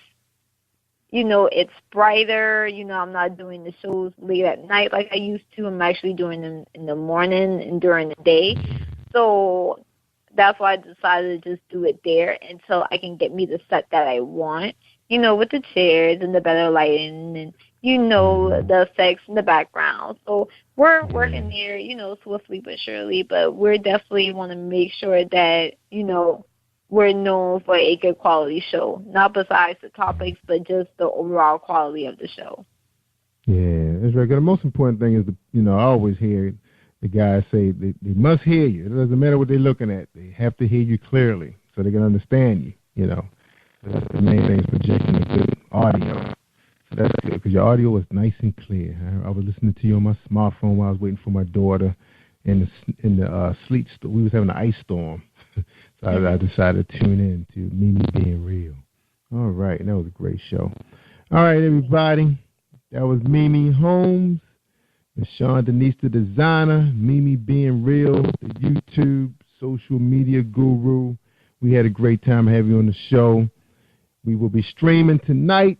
That's right. What episode I say you? Episode 308. That's right. Episode 308. That's awesome. All right, Mimi, thanks for coming on the show. I appreciate you. Thank you for having me once again. I definitely enjoyed myself. You're welcome, and we got to have you back next time you got that big show about to happen. You want everybody to know about it, because I'm going to tell you, I was surprised how many people really pay attention on Facebook when it comes to buying tickets to events. I remember my cousin gave her what she thought was just a place she wrote herself. Man, I think everybody that we knew in the Baltimore, Washington area on Facebook was there. She's staying in room only. I was really shocked. I said, wow, people, because people don't always tag you or like you all the time. They just watch, Not everybody communicate. They just watch and listen. So I was just truly amazed by that. So you let us know, all right? So we can join forces with the rest of your team to pack the place up. Maybe Jerry was live will fly out and be part of it. Because, I used to model, so I used to do my little thing. I still got a spin move that I could do. All right? Since you're making men clothes now, maybe you could send me something because I lost a lot. I lost 18 pounds, so I have to have all my suits redone. I'm back. I'm wearing my suits from my early days. That's right. All right, everybody. I'm going to tell you, Mimi, I tell them all the time, if you want to hear the good stuff, I mean the real good stuff, just like tonight, this young lady, college graduate, not an Army brat or a Navy brat, but a military brat, I call her. She's doing her thing. She's sharing herself on YouTube. She's helping people. She's hosting this big-time show. She's about to start this new contest with the entertainment world. Let's help her out, y'all. Let's come together. All right? So, Mimi, you remember to let us know when you do this thing, okay?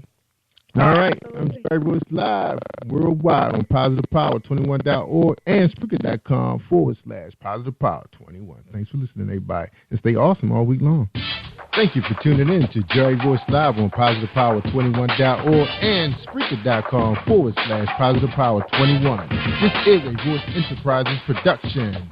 And don't forget about replay on Facebook.com/Jerry Voice Live.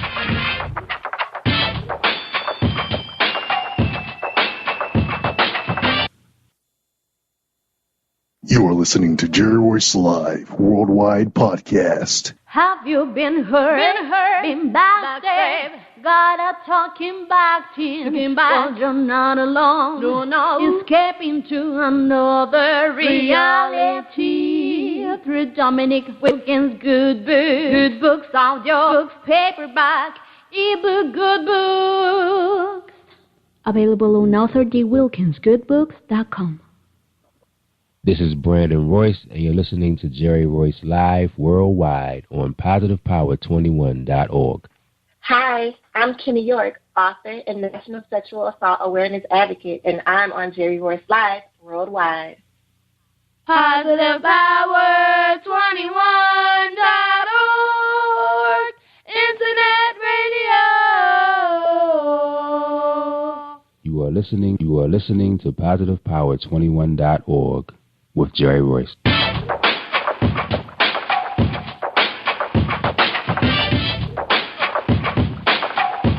What up? It's your boy Kano Kingston. Hi, this is Angel Sessions. Hey, this is Pat. Hi, I'm Teresa Cowell. Hi, Jerry. This is Ira Sandro Carter. Hi, this is Bill Powers. Hello, this is Teresa Bobby with Jerry Royce Live. Hi, I'm Philip Byrne. I'm live on the Jerry Royce Show. Hey, what it do? It's your boy Houston Saint. Peace, this is Dahlia the poet, spoken word artist. Hello, this is Lamar Marquise with Jerry Royce Live. All right, everyone. You got Robin Lynn, and I'm keeping it live right now on Jerry Royce Live. Hey, what's going on, everybody? What's up? This is a award-winning podcast with the greatest podcast on earth. Thank you for stopping by. I'm your host, Jerry Royce Live Worldwide on Internet Radio, where you get your positive on. So when it's all positive, it's all power. That's positive power. This is a worldwide podcast for growth, wealth, and success. Thank you.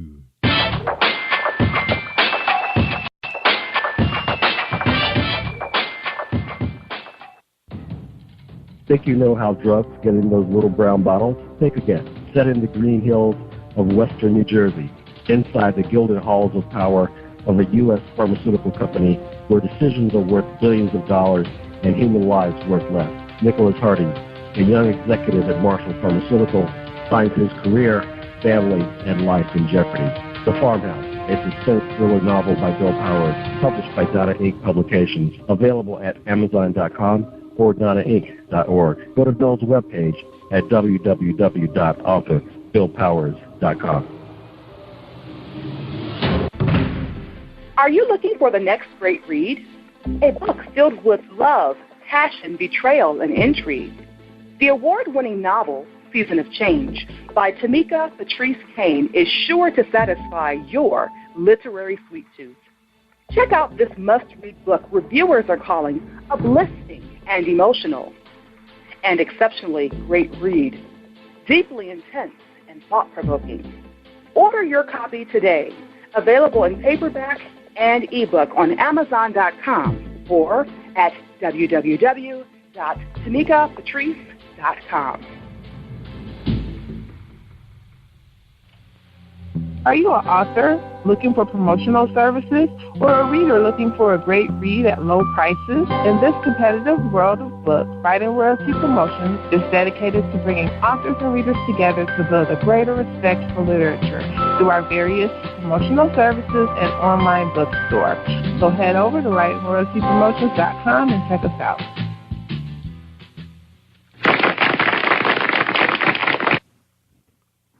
Thank you, everybody, for joining us, and welcome to PositivePower21.org. I am Jerry Royce Live. That's right, and welcome. You're listening to episode 307 with my special guest, Kenny York. That's right. And right after we have the station break, we'll be right back to talk to her. That's right, 307, Kenny York. One moment, please.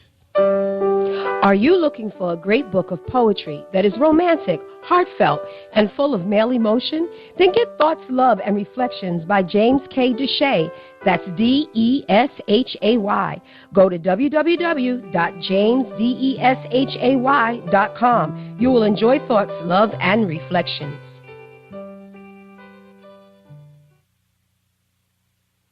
All right. Thank you, Deshay. That's James Deshay rocking his romance book. So you looking for something hot, pick him up, jamesdeshay.com. All right. Thank you for that sponsor, Mr. Shay. All right, tonight on episode 307, we got Kenny York.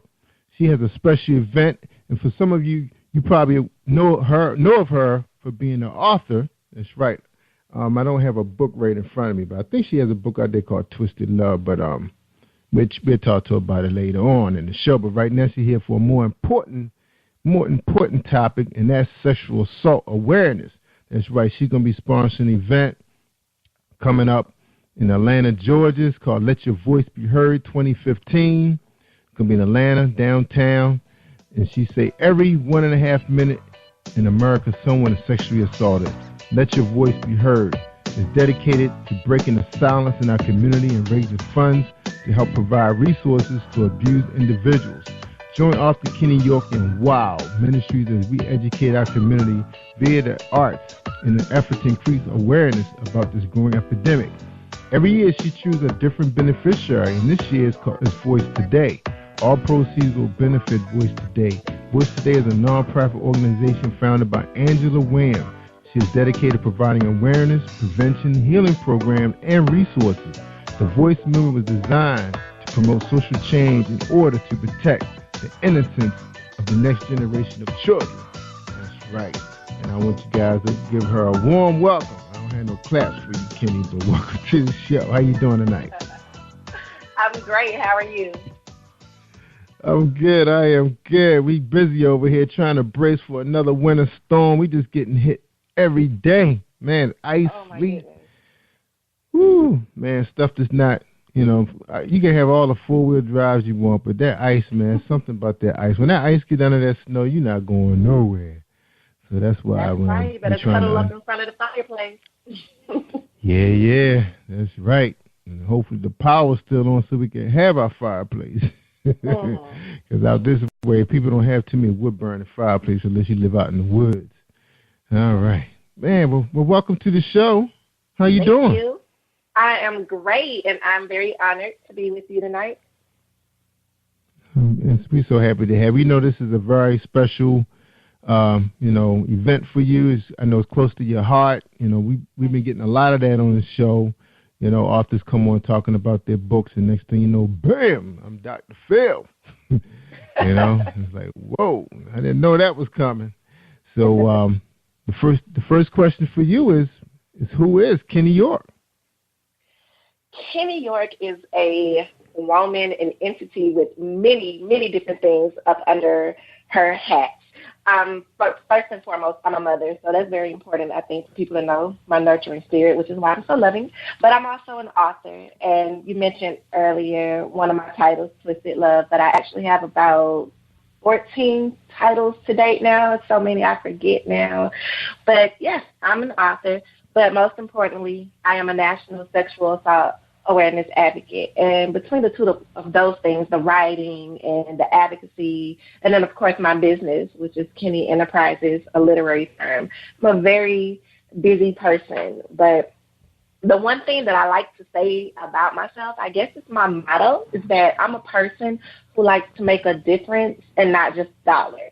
So everything that I do, everything that I'm doing, it comes full circle. It's always about making a difference, giving back to my community so much of what has been given to me, and even some of the things that I felt like I didn't get when I needed it, which is why this benefit event is so important.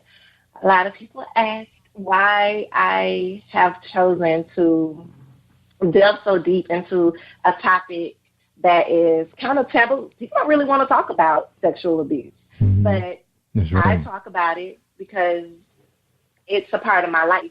When I was 14, I was sexually abused by my father, and it took me a long time to be able to talk publicly about what had happened to me. I didn't start talking about it until like 3 years ago when my event was birthed.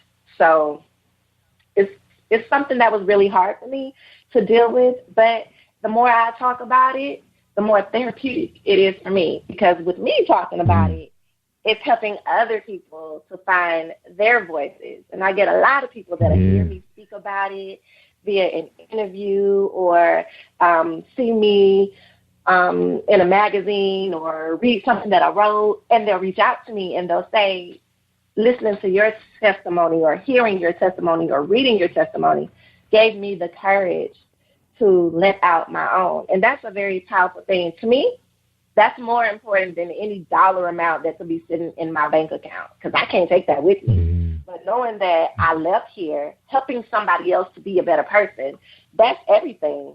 That's everything to me. Like I said, yeah, that's right. Man, sorry to hear the news. You know, something like that happened. So don't be sorry, because I believe that everything we go through is setting us up for greater and setting us up for what's ultimately supposed to be our destiny or our fate. It was destined for me to be put in a position to help other people, because I could have ended up much different than how I am now. A lot of sexual abuse victims, they turn to different things as their coping mechanism. Promiscuity, drug abuse, alcoholism, and praise God, none of that happened to me. But by the grace of God, now I'm able to be a positive voice, a positive influence for those people so that they can see there is life beyond abuse. You know what I mean? That's right. That's right. Now, do you ever? Now, was this your biological father? Yes, it was. Now, do you guys have a relationship today? Absolutely not. After it happened, maybe a few months to a year later, he was put in jail. He did serve 7 years for what he did to me. He also abused one of my sisters, and he served 7 years for what he did to her. So he served his time consecutively for her and I. And ever since then, I haven't looked back. For me, I'm done. There's nothing for me. There's no relationship there for me because I already see who you are.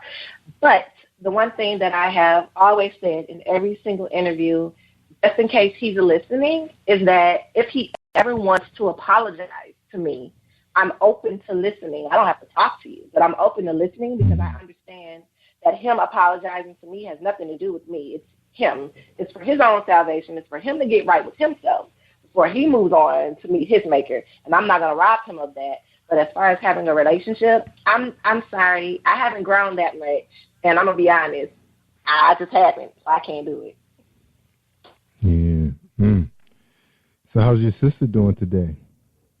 My sister and I, we also don't really have a relationship. I will reach out every now and again to make sure she's okay and other family members that they're okay. But everybody copes differently. Like, our lives are totally different. I can't really speak on her feelings about it or whatever. I can say she does have a relationship with her, or with him, and that's their business. Like I said, I haven't grown that much. I'm not able. Everybody's different. So one of the things I have a problem with, with some of these attacks that I hear on the show, is that a lot of times the family is actually living in the same household. They were like one happy family at one time, and then this, wasn't no alcohol involved, no drugs. It just was this person, I guess. I don't even think this person was even labeled a predator. I'm sorry, what was that? That's how it happened. We all lived together in a household together, and I didn't know. She's my older sister, so I didn't know that she was being victimized because she never told me. She kept it a secret for years. And then on the night that he decided, let me try a different daughter, I didn't keep it a secret. I immediately went to her because that's my big sister. I looked up to her. So immediately I went to her and told her what happened. And the one thing, I mentioned this in every interview too, the one thing she said to me that night that I didn't pick up on at the time, but in retrospect, I remember it clearly. She said to me, if you ever want to tell anybody, if you ever want to go out and tell somebody, I'll go with you and I'll speak up with you because it's happened to me too. And then she hesitated. And then she said, but it wasn't bad. Like she was trying to hurry up and brush it up real quick and make it sound better. But if I had been paying attention, then I would have caught it and been like, okay, I need to run away from this house or something. Yeah. Wow. Now, you have any brothers, uncles? I do. I have brothers and uncles. I have brothers that are on my father's side, and then, of course, I have one brother that's on my mother's side. We don't share that. So your mom, so tell us a little bit about the background, your background, about your family background. So we understand how the makeup of your family is. So this is how it happened. Did you guys middle class, like that? What kind of, what class were you guys? They're hardworking people? Stress? I would say my parents were hardworking people, average family, average middle-class family. But I started living with my mother first. My mom and my dad were never married. So I lived with my mom, and she also had a son, so my oldest brother. But when I turned, I think I was 13 maybe, I decided that I no longer wanted to live with my mother. So I left my mom's house. My mom lived here in Atlanta, which is where I live now. My mom lived in Atlanta, so I moved from here to Florida, which is where my dad and his family lived. So it's my father, my stepmother, 2 sisters, a niece, and a brother, and then me. All of us in the same household. Because they like your half, so they your half siblings. Is that right? Right. Okay. Right. So the whole time that we're there, that we're living together in this household, like nobody knew that my father was victimizing my older sister. Like her mom didn't know. She said she didn't know. That's what I'm gonna say. My stepmother said she didn't know what was happening to her daughter or whatnot. So I often question that, but Yeah, sometimes they know. Now, so he ended up serving time. So this all happened right during the time period where, like you ratted him out. You said, hey, this is what's going on. I'm not going to keep it a secret no more. And immediately the trial, investigation started. It didn't happen right away. A few months passed before my sister and I both actually spoke up. But it wasn't because we just were strong enough to let our own voices be heard. My sister had a friend who she had disclosed all the information to, and the friend was fearless, and she said, no, this has to end. So the friend told my stepmother what was happening in her house. The stepmother asked us. We said, yes, this is what's happening. She put my father out. He ran. He came back to Atlanta, but he eventually turned himself in, and obviously we pressed charges. There was a trial, and he was prosecuted. And that's the extent of it. Wow, that was a lot. And it took a friend to convince your sister. Yeah. Right. It's always that. And it's funny, you always say, I'm sorry, what'd you say? Oh, I was just saying I'm grateful to the friend because there's no telling what would have happened to me, or my sister, but there's no telling what would have happened if that friend had not stepped in and intervened. My life could be so different now, so I am grateful to her. And then I was going to say that, I've done a couple of these interviews, and it's always a friend. I mean, I had people who was the friend that was on the show, and he was trying to get, that person to come forward, and they said they couldn't deal with them no more if they couldn't, especially when it comes to abusive boyfriends, because that was a majority of the shows I've had was the abusive, husbands, and the girlfriend is listening to all of this, and they get to a point and say, you got to go. I can't take this no more. I can't hear this no more. You got to do something. You got to leave, But it's good that happened. It's a shame that, it had to be that kind of a prosecution, to a man who made up, the household. But we don't know why this happened, But like you said, every 1.5 minutes, someone sexually assaulted, and that could be someone walking down the street, alley, on the job, whatever. Right. sitting all at those home in their numbers living come room. together? Mm-hmm. Okay, so all those numbers come together, even the rapes and everything, all that combined. Yes. That number, the 1.5 minutes. Oh, wow. All of that combined. Man, we've been talking for about 15 minutes. That's about 15, almost 15 cases just happened. That's ugly. And most of those will not be reported. Probably a lot of them. What you say, like out of how many out of 10 won't be reported? Will not be reported. I would say a good 8 to 9 out of 10.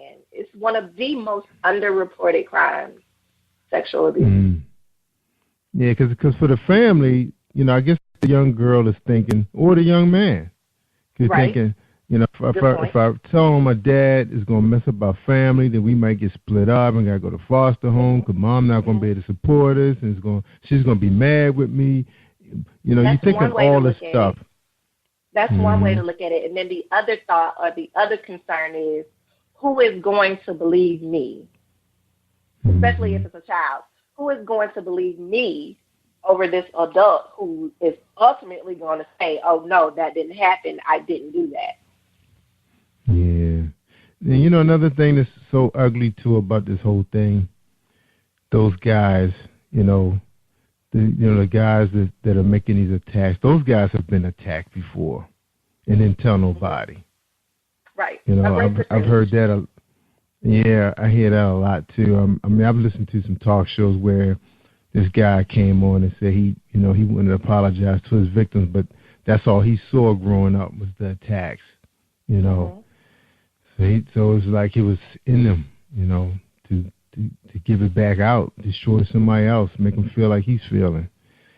So that's another sad piece to the story also, that it's like a generational thing. Well, it looks like it's time for us to take a little break. Okay.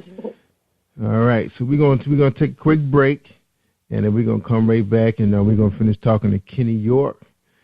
A subject that must be talked about. Of course, it's hard to hear because you can't believe this is happening. I'm really, really surprised about the black man. Man, I've been so shocked about this whole thing. I don't know why, but I don't know.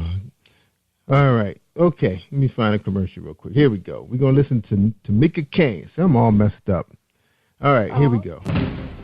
Are you looking for the next great read? A book filled with love, passion, betrayal, and intrigue. The award-winning novel, Season of Change, by Tamika Patrice Kane, is sure to satisfy your literary sweet tooth. Check out this must-read book reviewers are calling uplifting and emotional. And exceptionally great read, deeply intense and thought-provoking. Order your copy today, available in paperback and ebook on Amazon.com or at www.tamikapatrice.com.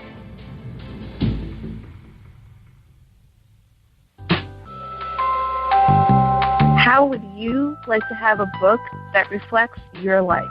Hi, I'm Mocha Butterfly. I would like to tell you more about my latest book, The Reality of Mocha Butterfly. It's a poetry chapbook capturing my life that covers subjects such as self-esteem, anti-bullying, spirituality, family, friends, love, and heartbreak. You can purchase your copy online at twopensandlit.com/Thompson. To find out more about me, visit me on Facebook at facebook.com/M8CHA-Fly. Thanks for listening. Hi, I am recording artist Marilyn Dunn from St. Louis, Missouri. If you are looking for some soul-stirring, anointed, spiritual, and heartfelt music, visit my website at www.MarilynDunnMinistries.com. Or you can also find me on CD Baby, iTunes, and Reverb Nation. For booking information, contact Mr. Kevin Dunn at 636-856-0551. That's 636-856-0551. 0551. Hey, this is director, producer Alan Wills, and I am on Positive Power 21 with Jerry Royce Live. And when I'm online, I listen to Jerry Royce Live at www.spreaker.com/positivepower21.org. Y'all heard? Thank you, big time, Alan. That's right, my man living in Florida, enjoying the good weather right now. Man, I need to relocate my family to Florida. Enjoy, man. It's crazy up here right now. March is off the chain. Just got here. All right, y'all. Man, I feel like playing my favorite song, The Champion, because Kenny York, you are a champion, coming forth to tell a story, to help some other young lady or young man who's under attack, under siege in their own home. Probably don't even want to come home from school. Probably playing every sport and after-school activity possible, just so they don't have to go home. Man, this is some kind of world we living in, man. Jesus coming, man. Jesus coming soon. Man, we might have to play my girl song real quick. Let's take a quick break. Let's hear Angel Sessions real quick. Her song, Jesus Coming. All right, you want to hear that? Awesome. Let's hear that real quick. All right, Jesus Coming soon. And we're going to be right back to talk to Kenny York. Don't delay, give it up, be strong and lift him up, 'cause he's the power of life. Lift him up, rain away, rain away, rain away, 'cause it's the last day.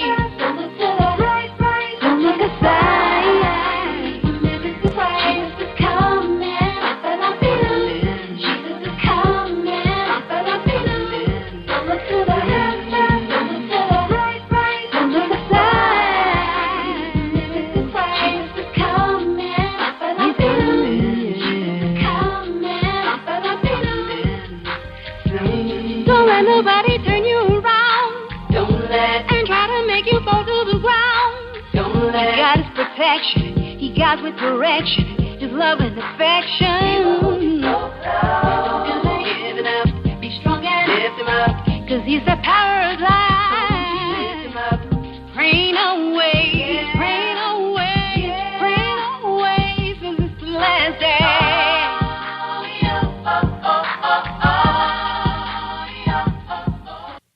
Yeah, that's Angel Sessions. She just dropped that baby. Yeah, and that bad boy hit number one. I think number one on Amazon. Yeah, that's what's up. Jesus, I love that song. We needed some of that. All right, Kenny, we ready to talk about your event, the reason why you are here tonight on Jerry Royce Live Worldwide. Somebody listening to this show is probably on the fence right now. I guess to turn that person that rat in. Turn them in or turn her in, because I've heard some situation where both the couple was involved in the act. Yeah, it's ugly out there, y'all. Yeah, it is. Yeah, I couldn't believe my ears. I think I read that one in a book. So anyway, sometimes you see these movies, man, they come from somewhere. Absolutely. Yeah.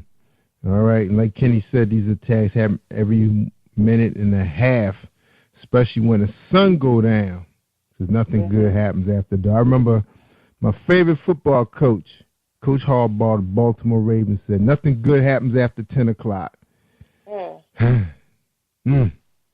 That's about the time everybody about ready to turn in.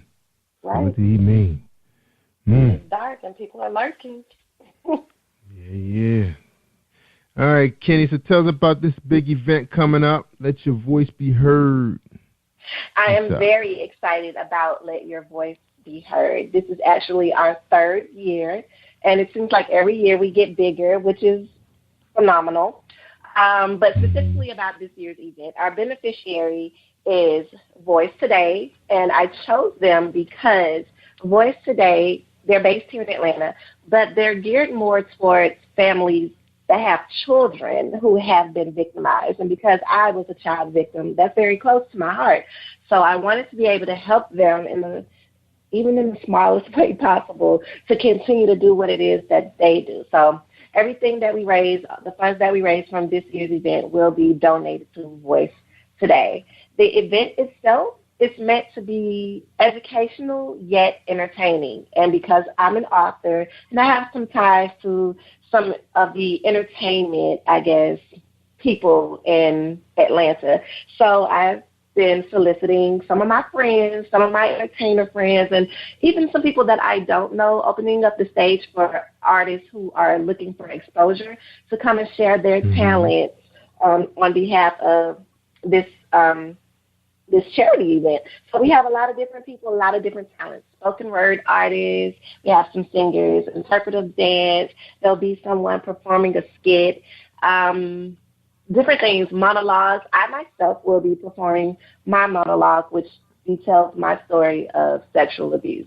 And then, of course, we have to be a little jazzy. So from 5 to 6 p.m., we'll be doing a red carpet thing where you come, look nice, take your pictures at the Step and Repeat, and have some light refreshments, get your pictures taken, to commemorate the moment or the event.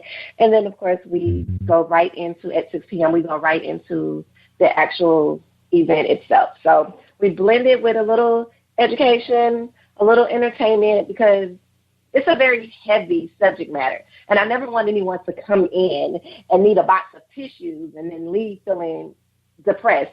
No, I want you to leave feeling empowered. Big difference. That's right. But I also want your spirit to be moved. So the things that are often said in people's performances and their songs and their spoken word pieces, the things that are said are very real and sometimes very raw.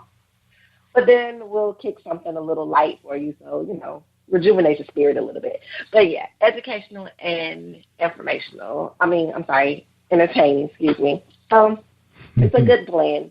I think it's a good blend. And I'm excited about some of the acts that we're going to have this year. I have some people that are returning acts that have been with me since year one, so I really appreciate that support. And then, of course, some new artists that I just became acclimated with. So I'm doing two things here. I'm giving people a chance to spotlight their talents and get some exposure, which is awesome. And then also educating our community about this growing epidemic. It's a win-win situation to me. All right. Now you mentioned spoken word. You got spoken word artists going to be there? I do. I have several spoken word artists, and I've heard them all, and I tell you, these people have rocked my spirit. They have left me sitting there with my jaw on the floor. Like, oh my, they really just say that? I know. I love it. I love spoken word. I do. You got to turn me on some of those people so I can get them on my show, because we just rocked the big show last night with 12 poets. Not all of them are spoken word, but they do read. But I think more than half of them were spoken word. But I did kind of, anybody that was on my show that read, I kind of mixed them in with that mix. So I hope everybody enjoyed it. I really did. I'm sure. I'm sure they did. Yeah. That's awesome. All right. So who you have interested in getting in today's discussion? One of my spoken word artists, she was so phenomenal. Her name is Nima Taraji. And when I heard her perform her piece, she came out to our open audition. I was like, ooh, wow, big testimony inside of her spoken word piece. And when you see her, she's like the most precious person ever. She's so precious. And then to hear her words be so powerful, I'm like, whoa, big things come from little people. Yeah, I know. I've heard her, man. She's right on this show. I'm looking at that picture right on Facebook. I was like, wow, all that came out. That's a lot, man. Now I was looking at your website, and you look like you had some. I wasn't sure if that was like last year events. You had some people look like they was on a platform talking. Like you had like some kind of like open dialogue. I'm trying to think of what that could have been. I do so many different things that I'm not really sure exactly what it is that you're speaking of. But I do a lot of. I'm looking at well, let's see. I was looking at your photo, and it looked like you had someone named Phyllis Miller from the Rape Crisis Center. Mm-hmm. She was like a guest from last year. Phyllis Miller is the director of Daily, which is formerly known as the DeKalb Rape Crisis Center. And she was at last year's event, but last year's proceeds were donated to Daily, so that's why she was there. Okay. So we've done a couple of events where we have both spoken together. Yeah. Okay. Now you have a picture of a beautiful woman on here named Christopher Davis. You have a picture of her.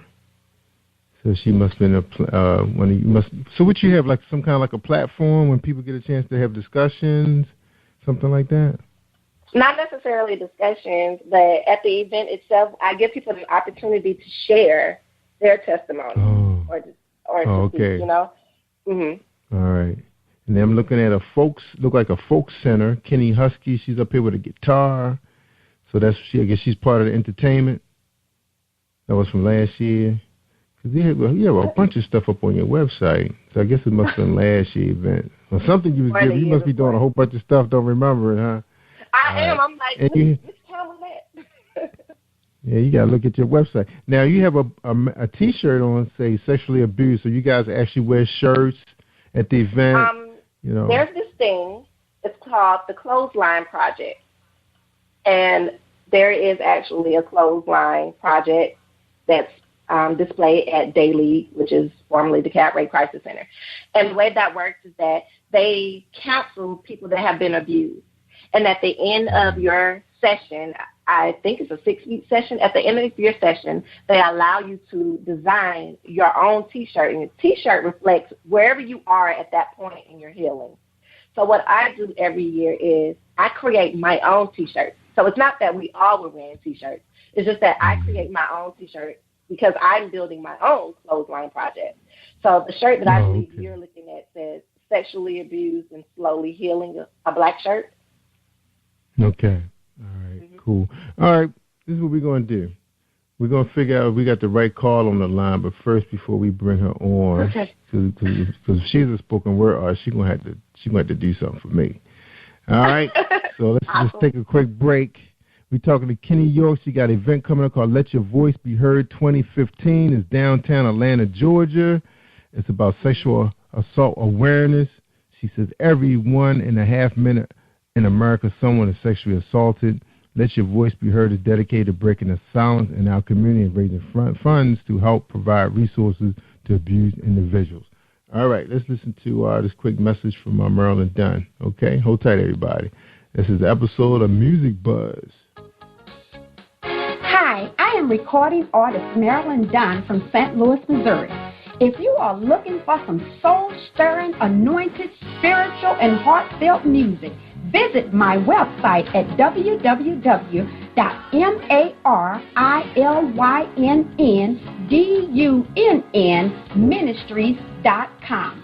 Or you can also find me on CD Baby, iTunes, and Reverb Nation.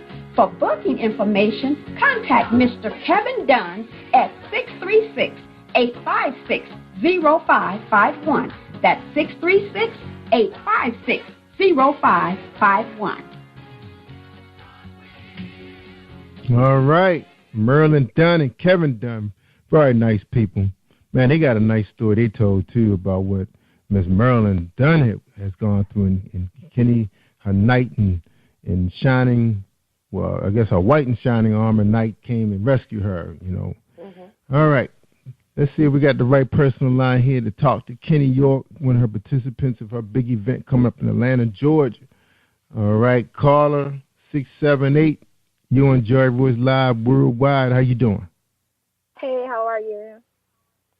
Fine. So is this the spoken word artist? Yes, it is. Was that Nima? Nima's your first name? Yes, it's Nima Taraji. All right. That sounds like a spoken word artist. All right. So you going to do something for us tonight? You going to be able to get you to do something? Yeah, I can share a little. All right. So you can go ahead and think about what you're going to do. Now, so how you come about being part of this? Tell us your story. I was actually just looking for auditions online, and I came across the Let Your Voice Be Heard, and I saw what the cause was about, and I'm definitely big on advocacy for, sexual assault awareness and whatnot for my own. So I was like, it was definitely a good project for me to be a part of in any way possible. I don't care if I was handing out pamphlets or something, you know, I wanted to be a part of it. So when I saw she was looking for a spoken word artist, I already had a few pieces put together, so I just knew I had to audition for it, and that's how I went. Yeah. Nima, now, a lot of us, if we have not become victims ourselves, we have friends who've been down that road. You know, were you ever approached by a friend who needed to talk and she didn't tell you the whole story, and you was listening in, you got to a point where you just couldn't take it no more? Has that ever happened to you in your young life? I wouldn't say I got to a point where I couldn't take it anymore, but I've definitely had people, you know, approach me with different situations that they've encountered in their lives, and I've also seen things, you know, as a child growing up. Even if they didn't share it, I've seen things. So it's just kind of like the piece that I'm going to share at the event. It's just a mixture of things I've seen myself, things that people have told me, and it kind of makes you wonder what more you can do. I mean, you feel like you can't do anything, but at the same time, you know you have to do something. So it definitely puts you in hero mode, but you have to make the right choice to not harm the person that's involved. That's right. Yeah, it's a pretty sensitive topic. You know, it's almost like, is this person ready? Even though they want to talk about it and they want somebody with them in their corner, because because sometimes they probably feel guilty themselves, like was it their fault? You know, they don't want to break up the family, or they don't want to mess up that person's relationship with their friend. Because you hear a lot of stories where the best friend is attacked by the person's boyfriend or fiance or whatever, and they don't want to mess their relationship up because they know they're about to get married and she got this big dreams. You kind of don't want to get in between that, so you kind of keep it to yourself. So that happens a lot too. All right, man, what a world we living in. All right, well, we ready when you are. You ready? I'm ready. All right. All right. Never containing a solution to the equation. What's wrong with me? Never knowing it wasn't me at all. Someone has stolen me over and over again, taking my joy, my peace, my serenity, and happiness, my chance of understanding, and my innocence and accomplishment. My love, my worth, instilling fear and hurt, my everything you stole. I didn't know what I deserved. I never felt good enough anyway. No one cared what was happening. Well, truthfully, they didn't know. So these monsters now have the right to have kids of their own. And I still sit here, empty. It's just a small piece of the actual piece that I'm going to perform on the night. Yeah, you just gave us a little taste of what it's going to be like, right? Yeah, just a little bit. Yeah, I understand. All right. Well, Kenny, I'm gonna play this little short piece for you, because this is how I feel. When I said earlier, I said you're a champion from doing something like this. I'm gonna dedicate this song to you. This is from a rap duo out of New Jersey, and these guys have a story to tell also. Okay. And you guys may want to check out their show. I can't remember what episode it was, but it's up on my website. So you make that Hall of Fame, the billboard with all the episodes numbered. You'll be right there for people to see, find out what your show is all about. And also, I want to share with you too, maybe you may want to check out our last night podcast. We did a little mini concert with 12 poets, some spoken word, some just readers. You may want to check that out, become part of that if you'd like to do that. And anybody out there listening to us, you have a message behind your spoken word, you can submit your work to us at positivepower21.org. You go to our website and you'll see our email and everything. And or you can go to Facebook, Jerry Voice Live, and inbox me. Let me know you're interested in submitting some of your spoken word pieces. All right, well, hold tight. Let's play this for. This is dedicated to Kenny York. All right, here we go.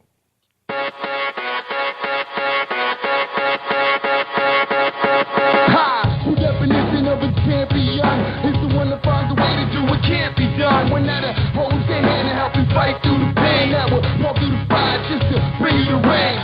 Obstacles are only rocks for the common. It's a race against the clock, and you got the perfect timing. Bring the thunder so we all can catch the lightning. The only thing that cuts timing is a diamond. All right, I just want to play a little piece that was dedicated to Kenny York. Thank you. I just love that song. I appreciate Yeah, I think that's a powerful song. You know, it deserves to go to a person that's considered to be like a world champion. You know, they doing things beyond, you know, being asked, you know, from your heart. And that's what he mentioned, you know, the heart. Oh, man. All right, Kenny. We ready to get your final thoughts on the show, but before you do that, we're going to get a little bit from Nima. You going to share one more piece for me? Yeah, one more piece you could do? Because I know you guys keep stuff stored in the back of y'all little computer brain. It's probably in your smartphone. Probably about 100,000 of them, right? Yeah, I do. Give me a second. All right. Take your time.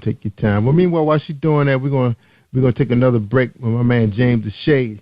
He's a romance writer. You know, for them guys out there, you need a lady, get this book so you know what to say to him. Hold tight. James Deshay. Are you looking for a great book of poetry that is romantic, heartfelt, and full of male emotion? Then get Thoughts, Love, and Reflections by James K. Deshay. That's D-E-S-H-A-Y. Go to www.jamesdeshay.com. You will enjoy Thoughts, Love, and Reflections.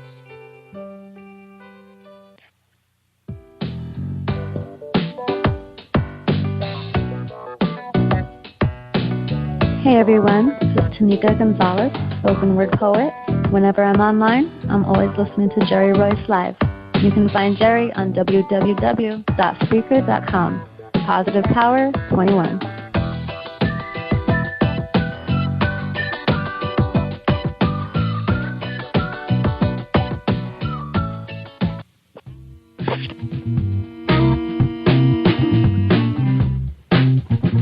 Are you an avid reader of urban fiction, looking for drama, suspense, and more? Readswell Publishing is dedicated to bringing the world's best literature to our readers. Urban fiction, erotica, sci-fi, mainstream fiction, and children's literature are just some of the genres produced by our diversified family of authors. You can reach us on Facebook, Twitter, Instagram, and at our website, www.readswellpublishing.com. Hi, I am Arthur Crystal Alexis, and I'm on Positive Power 21 with Jerry Royce Live. Woohoo! No wonder I had my mic turned off. I'm sitting here just yakking. All right, y'all. Wow. I edited that piece. Okay, Kenny, I was about to give him that location. I was just yakking, and I had my mic turned down because I was drinking. But anyway, your event is happening Saturday, April 18th, 2015. 6 to 8 at Martin Luther King. Was that 115 Martin Luther King Jr.? Right. Is that what's that, a hall or a street? That's a street. It's a street. Mm-hmm. What's the name of the venue where it's going to be? The building doesn't actually have a name, but the suite that it'll be in belongs to Wow Ministry, and Wow Ministry is my co-coordinator this year. Okay. Mm-hmm. So it's the home office. So it's not a block party. Ministry. So it's not a block party. All right, not a block party. Oh man, we would have came down there for a block party. All right. You should come anyway. Yeah, I know. So with the tickets $10 at the door. Okay, and can they purchase online? $10 in advance. So if they go to the website and click on the nice little Let Your Voice Be Heard icon, which is actually the actual flyer, there is a place that says purchase tickets here, click me, so they can purchase tickets online. Yeah, that's right. And again, go to Kenny York, KENNI, York.com, and everything is right there. She got a list of talent. She got vocalists Kalika Wade, Lola Wilson, Melissa Rose, Aries Hertzy, Charles J.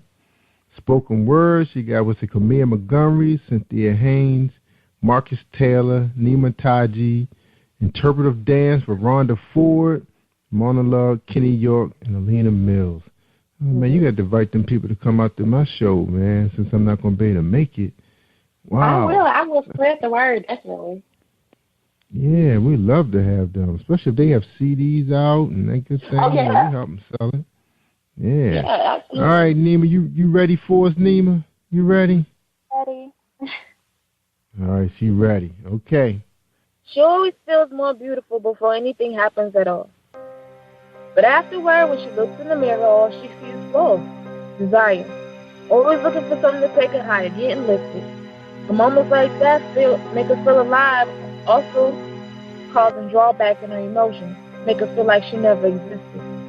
Love's potent, and alcohol is easy, so when she sips, and flips, she don't feel sleepy or anything, but numb. But life goes on, so to feel the touch, happy, puff, pass, and she don't think it's dumb. Her skin with blemishes and such. Hair a little nappy, so she throws in the weave and smacks on some blush. Taking another sip or two now, liking what she sees, but it's a blurred view. It's not her she recognized, but an image of a mask disguised and lies, and she's no longer beautiful. That's all. It's powerful. Yeah, we can't wait to get you on our show. All right, now, and I have a question for you, Nima. Are you producing, material on your own, or do you participate in spoken word events around town where people can hear you live? Actually, this event will be my first live event with my own work. I write a lot. I've been writing for years, but I've never actually performed any of my own stuff. So I do plan on putting out a demo CD with some on the record, but this will be my first live. I'm actually excited. So it's just weird, hearing my own words out loud. So even saying it right or speaking it right now over the air, I'm kind of like shaking right now, but nobody can see me so good. Oh, we so proud of you. Good job. All right. Look, happens here, right here on Jerry Royce Live on PositivePower21.org. Yeah, check out that mini concert we had. Maybe we need to do something like that one day to raise some money and help people. I got to put that on my agenda.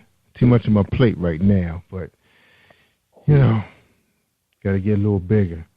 All right, so we like that list of talent. Got vocalists, spoken word, interpretive dance, modeling. People getting a big bang for the bucks, man. You need to raise the ticket price. That sounds like $50. You know how people are. They're looking for deals. Yeah, no, thanks so expensive. They won't come down on the food prices. The gas prices have come down, but they won't blow the food prices. I couldn't believe a little bit of food I got for that much money. Man, I remember back in the day, you had 3 cars for spending that much. I don't know, times, man. That's why I told you Jesus coming. That's why I had to play that song. All right, well, that's why he put soldiers out there like us, man, to make a difference in the world, to keep the balance. But hopefully we can, tip the scale a little bit higher our way. That's right. And you putting your voice out there, letting people know it's okay to go tell somebody. If you're in trouble, you're not feeling comfortable, something just don't seem right, tell them, Kenny. Talk to them. Absolutely. Don't allow yourself to be stifled. Don't allow your voice to be muffled. Be heard. It's never too early. It's never too soon. Be heard. Because what you're going through, it doesn't have to define you, and you don't have to be stuck in it. So be confident knowing that there are others out there who are going through the same thing that you're going through or have been through the same thing that you're going through, and that there is life after abuse. There is. That's right. And you hear it on this show all the time. I mean, people are offering books. They've graduated. They got 2-3 college degrees. They're raising children. They have good husbands. So don't give up on love, for one. Just because you had that one evil monster in your life, because you don't know what that person has gone through that make them want to try to damage somebody else that are getting help, because they're ashamed. But, if it ever happens or come close to happening, say, look, you need to get some help. If you don't, I'm going to tell somebody. And I know a lot of times you hear all the time how they use these little threats like, I'm going to hurt your mother, I'm going to hurt your little brother. They ain't going to do that. They would have been done that already. Go tell on them. Tell them to go get some help. Right. Tell them. Wake them up, get them out of that funk they in. All right, I guess I gave my 2 cents, Kenny. All right, Kenny. You're right, though. we ready for your final thoughts for tonight's show. And I know you gave them a whole lot just a second ago, but I know you got some more in there. So this is your platform. You have basically gone ahead and summed that up, that in the end, what I'm trying to do, the overall goal for Let Your Voice Be Heard is just that, to encourage victims to let their voices be heard, to tell somebody, to get yourself out of that place that you're in, no matter if you're a boy, girl, and woman, child, or adult. You don't have to stay in an abusive situation.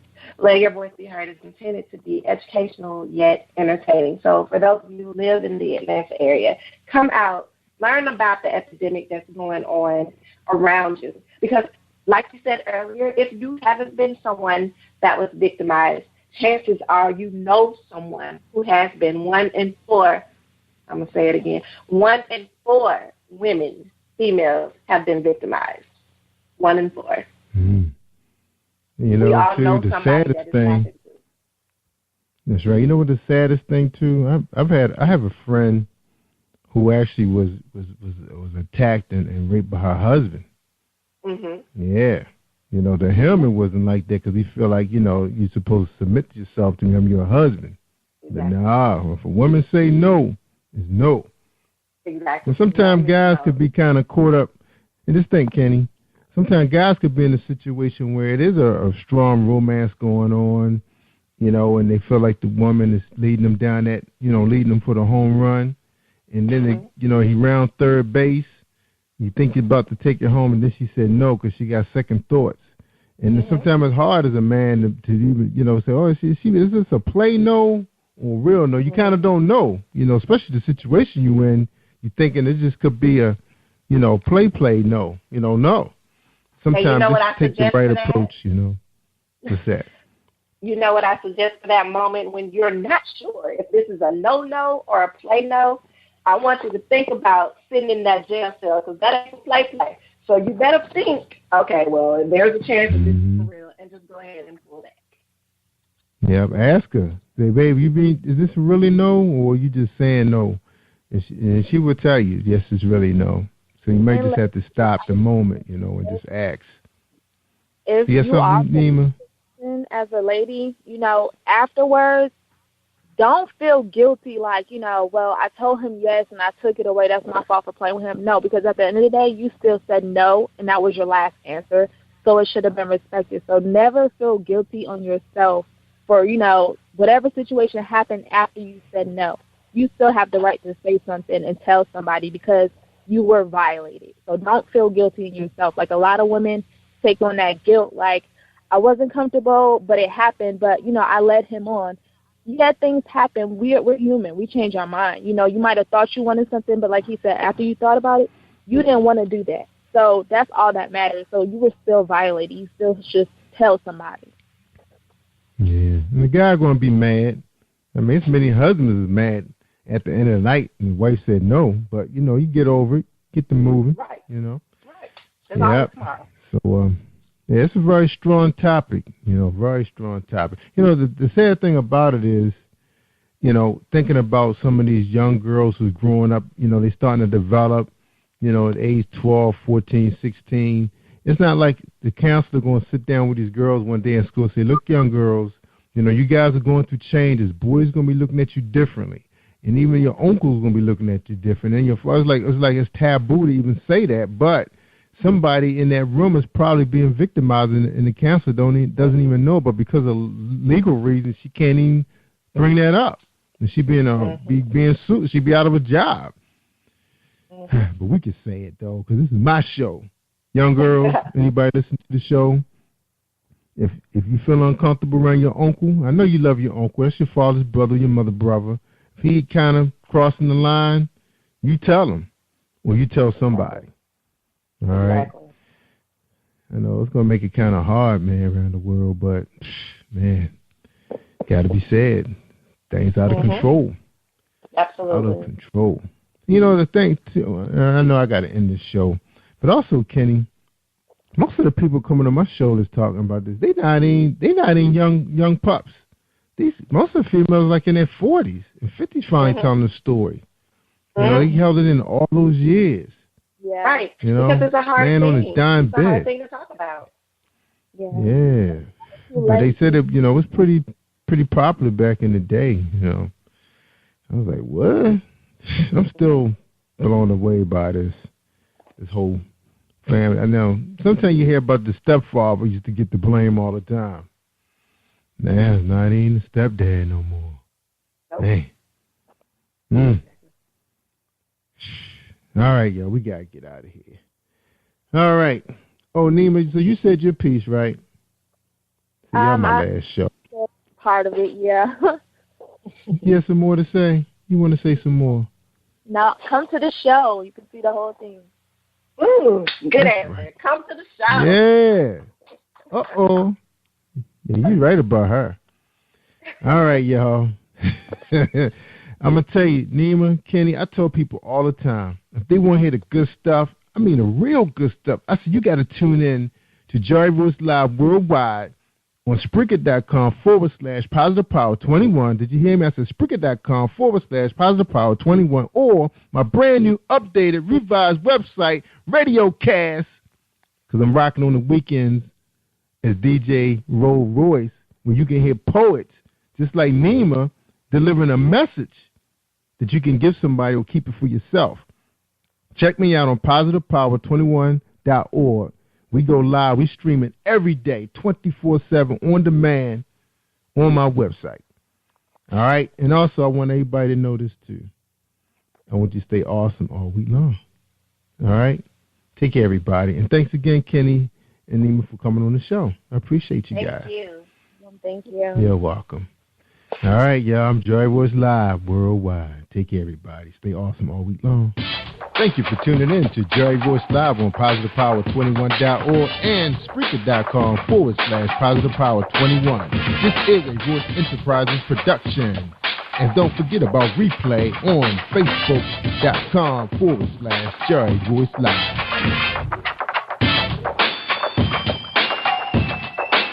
All right. That's it. Hi, I am recording artist Marilyn Dunn from St. Louis, Missouri.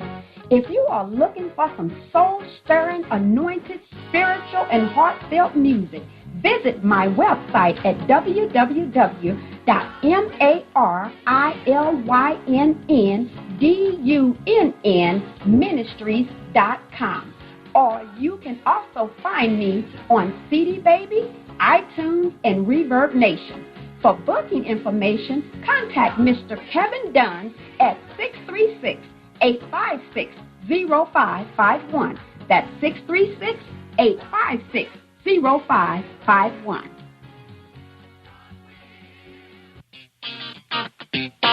Hey, this is director-producer Alan Wills, and I am on Positive Power 21 with Jerry Royce Live. And when I'm online, I listen to Jerry Royce Live at www.Spreaker.com/PositivePower21.org. Y'all heard? Hey, my name is Gilbert Sines, and I'm the author of Spiritually Reincarnated, and I am joining Jerry Royce Live today. Hi, this is